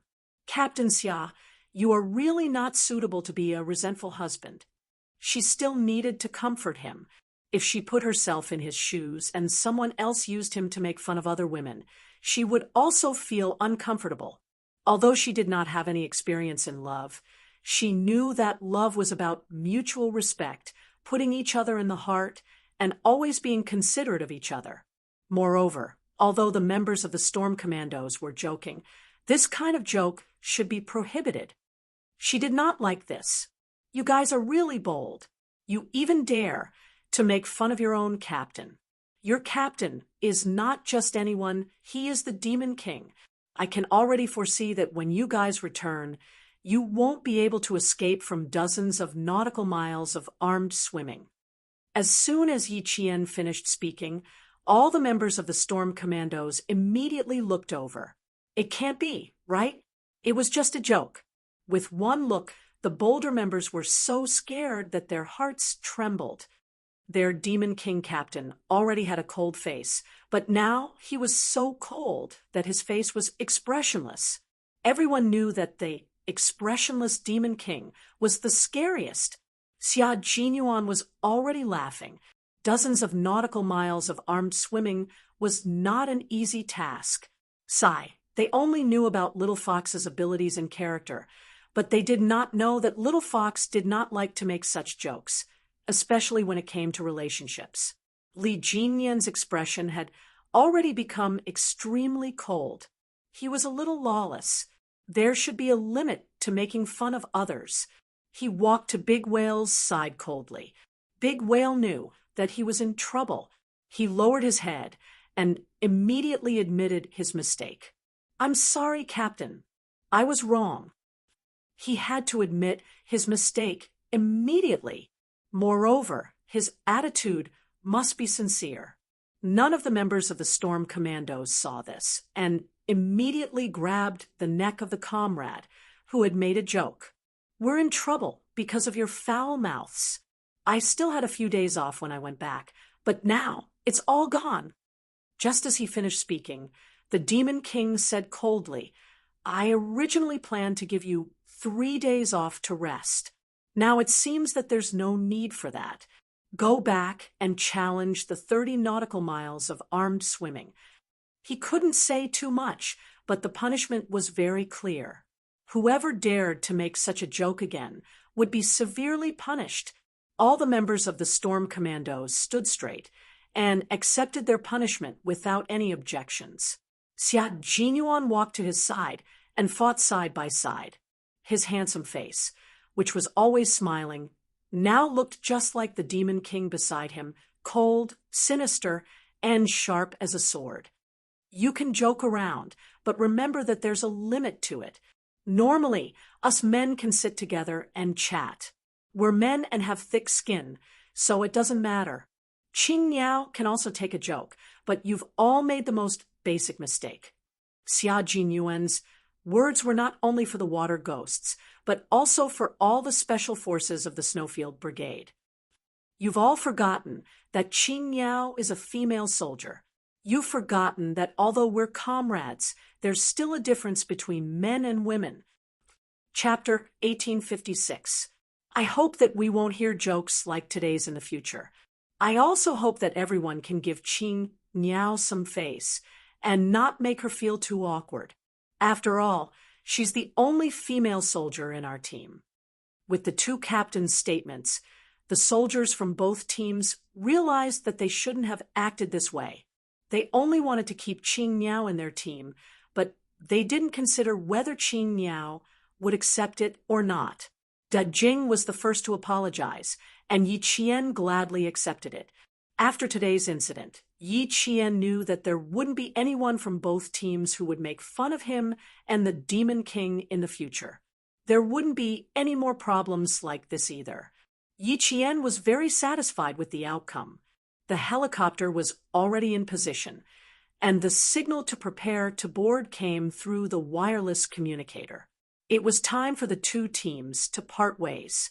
The handsome and cold Li Jinyan walked to Yi Qian's side, and a faint smile appeared in his eyes. "You'll have your exams when you get back. Duell, don't worry." There was no need to mention anything else. She was going to join the Snowfield Brigade for amphibious warfare, and she still needed to improve her naval combat skills. The chances of her returning to the Storm Commandos training were still very high. Yi Qian saluted this outstanding commander. "Demon King, I'm looking forward to the opportunity to join the Storm Commandos and experience your devilish training. It's good that you're not afraid. If you're afraid, you won't come." Yi Qian replied quickly, "If you're afraid, you won't come." What a big tone. After carefully studying her brows for a while and confirming that she was really not afraid, Li Jinyan's cold smile gradually spread into his eyes. It was like a warm spring breeze, adding color to his handsome face. This kind of female soldier was really admirable and breathtaking. It was as if they were influenced by her, and sighed. So such female soldiers still exist. Li Jinyan nodded slightly and finally said a word of praise. "You're very good. You've never disappointed anyone, never letting anyone down. It didn't mean that you only did a good job, but if you did it better than expected, then you would never let anyone down." In the end, Li Jinyan also gently hugged the female soldier, who used to be in his team. He hugged her slender but unbending body into his arms. The softness that belonged to a girl softened his calm heart. "Work hard. Don't bury your talent. I'm looking forward to your participation in the overseas tournament. With such a female soldier, the male soldiers would feel proud. The helicopter that would pick up the Storm Commandos would arrive in half an hour." Li Jinyan looked at the time and pointed at the rifle on Yi Qian's back. "Before we leave, we need to confirm one last thing. We want to see how you shoot with our own eyes." This matter started when they entered the mountainous area and entered the search shooting competition, as well as the accurate shooting with 100 bullets within a time limit of 300 meters competition. When Yi Jian's shooting data came out, she was 0.003 seconds faster than Devil King Li. This meant that when Li Jinyan finished his first shot, Yi Qian had already finished his second shot. "For the 300-meter limited shooting, I realized that you don't need to aim at the target in advance to be able to shoot accurately. When Commander Dong got your data, he couldn't wait to come over personally to watch you finish. We're even more curious and want you to teach us." When it came to training, Li Jinyan spoke more than usual. After Yi Qian heard this, he took the rifle from his back. "Sure, no problem at all. There are still 14 blanks here. After I finish firing 14 rounds, you should be able to find out the reason." Chapter 1857. The members of the Snowfield Brigade, who had been on missions with Yi Qian, knew that she had skills that normal people couldn't learn. Even though they knew, they were all very interested when they heard Yi Qian say that she was going to shoot 14 blanks. She wasn't going to choose a target and then complete it. Instead, she was going to choose a target that needed to be hit. For example, 4 meters away, 7 o'clock, second tree, bird's nest. Or 5 meters from the ground, a tree branch. Next, as long as the Snowfield Brigade announced the target, once Yi Qian's line of sight locked onto them, just like what Li Jinyan had seen before, she didn't need to aim. She just loaded the gun and pulled the trigger to complete the shot. Bang, bang, bang. Continuous gunshots rang out. The water ghosts of the Storm Commandos saw Yi Qian shoot as if she was aiming at a huge monster. She didn't need to aim at all and just completed the shot. After the 14 blanks were fired, the water ghosts were shocked into silence. What kind of shooting technique was this? Were they a bunch of unqualified Special Forces soldiers? With 14 bullets, it would take some time for each bullet to aim and fire. Qing Yao was just shooting blindly. Bang, bang, bang. After a series of shots, she was done. The target was done. And so were the bullets. You really didn't have any aiming movements. How did you do it? Li Jinyan had a vague feeling that Yi Qian's shooting technique wasn't something that they could easily learn. Without any aiming movements, a 100% hit rate. Qing Yao, how did you do it? I have this gun in my heart. My eyes see the target, and the gun in my heart is already aiming. From the moment I raised the gun and pulled the trigger, the gun in my heart was alive. I could already feel the bullet eject from the magazine, the cartridge case jump out, and the bullet hit the target through the barrel. It was the same explanation as before. Yi Qian answered truthfully. As for whether they believed it or not, it was up to them. An inconceivable explanation, a visible fact. Even Li Jinyan, who had always been calm about everything, found it hard to accept in an instant. She had this gun in her heart, but it wasn't this gun that completed the shooting in the mountains. Raising the question again, for the first time, the calm Lieutenant Commander Guan Lai was a little anxious. Yi Qian smiled. Yes, as long as it's a gun that I'm familiar with, I'll always have that gun in my heart. Li Jinyan got another inconceivable answer, but he knew that this was the correct answer. After a long while, he slowly said, I think we won't be able to learn it.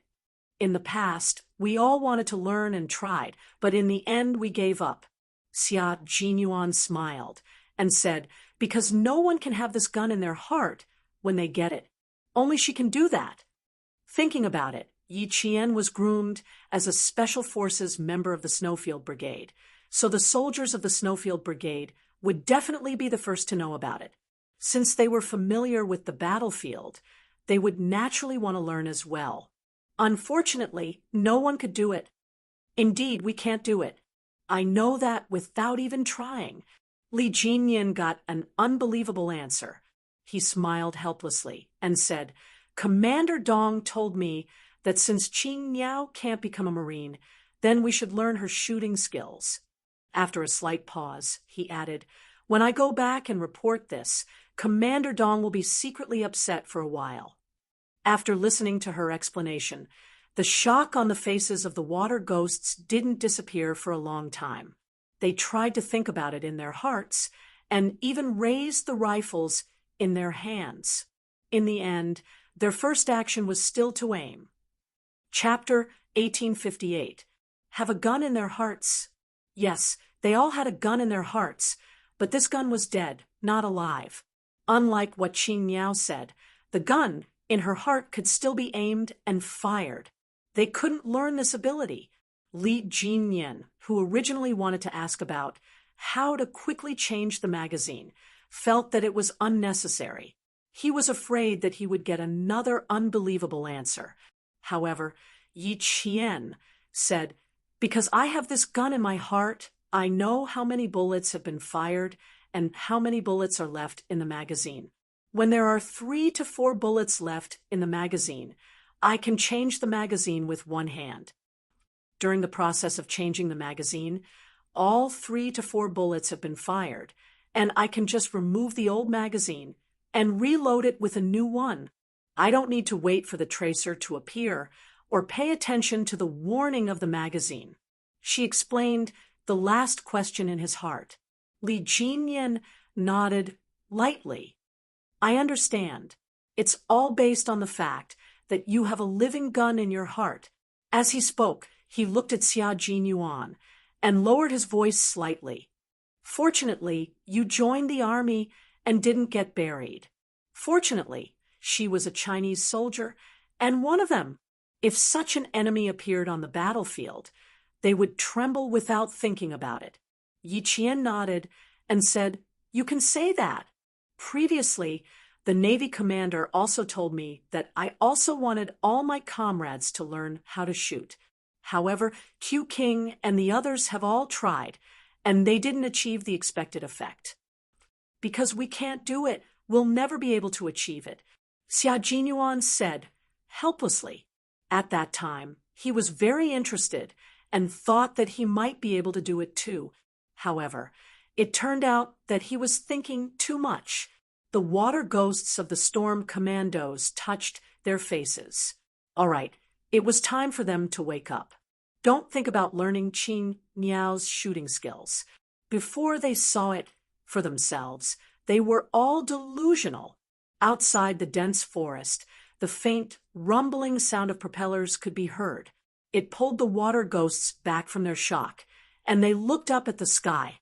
The helicopter to take them back to South Island had arrived. After receiving all the explanations, Li Jinyan smiled at the female soldier, who had once again surprised him. He turned around and faced the water ghosts behind him. His cold voice rang out with extreme harshness. Everyone, assemble! Li Jinyan, who turned around with a smile, was the cold and seemingly ruthless young lieutenant commander. It turned out that the 22 members of the Storm Commandos had gathered within a minute, and the last seat in the front row was empty. This used to be Yi Qian's seat. Without Yi Qian, their original number was reduced to 21. The empty space reminded them that the female soldier Qing Niao would not return to the South Island with them. Their resolute gazes fell upon Yi Qian. Even if they were reluctant to part, they still had to bid farewell. Attention, salute! As Xia Jinyuan's commanding voice sounded, all his comrades straightened their backs like steel plates, raised their right hands neatly, and saluted the departing figure. The green mountains will not change, and the green water will flow forever. We will meet again. Sai, if Qing Yao was in our team, she might be sitting opposite me now. Daxia, who had boarded the plane, looked at the empty seat opposite him, and his reluctance to part with her was evident in his words. When the other commandos who came in with him heard this, they did not say anything. They only sighed and looked at the empty seat opposite them. If Qing Yao were to board the plane, she might be on the same plane as them. Chapter 1859. Soon, the empty seat was taken by a comrade who boarded the plane. Sea Anemone looked at Daxia, who was staring at him with a strange expression. What are you looking at? You're sitting in Qing Yao's seat. Sea Anemone turned to look at the cabin door. He remained silent until the door closed. She didn't board the plane, and she won't board the plane. Qing Yao isn't a soldier in our team. She can't board the plane with us. Also, we did something stupid just now. Q King scared me when he said that. We didn't consider Qing Yao's position. She's a female soldier who deserves our respect. We won't say anything like that again. You can't learn her shooting skills even if you want to. She can shoot accurately without aiming. I was a little shocked when I first heard her say that. It's not that she didn't aim, but she already did it in her heart. She also said that as long as it's a gun she's familiar with, that gun will live in her heart. Daxia, whose eyes were full of admiration, still found it unbelievable. From this point alone, it shows that she's more familiar with guns and ammunition than we are. I suspect that she's very familiar with all the known types of guns from all over the world. His words made the water ghosts who boarded the plane gasp. If that's the case, how terrifying is that? It's already terrifying. If it gets scarier, I'm just glad that she's a soldier from our side, and not an enemy. Da Xiao's side. His words were full of admiration for Yi Qian. Female soldier, Yi Qian is rare, rare. That's true. Fortunately, she's a soldier from our side. We can rest assured. We can rest assured. We'll have to worry about the enemies she faces in her missions in the future. Aya, why isn't she a female soldier from our team? Wishful thinking. That's impossible. The water ghosts said one after another. Their admiration for Yi Qian could be seen from their expressions. Female soldier, Yi Qian, codenamed Qing Yao, was a female soldier who was braver than the male soldiers. She had incredible shooting skills. The more he interacted with her, the more he was attracted to her unyielding spirit. The more he was attracted to her, the more he could discover each of her strengths. In the end, he would be convinced by her and admire her. This was probably the so-called charisma. Li Jinyan was the last to board the plane. When he reached the cabin door, he turned around and saluted all the members of the Snowfield Brigade, who had saluted him. He then nimbly retracted his right hand and turned around to board the plane. When there was a reunion, there would be a separation, and when there was a separation, there would be a reunion. There would be a day when the brothers of the two teams would meet again. The members of the Snowfield Brigade raised their heads and watched the two helicopters pick up the storm commandos until they could no longer see the fuselages of the helicopters. Xia Jinyuan, who was standing at the front, turned around and faced all his comrades. He reorganized the team and gave them instructions on what to do next. First, everyone should submit a training report and a combat report. We can discuss in groups and submit one report. Second, we need to write down the suggestions for the exoskeleton power equipment we're going to wear in the Gobi Desert, as well as the problems we found when using it. The equipment experts are still waiting for our feedback. Marching and fighting were not a problem, but the report was a pain in the ass for this group of Special Forces soldiers who were trained in science and engineering. Everyone, including Xia Jinyuan, did not want to write it. Yi Qian looked at them and wanted to laugh. You're the one who said you wanted to write a report, but now you look like you don't want to. You'll affect the rest of the team when they write their reports. Chapter 1860. I was influenced by the veterans. It was my first year in the team. Do you know what the first thing the J5 said to me was? He said, "Finally, someone who can write a report." And from then on, I don't want to write anymore. The tired Xia Jinyuan closed his eyes as he spoke. They didn't leave in a helicopter like the water ghosts. Instead, they left in a truck, arrived at the military airport, and flew back to the base. This time, they didn't alert the local troops when they entered the mountain for training. They only used 4 trucks from the local troops and prepared enough fuel to drive the trucks into the mountain. Now, they naturally had to drive the trucks to leave. Yi Qian, who was driving, saw this and said softly, "Stop talking. Go to sleep." Xia Jinyuan, who was both physically and mentally exhausted, was already silent. His head was tilted to the side of the window. His thin lips were slightly pursed, and he had already fallen asleep. Yi Qian quickly sized him up. When he saw the obvious fatigue between his brows, his heart ached. The car was driven very steadily. Xia Jinyuan didn't wake up even when K7 came to take over. "Drive in a flat area.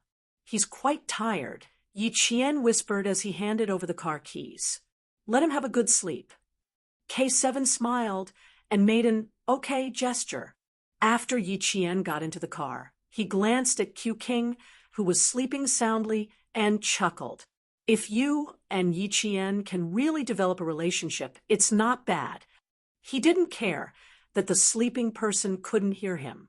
After he finished speaking, he started the car.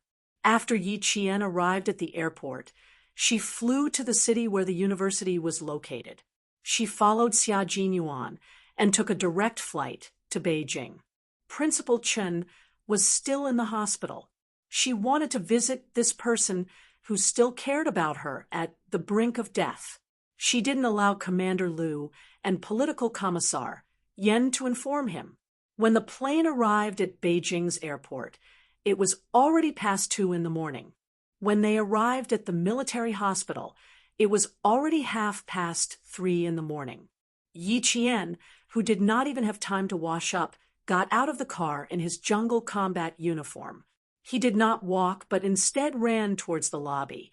After taking a look at the hospital's map, he ran through the lobby and headed towards the sanatorium. Xia Jinyuan ran with her while contacting the sanatorium. Visiting Principal Chen was not something that could be done at will. The guards had to be ordered to let them in. Even though the Southern Province People's Hospital found out that it was indeed the nurse's mistake, the military did not let down their guard because of this. A world-class sniper had almost died due to a medical accident, so the Southern Province People's Hospital should be punished. Yi Jian ran all the way. It took her less than 5 minutes to get out of the car and reach Headmaster Chen's ward. The old squad leader is already resting. After recuperation, he slept quite well this week. His meals are also up to standard. All his bodily functions are up to standard for discharge. He can be discharged after another half a month of treatment. The guard already knew that the female soldier in front of him was the squad leader's only relative. He didn't even need Yi Qian to ask before he told her everything. The squad leader wanted to leave the hospital half a month ago, but was stopped by the commander-in-chief. After that, the squad leader never mentioned it again. But what? Through the glass in the ward, Yi Qian looked at Principal Chen, whose arm was still hooked up to an 4 drip. His face was much thinner than before. Yi Qian did not realize that she had already shed a lot of tears. The guard paused for a moment before she felt the saltiness of the tears in her mouth. The guard quickly looked at the teary female soldier and lowered his voice. The squad leader agreed, but one night he wanted to sneak out. After he was discovered, the commander-in-chief sent 6 guards to keep an eye on him. This was indeed Uncle Chen's style. Yi Qian smiled with tears in her eyes. Chapter 1861. There was only one light in the room, and it quietly shone a warm light in the corner.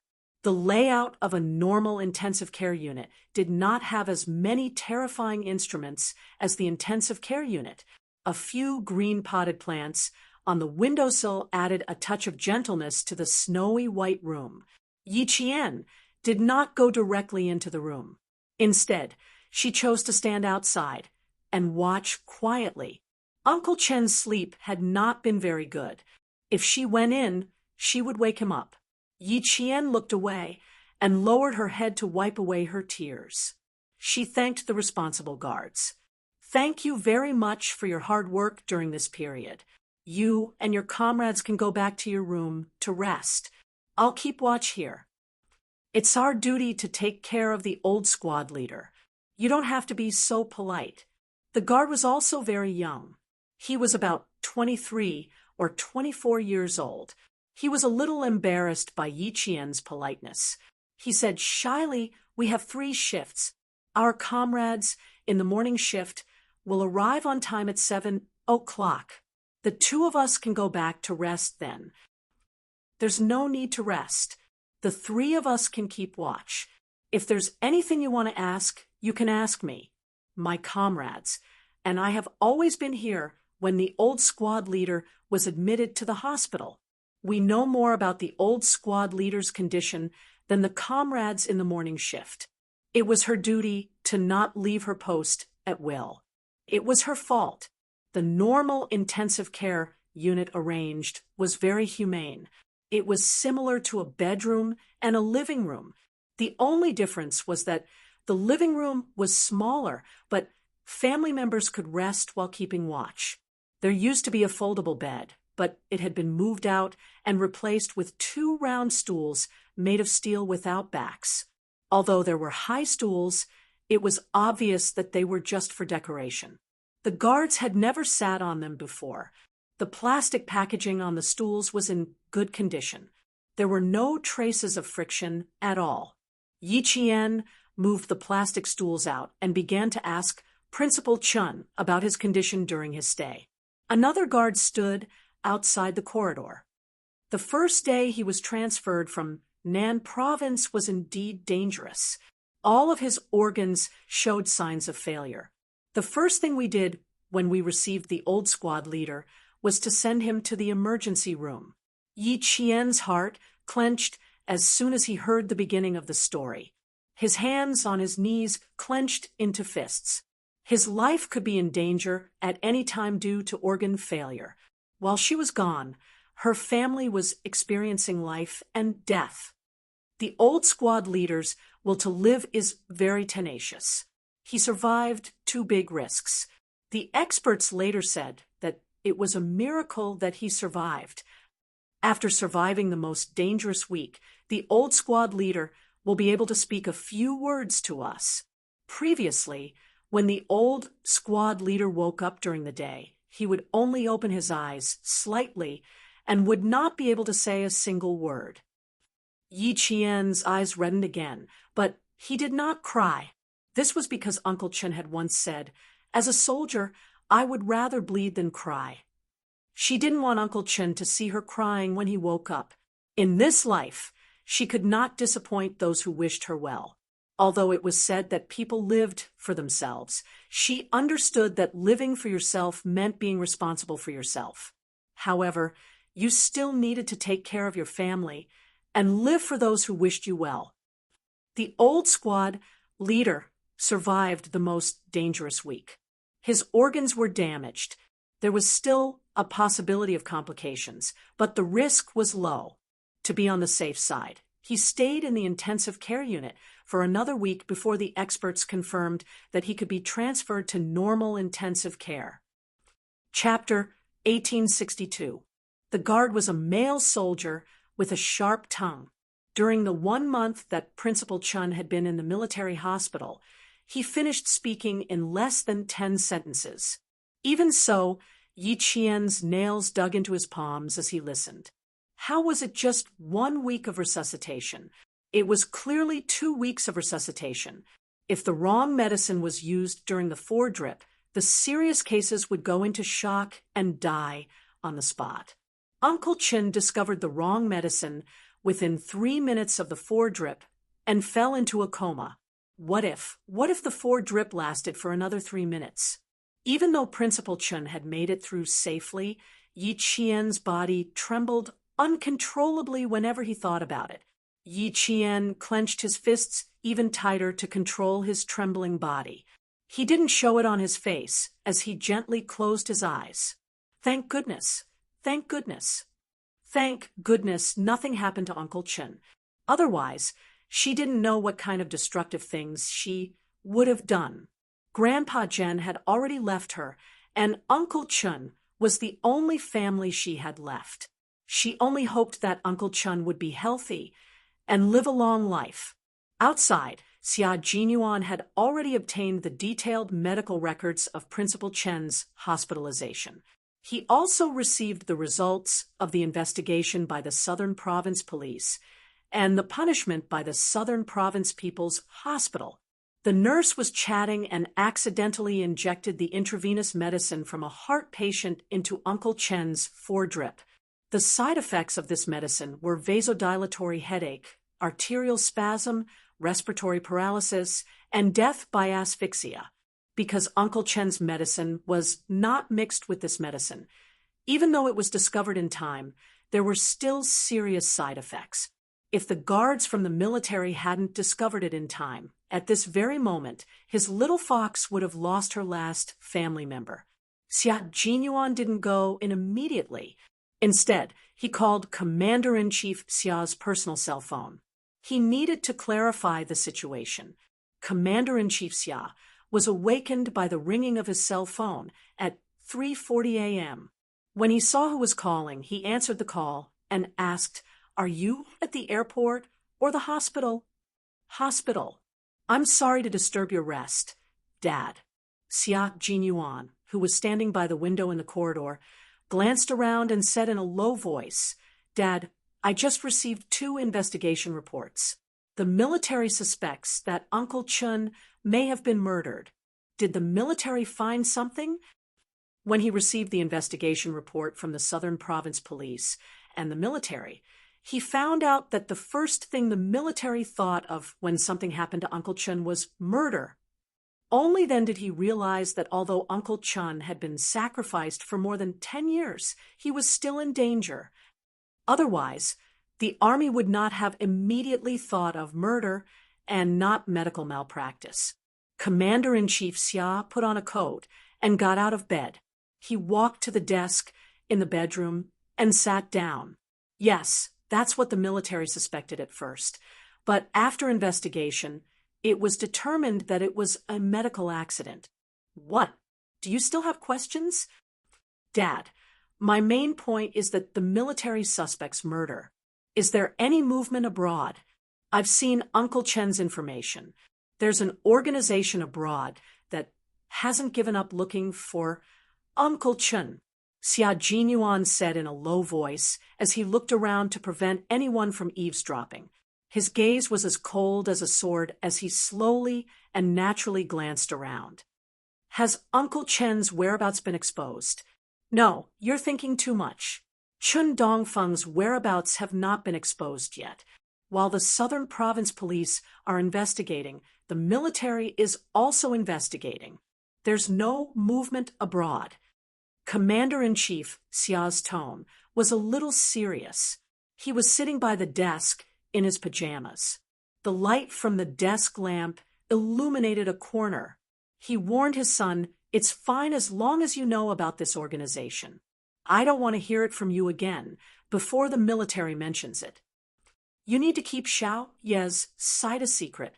This is the military's idea and Chen Dongfeng's personal idea." Chapter 1863.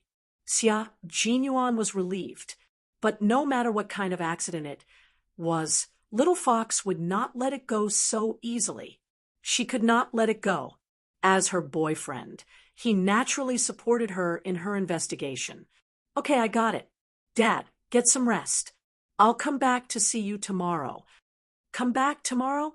Commander-in-Chief Xia did not think he needed him to take the time to come back to see him, but he said, "Seriously, you don't have to come back. If you bring little Yi back, I'll welcome you." "Then you should go to the military. Sorry to disturb you." Major Xia smiled and said goodbye, then took the initiative to hang up the phone. He couldn't meet Old Man Xia alone. Whenever they met, Old Man Xia would always mock him. It was the type of person who would feel uncomfortable if he didn't mock him. Fortunately, he was mature now and did not argue with him. Otherwise, the father and son would have a fight. Xia Jinyuan stared at the phone for a few seconds and said softly, "Old man, I'll keep a close eye on your daughter-in-law." Commander-in-Chief Xia listened to the rapid beeping sound and could not help but smile and shake his head. "Little brat, you should spend more time with your girlfriend. Don't follow in my footsteps. All parents in the world were pitiful." The dignified commander-in-chief was also like an ordinary parent, deeply caring for the devil-incarnate son that he spoke of. Knowing that it had nothing to do with a foreign organization, Xia Jinyuan's footsteps became lighter. However, it did not mean that he did not have any other questions. On the contrary, he had a lot of questions. Xia Jinyuan, who was chatting with the guard outside the door, began to ask a few questions. The content of his questions was different from Yi Qian's. He mainly asked if anyone had come to visit, and if anyone from the southern province had come to inquire. Other than Commander Liu and Political Commissar Yen, no one else from the southern province had the opportunity to visit. He only asked if anyone had come to inquire about the situation. The People's Hospital of the Southern Province has sent people here many times. The military has issued a strict order not to leak any information about the squad leader. The General Military Hospital strictly followed the order and did not release any information. The people from the People's Hospital of the Southern Province still do not know about the squad leader's situation. Other than the People's Hospital of the Southern Province, only Commander Liu and political commissar Yen from the Southern Province visited him once half a month ago. In other words, there were no other suspicious people in Southern Province. Then, Xia Jinyuan narrowed his eyes as he read the report. His eyes were dark and unfathomable. This was what Uncle Chen had said to cooperate with the military's investigation. The military had asked him if anyone had come to the Southern Province People's Hospital while he was hospitalized, if he had any conflicts with anyone, or if anyone had come uninvited, and so on. The rest of the answers were fine. Only the part about Yi Zhifan made him feel a little strange. He couldn't tell what was strange about it, but he couldn't tell what was wrong with it. However, he didn't know why he felt strange when Uncle Chen said, "I don't have any personal grudges with Director Yi." It didn't mean much, but it could be understood as personal grudges existed. Since that was the case, then Uncle Chen's next sentence, "If an official knows the law, I don't think he needs to do something that will ruin his career.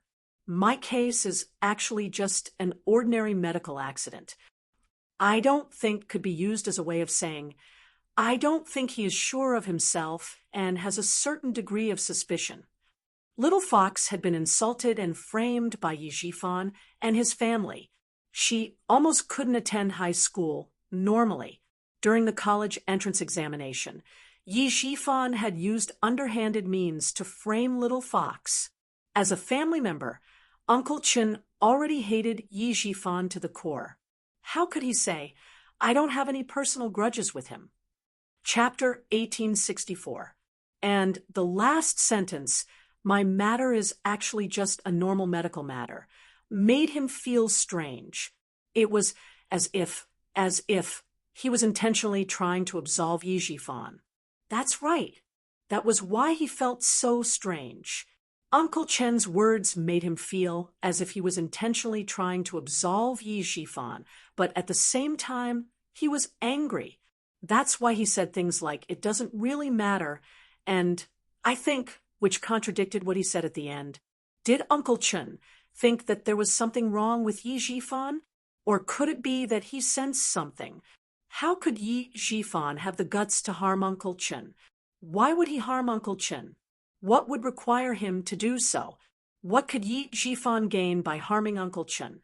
Was he not afraid of being exposed and losing his official position in the end?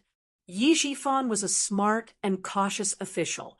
Even when Little Fox had such a bad relationship with his family, he did not do anything irrational.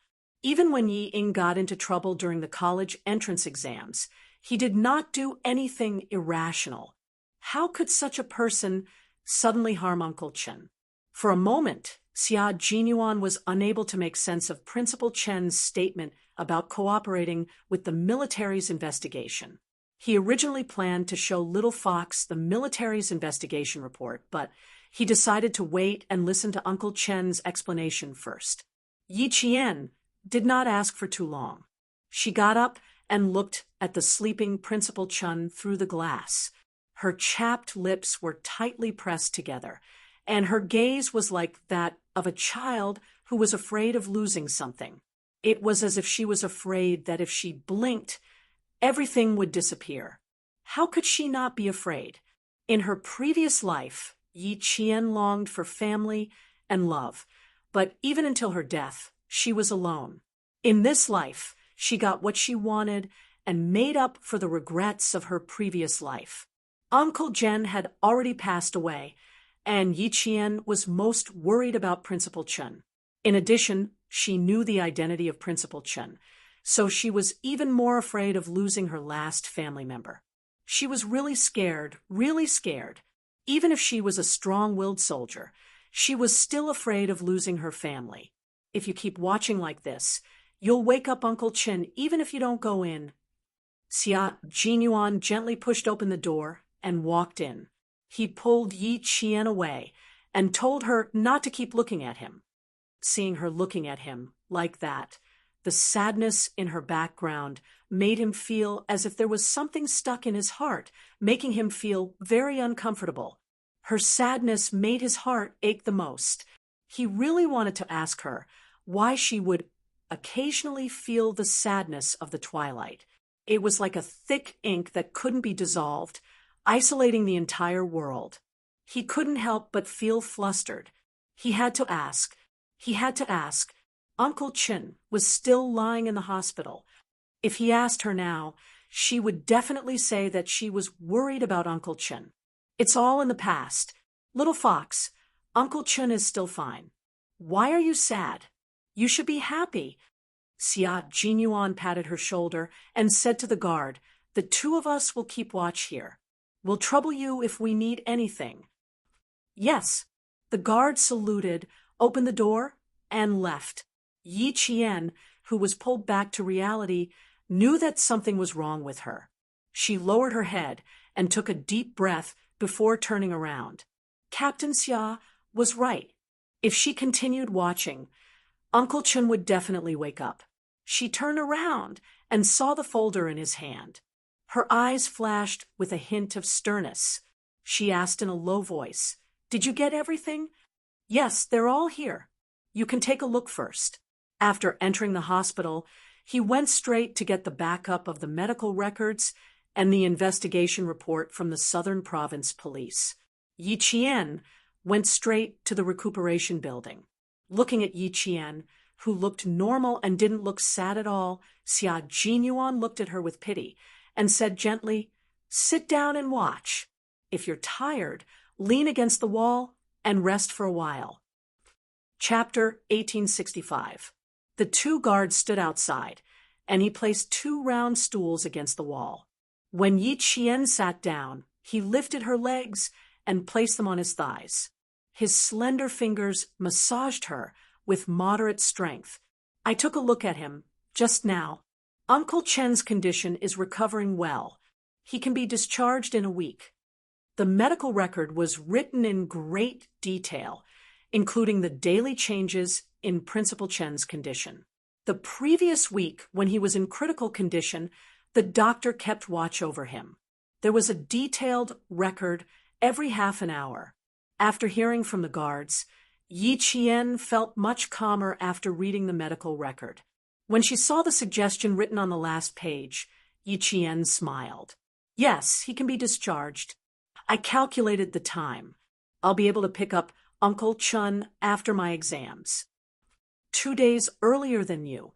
The exams in military academies are slightly longer than those in normal high schools." She smiled. Xia Jinyuan also felt very happy. After he's discharged, Uncle Chun can't return to Nan Province for the time being. Why don't I arrange for Uncle Chun to live in the government's family compound? Then I'll transfer 2 guards to take care of Uncle Chen's daily life. Since it concerned Principal Chen's daily life, Yi Qian nodded without hesitation. "As long as Uncle Chen is willing, I have no objections." However, although she didn't hesitate, Yi Qian frowned when she thought about Principal Chen's status. She thought for a while before continuing, "With Uncle Chen's status, it doesn't seem appropriate for him to live in a crowded place, especially in a government agency's family compound. Do you think they'll recognize Uncle Chen?" What she said made sense. Xia Jinyuan fell silent for a moment. "When Uncle Chen wakes up, we'll ask him for his opinion. Also, let's take a look at the military's arrangements." Yi Qian flipped to the Nan Province Police investigation report. As soon as her gaze landed on it, the smile on her beautiful face disappeared. Her indifferent expression suddenly became sharp. The results of the investigation were the nurse made mistakes in her work and murder was ruled out. The word murder was like 2 bullets hitting her heart with a bang. Her brain and nerves immediately caused a thick fog of blood to appear before her eyes. She looked up and stared at Xia Jinyuan with her red eyes. She asked angrily, "Murder? Why did the military suspect murder at first?" At that time, Captain Xia had told him that Uncle Chen's accident was due to a problem with his foredrip. He did not mention that it was suspected of being a murder. "Like you, I only found out after receiving the two reports. The military first suspected murder, then asked the Southern Province Police to investigate thoroughly. After 20 days of investigation, the Southern Province Police concluded that it was indeed a medical accident and ruled out murder. The military also concluded the investigation and confirmed that it was a medical accident and not a murder." Yi Qian looked at him as she spoke in a low voice. She flipped to the military investigation report. Her side profile was thin and sharp, and her chin was tense the whole time. When she saw the military's question about Yi Zhifan, Xia Jinyuan clearly felt that her entire body's hostility had suddenly multiplied. He could see a strong, murderous intent on her face. "Calm down and read slowly," Xia Jinyuan calmly reminded her. His hands kept massaging her tense thighs and calves. After finishing the mountain training, everyone's legs were so sore that every step they took hurt their muscles. When Yi Qian rushed to the hospital and jumped out of the car, the muscles in her legs went out of control. She staggered a few steps before stabilizing herself and not falling. She was a girl who could endure. No matter how tough or tiring it was, she could grit her teeth and endure it. Chapter 1866. She was so good at controlling herself that it made him a little worried. He was afraid that if he held back too much, he would end up hurting her. Therefore, whenever he had the chance, he would help her loosen her muscles and bones and check if there were any bone injuries. There was an old saying in the army: recruits are more trustworthy, veterans are more sick, and there are more problems that are neither old nor new. The phrase "veterans are more sick" meant that after being in the army for a long time, they would have problems all over their bodies, especially their knees.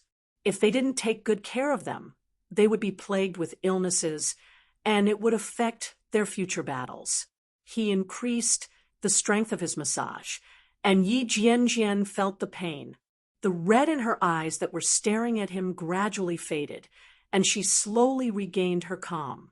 Yi Zhifan's mother has been recuperating at the People's Hospital of Nan Province. Uncle Chen had gastric bleeding and was sent to the hospital for emergency treatment. Regiment Commander Liu and Political Commissar Yan were running up and down with their men, so it was inevitable that they would run into Yi Zhifan. The report contained a conversation between Regiment Commander Liu and Political Commissar Yan. Yi Zhifan did run into them by accident. The military also questioned Uncle Chen privately. Uncle Chen said that it had nothing to do with Yi Zhifan. "Yi Qian, even if you're angry now, it's useless.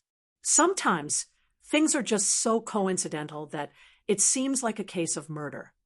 Xia Jinyuan looked at Yi Qian coldly. Even his voice was cold. "The things in the report have already been investigated. What's there to be angry about? Yi Zhifan only came to visit Uncle Chen once. How could you lose control of your emotions so easily? If he really had bad intentions, he would be happier if you lost control of your emotions. You can only handle things calmly. Anger will only make things worse. Yi Qian, you need to calm down right now." With that said, Xia Jinyuan took the file without hesitation. "You need to calm down right now. Get some sleep and wait for Uncle Chen to wake up." Yi Qian knew that he was in a bad mood, so he didn't refute Xia Jinyuan's words. He took a few deep breaths to suppress the anger in his heart. "Okay, I'll rest for a while. I'll look at it after I calm down. I'll ask the guards to bring a folding bed over. You can rest here." In her current situation, it was better not to look at it anymore. If she also noticed the strangeness of Uncle Chen's words, her emotions would only fluctuate even more. It seemed that Yi Jifan's influence on Yi Qian was still quite big, even bigger than Yi Ying's appearance. The guard brought the foldable bed over, not forgetting to bring 2 quilts that reeked of disinfectant. Let's each take half a side. There was only one folding bed. Yi Qian, who was hugging the quilt, suggested, "I'll sleep on this side, and you can sleep on the other side. Let's rest together." It was tiring enough to accompany her. She couldn't let him suffer. Upon hearing this, Xia Jinyuan gestured to the small foldable bed. "I'm afraid that if I lie down, the foot of the bed will break. I don't choose a place to sleep. You should rest." Last week, her period had just ended. She had to train twice in a row and didn't rest in bed for a single day. It was said that girls must pay attention to keeping warm once a month, otherwise there would be endless trouble. She had run in the rain and rolled in the snow for 2 months in a row. Now that she was back and had a place to sleep, how could he let her suffer? She was afraid that he would suffer, and he was afraid that she would suffer. In the end, the Major's domineering personality kicked in. He carried Yi Qian and placed him directly on the long table. "You're so dishonest. You have to insist on arguing with me. Don't you know that I'm actually more stubborn than anyone else? Who can argue with me? Don't move, don't talk."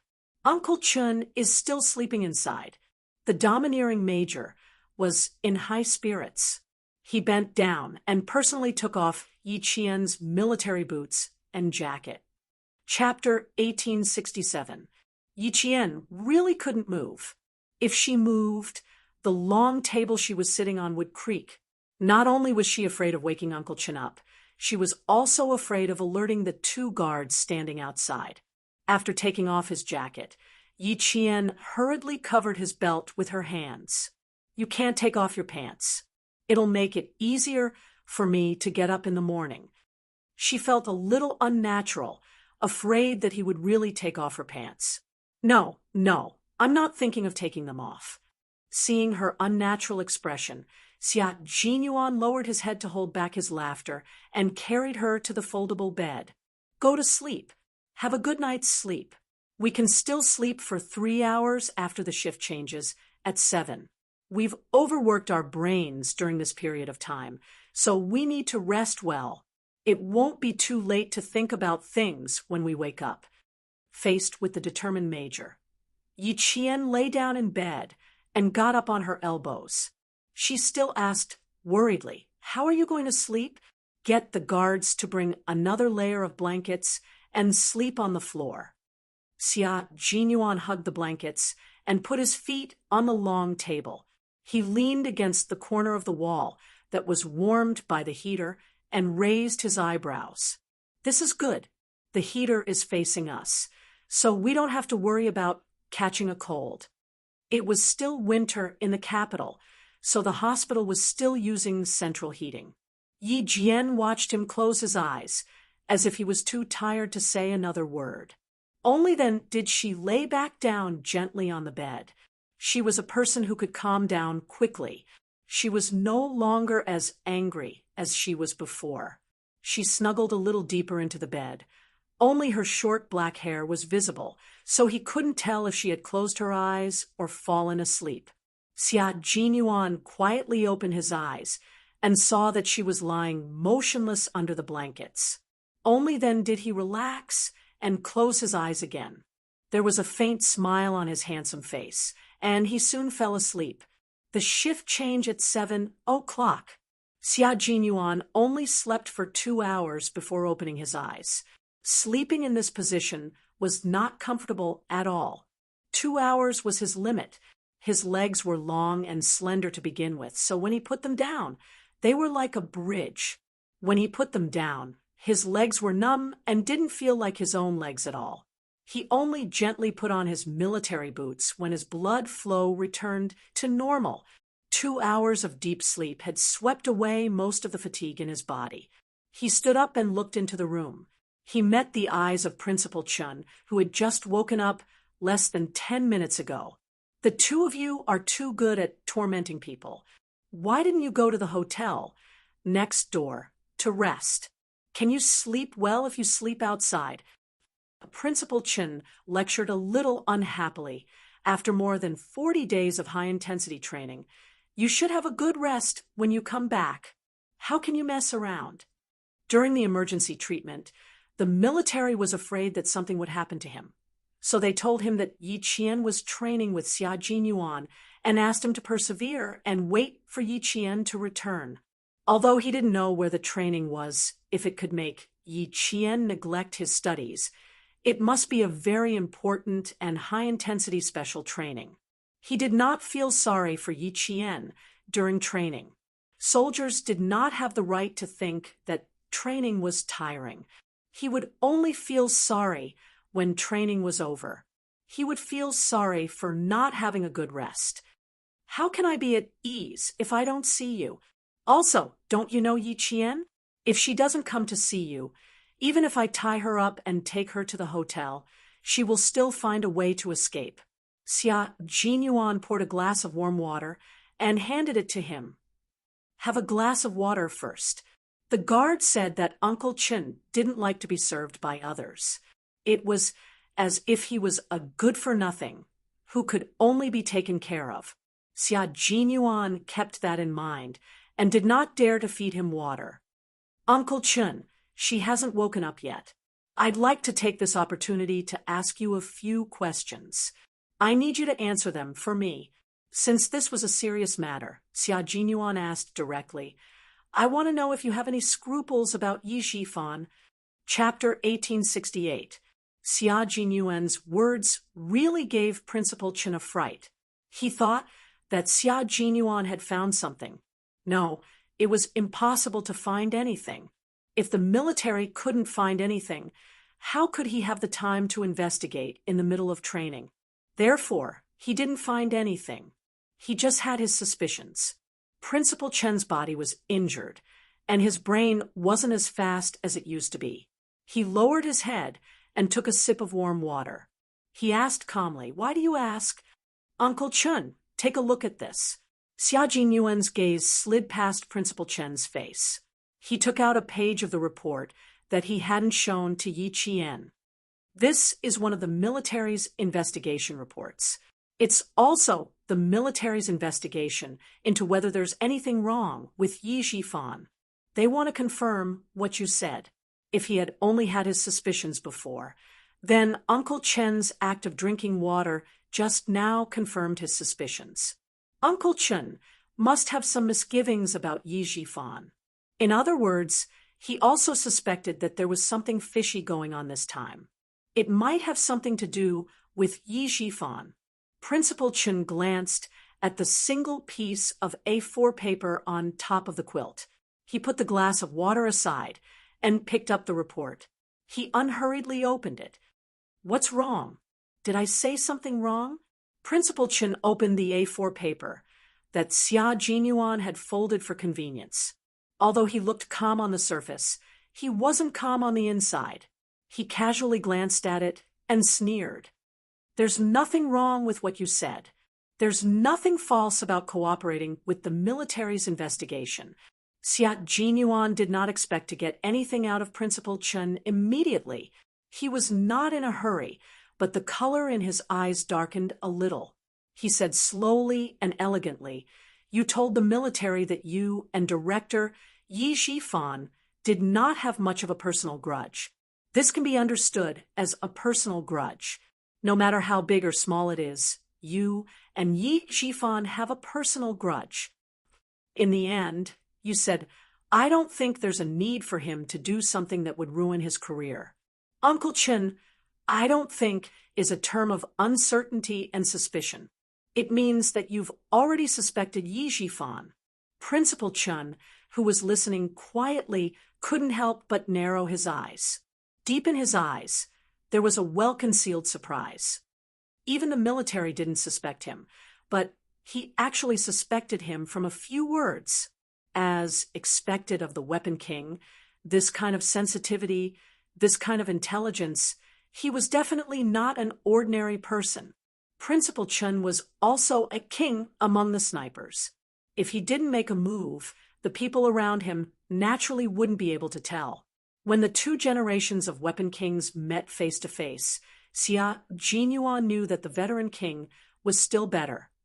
This was because the veteran king had fooled the military investigators and made the military think that Yi Shifan really had nothing to do with the incident.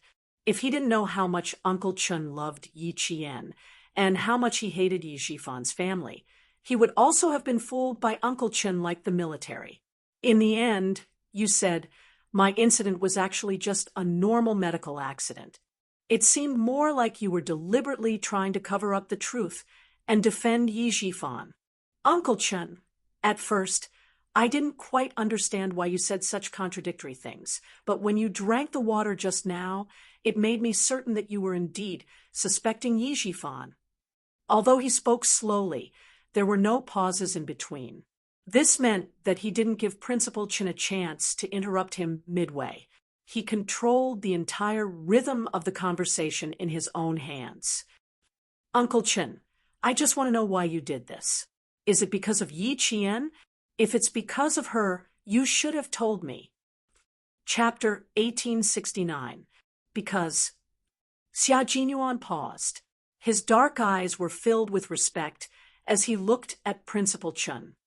Because like you, I only want Yi Qian to be safe and sound. I can't bear to see her get hurt because of Yi Shifan. Principal Chen was very sure of this. He had seen how much the young major in front of him protected Yi Qian over the years. When old uncle was still alive, he once said, "In this world, only Major Xia is worthy of our Yi girl." The worthy that old uncle was talking about was not a good match in terms of family background. He was referring to Major Xia's love and care for Yi Qian.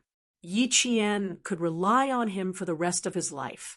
If something were to happen to Yi Qian, this young major would be the only person that Yi girl could trust. Even if they could not become husband and wife in the future, Xia Jinyuan was still a man worthy of Yi girl's trust. That's right. I do suspect that Yi Shifan had something to do with me giving the wrong medicine. However, it's only a suspicion. I don't have any evidence. After thinking for less than 2 minutes, Principal Chen stopped beating around the bush with Xia Jinyuan. Principal Chen, who had walked through the gates of hell countless times, had a cold expression on his thin face. He said calmly, "Go and see if Yi girl has woken up. It's a long story. There are some things that I can't let Yi girl know for the time being." Xia Jinyuan could read the seriousness on Principal Chen's serious face. He couldn't help but feel a chill in his heart as he quickly got up. After confirming that Yi Qian had not woken up, he returned. Almost 50 days ago, Martyr Sun Xueqing's former comrade came to Shuku village to look for me. He told me about Martyr Sun Xueqing's past in the army. Taking advantage of the fact that Yi Qian was still unconscious, Principal Chen sped up his narration. He started from Chief Kai's visit to Shuku village, to Chief Kai's suspicions, and how there were people who wanted to harm Martyr Sun Xueqing. Chief Kai suspects that Martyr Sun Xueqing's sacrifice was actually due to an assassination attempt, and it's very likely that it was done by someone close to her. Xia Jinyuan's handsome face was getting colder and colder. He couldn't help holding his breath as he listened to the conversation. His eyes were fixed on the small glass window in the ward. When Yi Qian woke up, the first thing he would do was stand at the glass window and look into the ward. This way, he could immediately interrupt the conversation. Even after Bureau Chief Kai retired from the army, he still couldn't find any clues. That was until he accidentally met Yi Qian, who bore a striking resemblance to Martyr Sun Xueqing in Tongzhou. Tongzhou? Wasn't that a mission to clear out the cultists? He even carried out this mission with Yi Qian. At that time, Chief Kai was busy and couldn't talk to Yi Qian in detail. Before he left, he told Yi Qian that if she wanted to know about Martyr Sun Xueqing's past, she could contact him at any time. After that, Yi Qian didn't contact him. Because of Yi Qian's appearance, Chief Kai recalled the past and returned to his own army, which was the army that martyr Sun Xueqing was in when she was alive. Chief Kai couldn't accept this. The army had information on all of them, but there was no information on martyr Sun Xueqing, who sacrificed herself for the country. There wasn't even a single word about her. Yi Qian's mother was an outstanding female soldier when she was alive. She was also one of the first batch of female soldiers to officially join the female special forces. She had made countless contributions to the country and was personally received by the president during the commendation ceremony. She was one of the first batch of female soldiers who had made countless contributions to the country and had the highest honor. In the end, the army that she was in when she was alive didn't even have a single word about her. Her contributions to the army were erased just like that. It was equivalent to erasing martyr Sun Xueqing's entire being. Chapter 1870. What did this mean?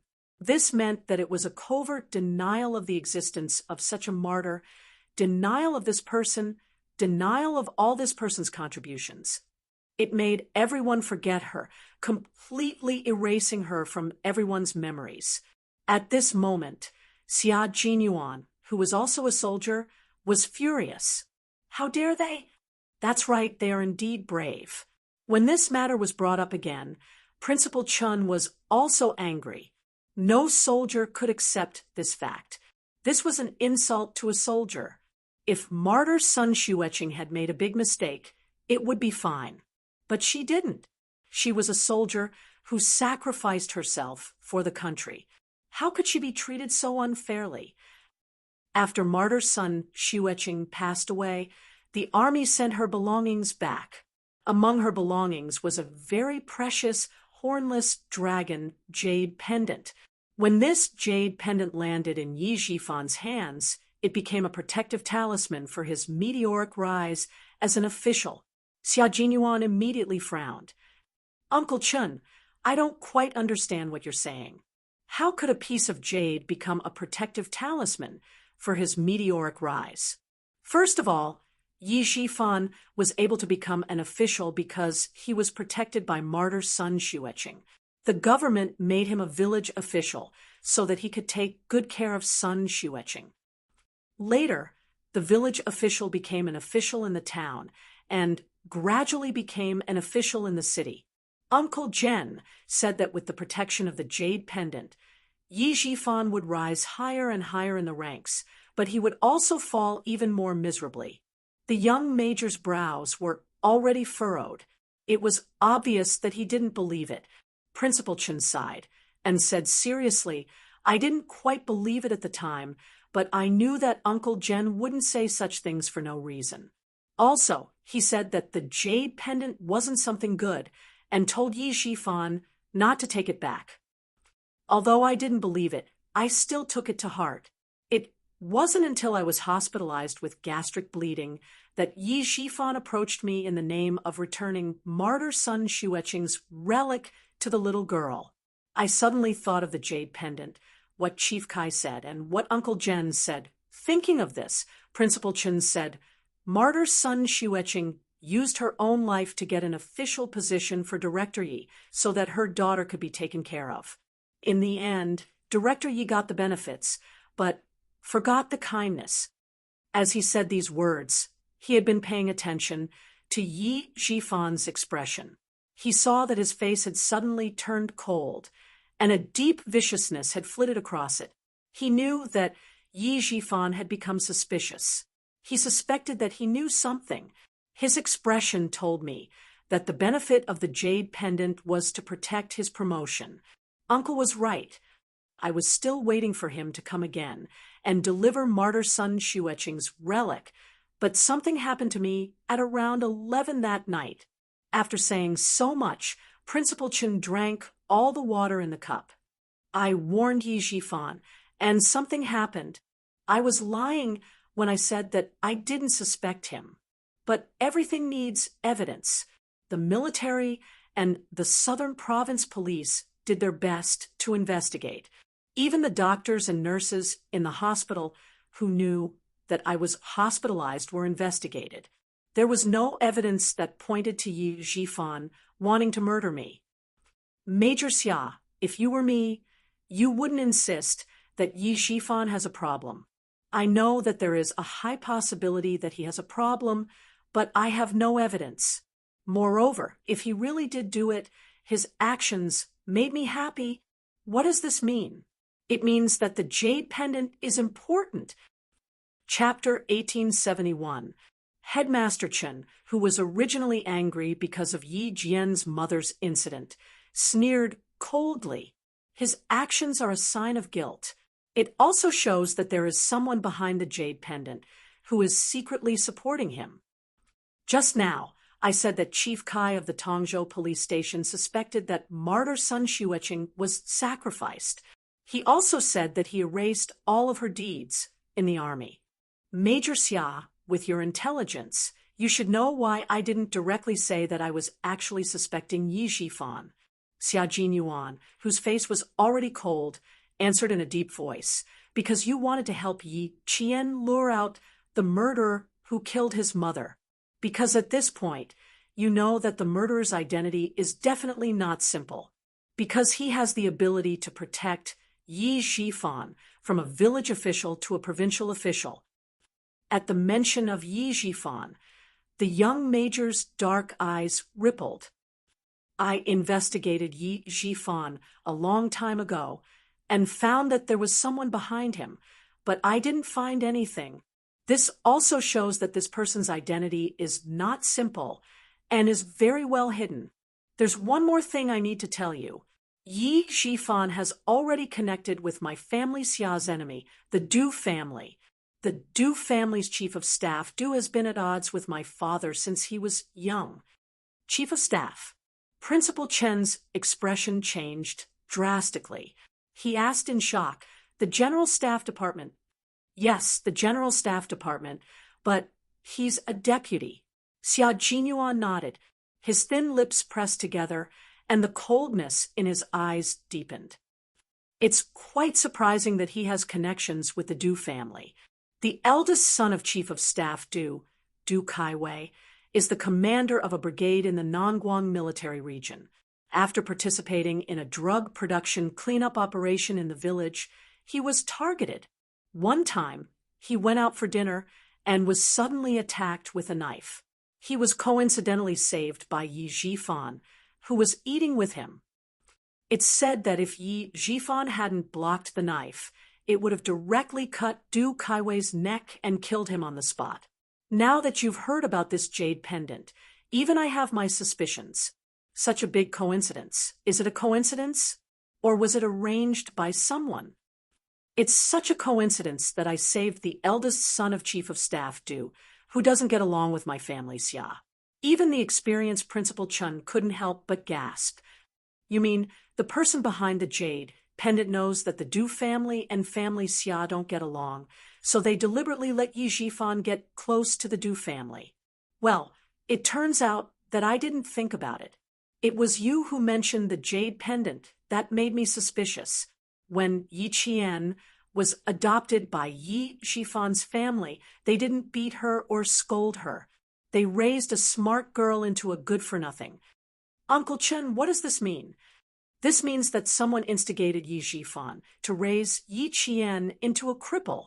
He purposely got that comrade of martyr Sun Xueqing to tell Chief Kai that Yi Qian had died after falling into the water. That person didn't want others to know about Yi Qian's existence. But that person had some misgivings and had no choice but to keep Yi Qian alive. But he was very unwilling. Even if he kept Yi Qian alive, he only wanted to see a good-for-nothing like Yi Qian. That's why he instigated Yi Jifan to turn Yi Jifan into a cripple. Xia Jinyuan was terrifying. His logical thinking and analytical skills were as rigorous as a net. As long as he caught everything in his net, as long as he could string everything together, he wouldn't miss anything. It was just a combination of what Headmaster Chen and Chief Kai had said combined with Yi Jifan's various guesses, one after another, popping out from his mouth. It wasn't a whimsical thought, but a logical and well-founded one after another, cutting into the facts and analyzing them one by one. Chapter 1872. Xia Jinyuan's analysis was like a clap of thunder, one after another. Principal Chun was originally leaning against the headboard of the bed, but after Xia Jinyuan's in-depth analysis, he couldn't help but sit up straight. Although he was thin, his expression was still firm. The more he listened, the more serious his expression became. Major Xia, who was born in a military family and whose elders and brothers were either in politics or the military, was definitely more politically sensitive than a retired soldier like him.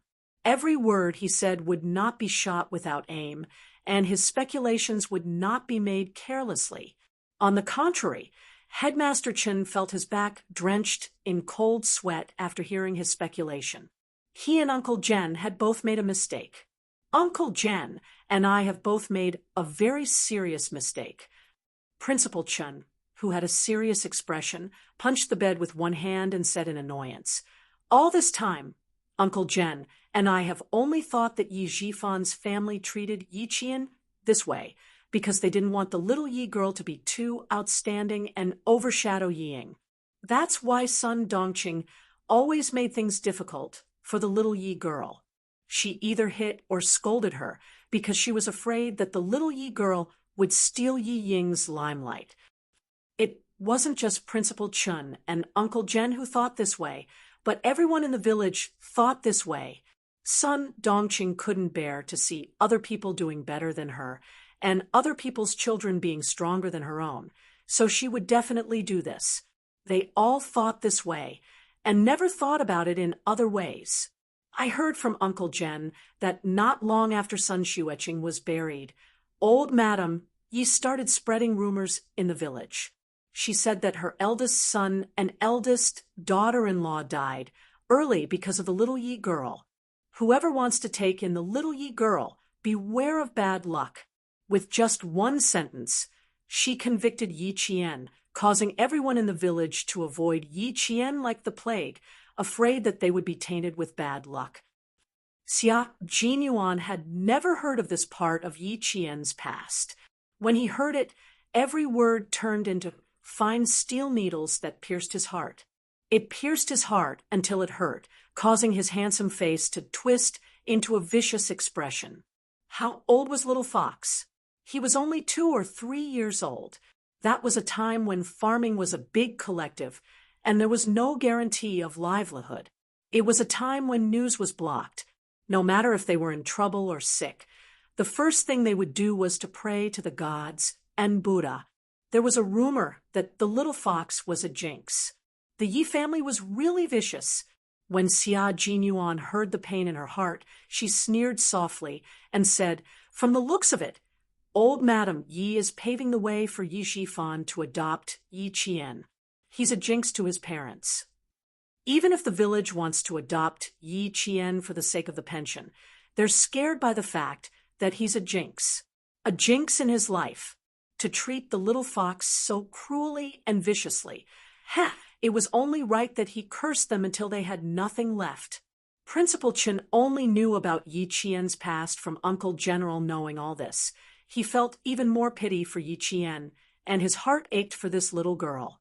Principal Chen looked at the middle-aged major, who was so angry that his handsome face was filled with anger, and felt gratified. Although Commander-in-Chief Xia's only son was the son of God, he was also a man who valued friendship and righteousness and had the demeanor of a gentleman.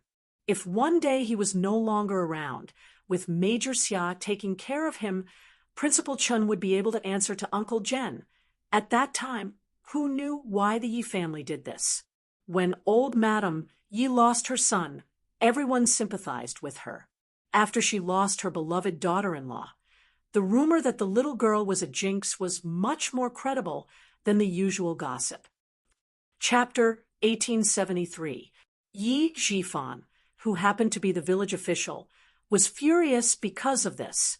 He said that old Madame Yi was too foolish and that Yi Qian wouldn't be able to live in the village in the future. Uncle Jen was still in the army at that time. By the time he returned, everything had been settled. Yi Jifan didn't care that his family would be cursed by Yi Qian and went with Sun Dongqing to bring Yi Qian back. To the villagers, it was a happy ending. They didn't have to worry that Yi Qian would be arranged to stay at their house for a while. Not long after, old Madame Yi and old man Yi left Shuku village together and went to the coastal city with their daughter and son-in-law. The reason they left was that Yi Qian's life was too tough and would be a curse to her. The villagers more or less believed in fate and didn't suspect anything. Even when Sun Dongqing treated Yi Qian badly, the villagers didn't say anything. Yi Qian's life was too tough. Sun Dongqing raised her well. It was normal for a child to be beaten and scolded. If a child was disobedient, wouldn't they also be beaten and scolded? But who knew that not only did Sun Dongqing beat and scolded Yi Qian, sometimes she also didn't give Yi Qian food to eat, other than dressing similarly to Yi Ying, who knew what she did when she closed the door. Principal Chun recalled the expression on his uncle's face when he talked about these things. Every wrinkle on his weathered face was filled with deep guilt. It was a deep guilt towards Yi Qian, even though Xia Jinyuan knew that Yi Qian's childhood wasn't smooth sailing. He never thought that it would be so tragic. Suppressing his anger, he closed his eyes gently and suppressed the surging anger in his heart. He said to Principal Chun, "Uncle Chun, tell me more about Yi Qian's childhood. I'll see if there are any other suspicious points." He wanted to know everything about her. He didn't participate in her past, but he wanted to know everything. He wanted to know how painful it was for her back then, so that he could dote on her more in the future. He wanted to make up for all the pain she had suffered. He wanted to take responsibility for the rest of his life. Little Ye's childhood. Sigh. Before he could say anything, Principal Chen's long sigh turned into a sharp thorn that pierced straight into his heart after entering his ears. It hurt so much that he had to clench his fists tightly to suppress his anger. At least in the eyes of the villagers, Yi Jifan is living a good life. Every time he comes back, the first thing he says is, "Yi Qian, come out and see what delicious food I brought for you." After a long time, the neighbors started to feel that Yi Jifan had not let big brother and sister-in-law down. He wasn't afraid of being jinxed by bringing his niece Yi Qian into his home. "Every time I come back from the army, I'll ask about little Yi. Naturally, what I hear is that little Yi is doing well. She has food, clothes, and even goes to school. Later on, little Yi grew up a little. Everyone in the village knows that little Yi is naughty. She likes to get into trouble and likes to lie. Sometimes, Yi Ying has to apologize on her behalf. When she was in 4th or 5th grade, she almost froze to death in the snow. Luckily, Uncle Jen found her and brought her home.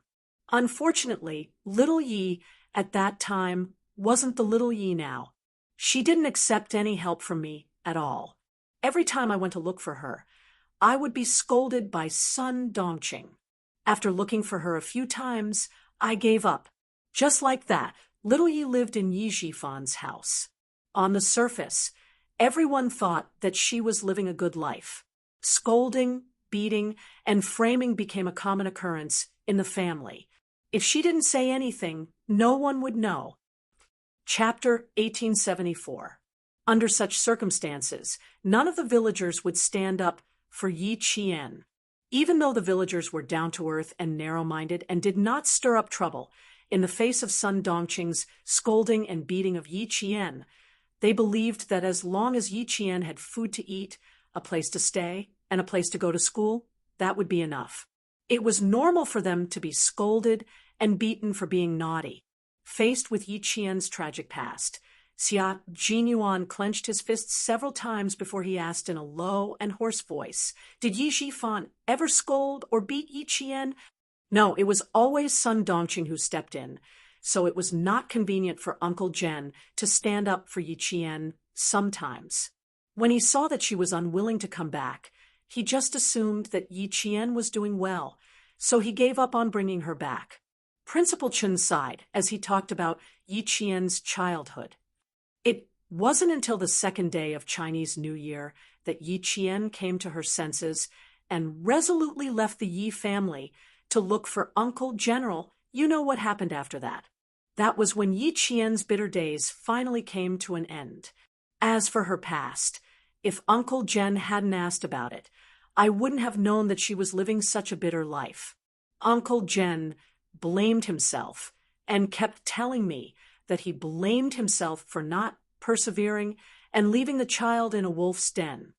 After hearing about Yi Qian's childhood, Xia Jinyuan, whose eyes were slightly red, was silent for a long time before he said in a hoarse voice, Yi Qian almost froze to death outside in the 4th or 5th year of Chinese New Year.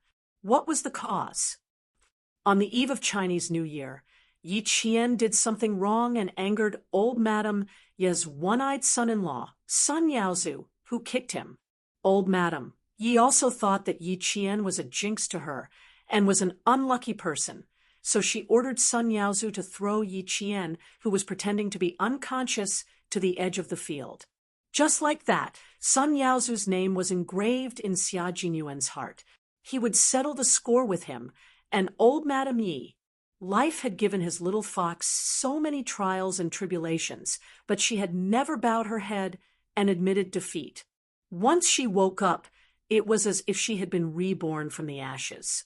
No matter how difficult the road ahead was, she had persevered and walked on with gratitude. Principal Chen told Xia Jinyuan everything he knew. Xia Jinyuan not only felt distressed, but also found all kinds of suspicious points while digesting all the past events. Yi Zhifan never hit or scolded Yi Qian. He never asked Yi Qian what trouble he got into or what lies he told. He also never cared about Yi Qian's studies. Even when Sun Dongqing hit or scolded Yi Qian, he didn't ask. It wasn't until the incident on the second day of Chinese New Year, when Yi Qian was forced to drop out of school, that Yi Zhifan stood up for the first time. He said that Yi Qian got into trouble because of him as her uncle. In order to prevent her from continuing to affect the school, he asked Yi Qian to drop out of school and go home. This was the only time Yi Zhifan came to school for Yi Qian. It was for no other reason than to ask Yi Qian to drop out of school. After connecting the previous analysis with Yi Qian's childhood, Xia Jinyuan's eyes turned cold. He said in a low voice, Yi Zhifan didn't get involved in Yi Qian's matters because he wanted to protect himself. If anything happened, he could push all the blame to Sun Dongqing. The incident on the second day of Chinese New Year made Yi Zhifan think that the time was right. He could directly ruin Yi Qian's studies and make her drop out of school because of her reputation. As the mayor, he didn't use his power for personal gain, which showed that he was a fair person. Uncle Chen, you still have to hide our conversation from Yi Qian. I need to investigate a few more things. I'll let you know if I have any leads.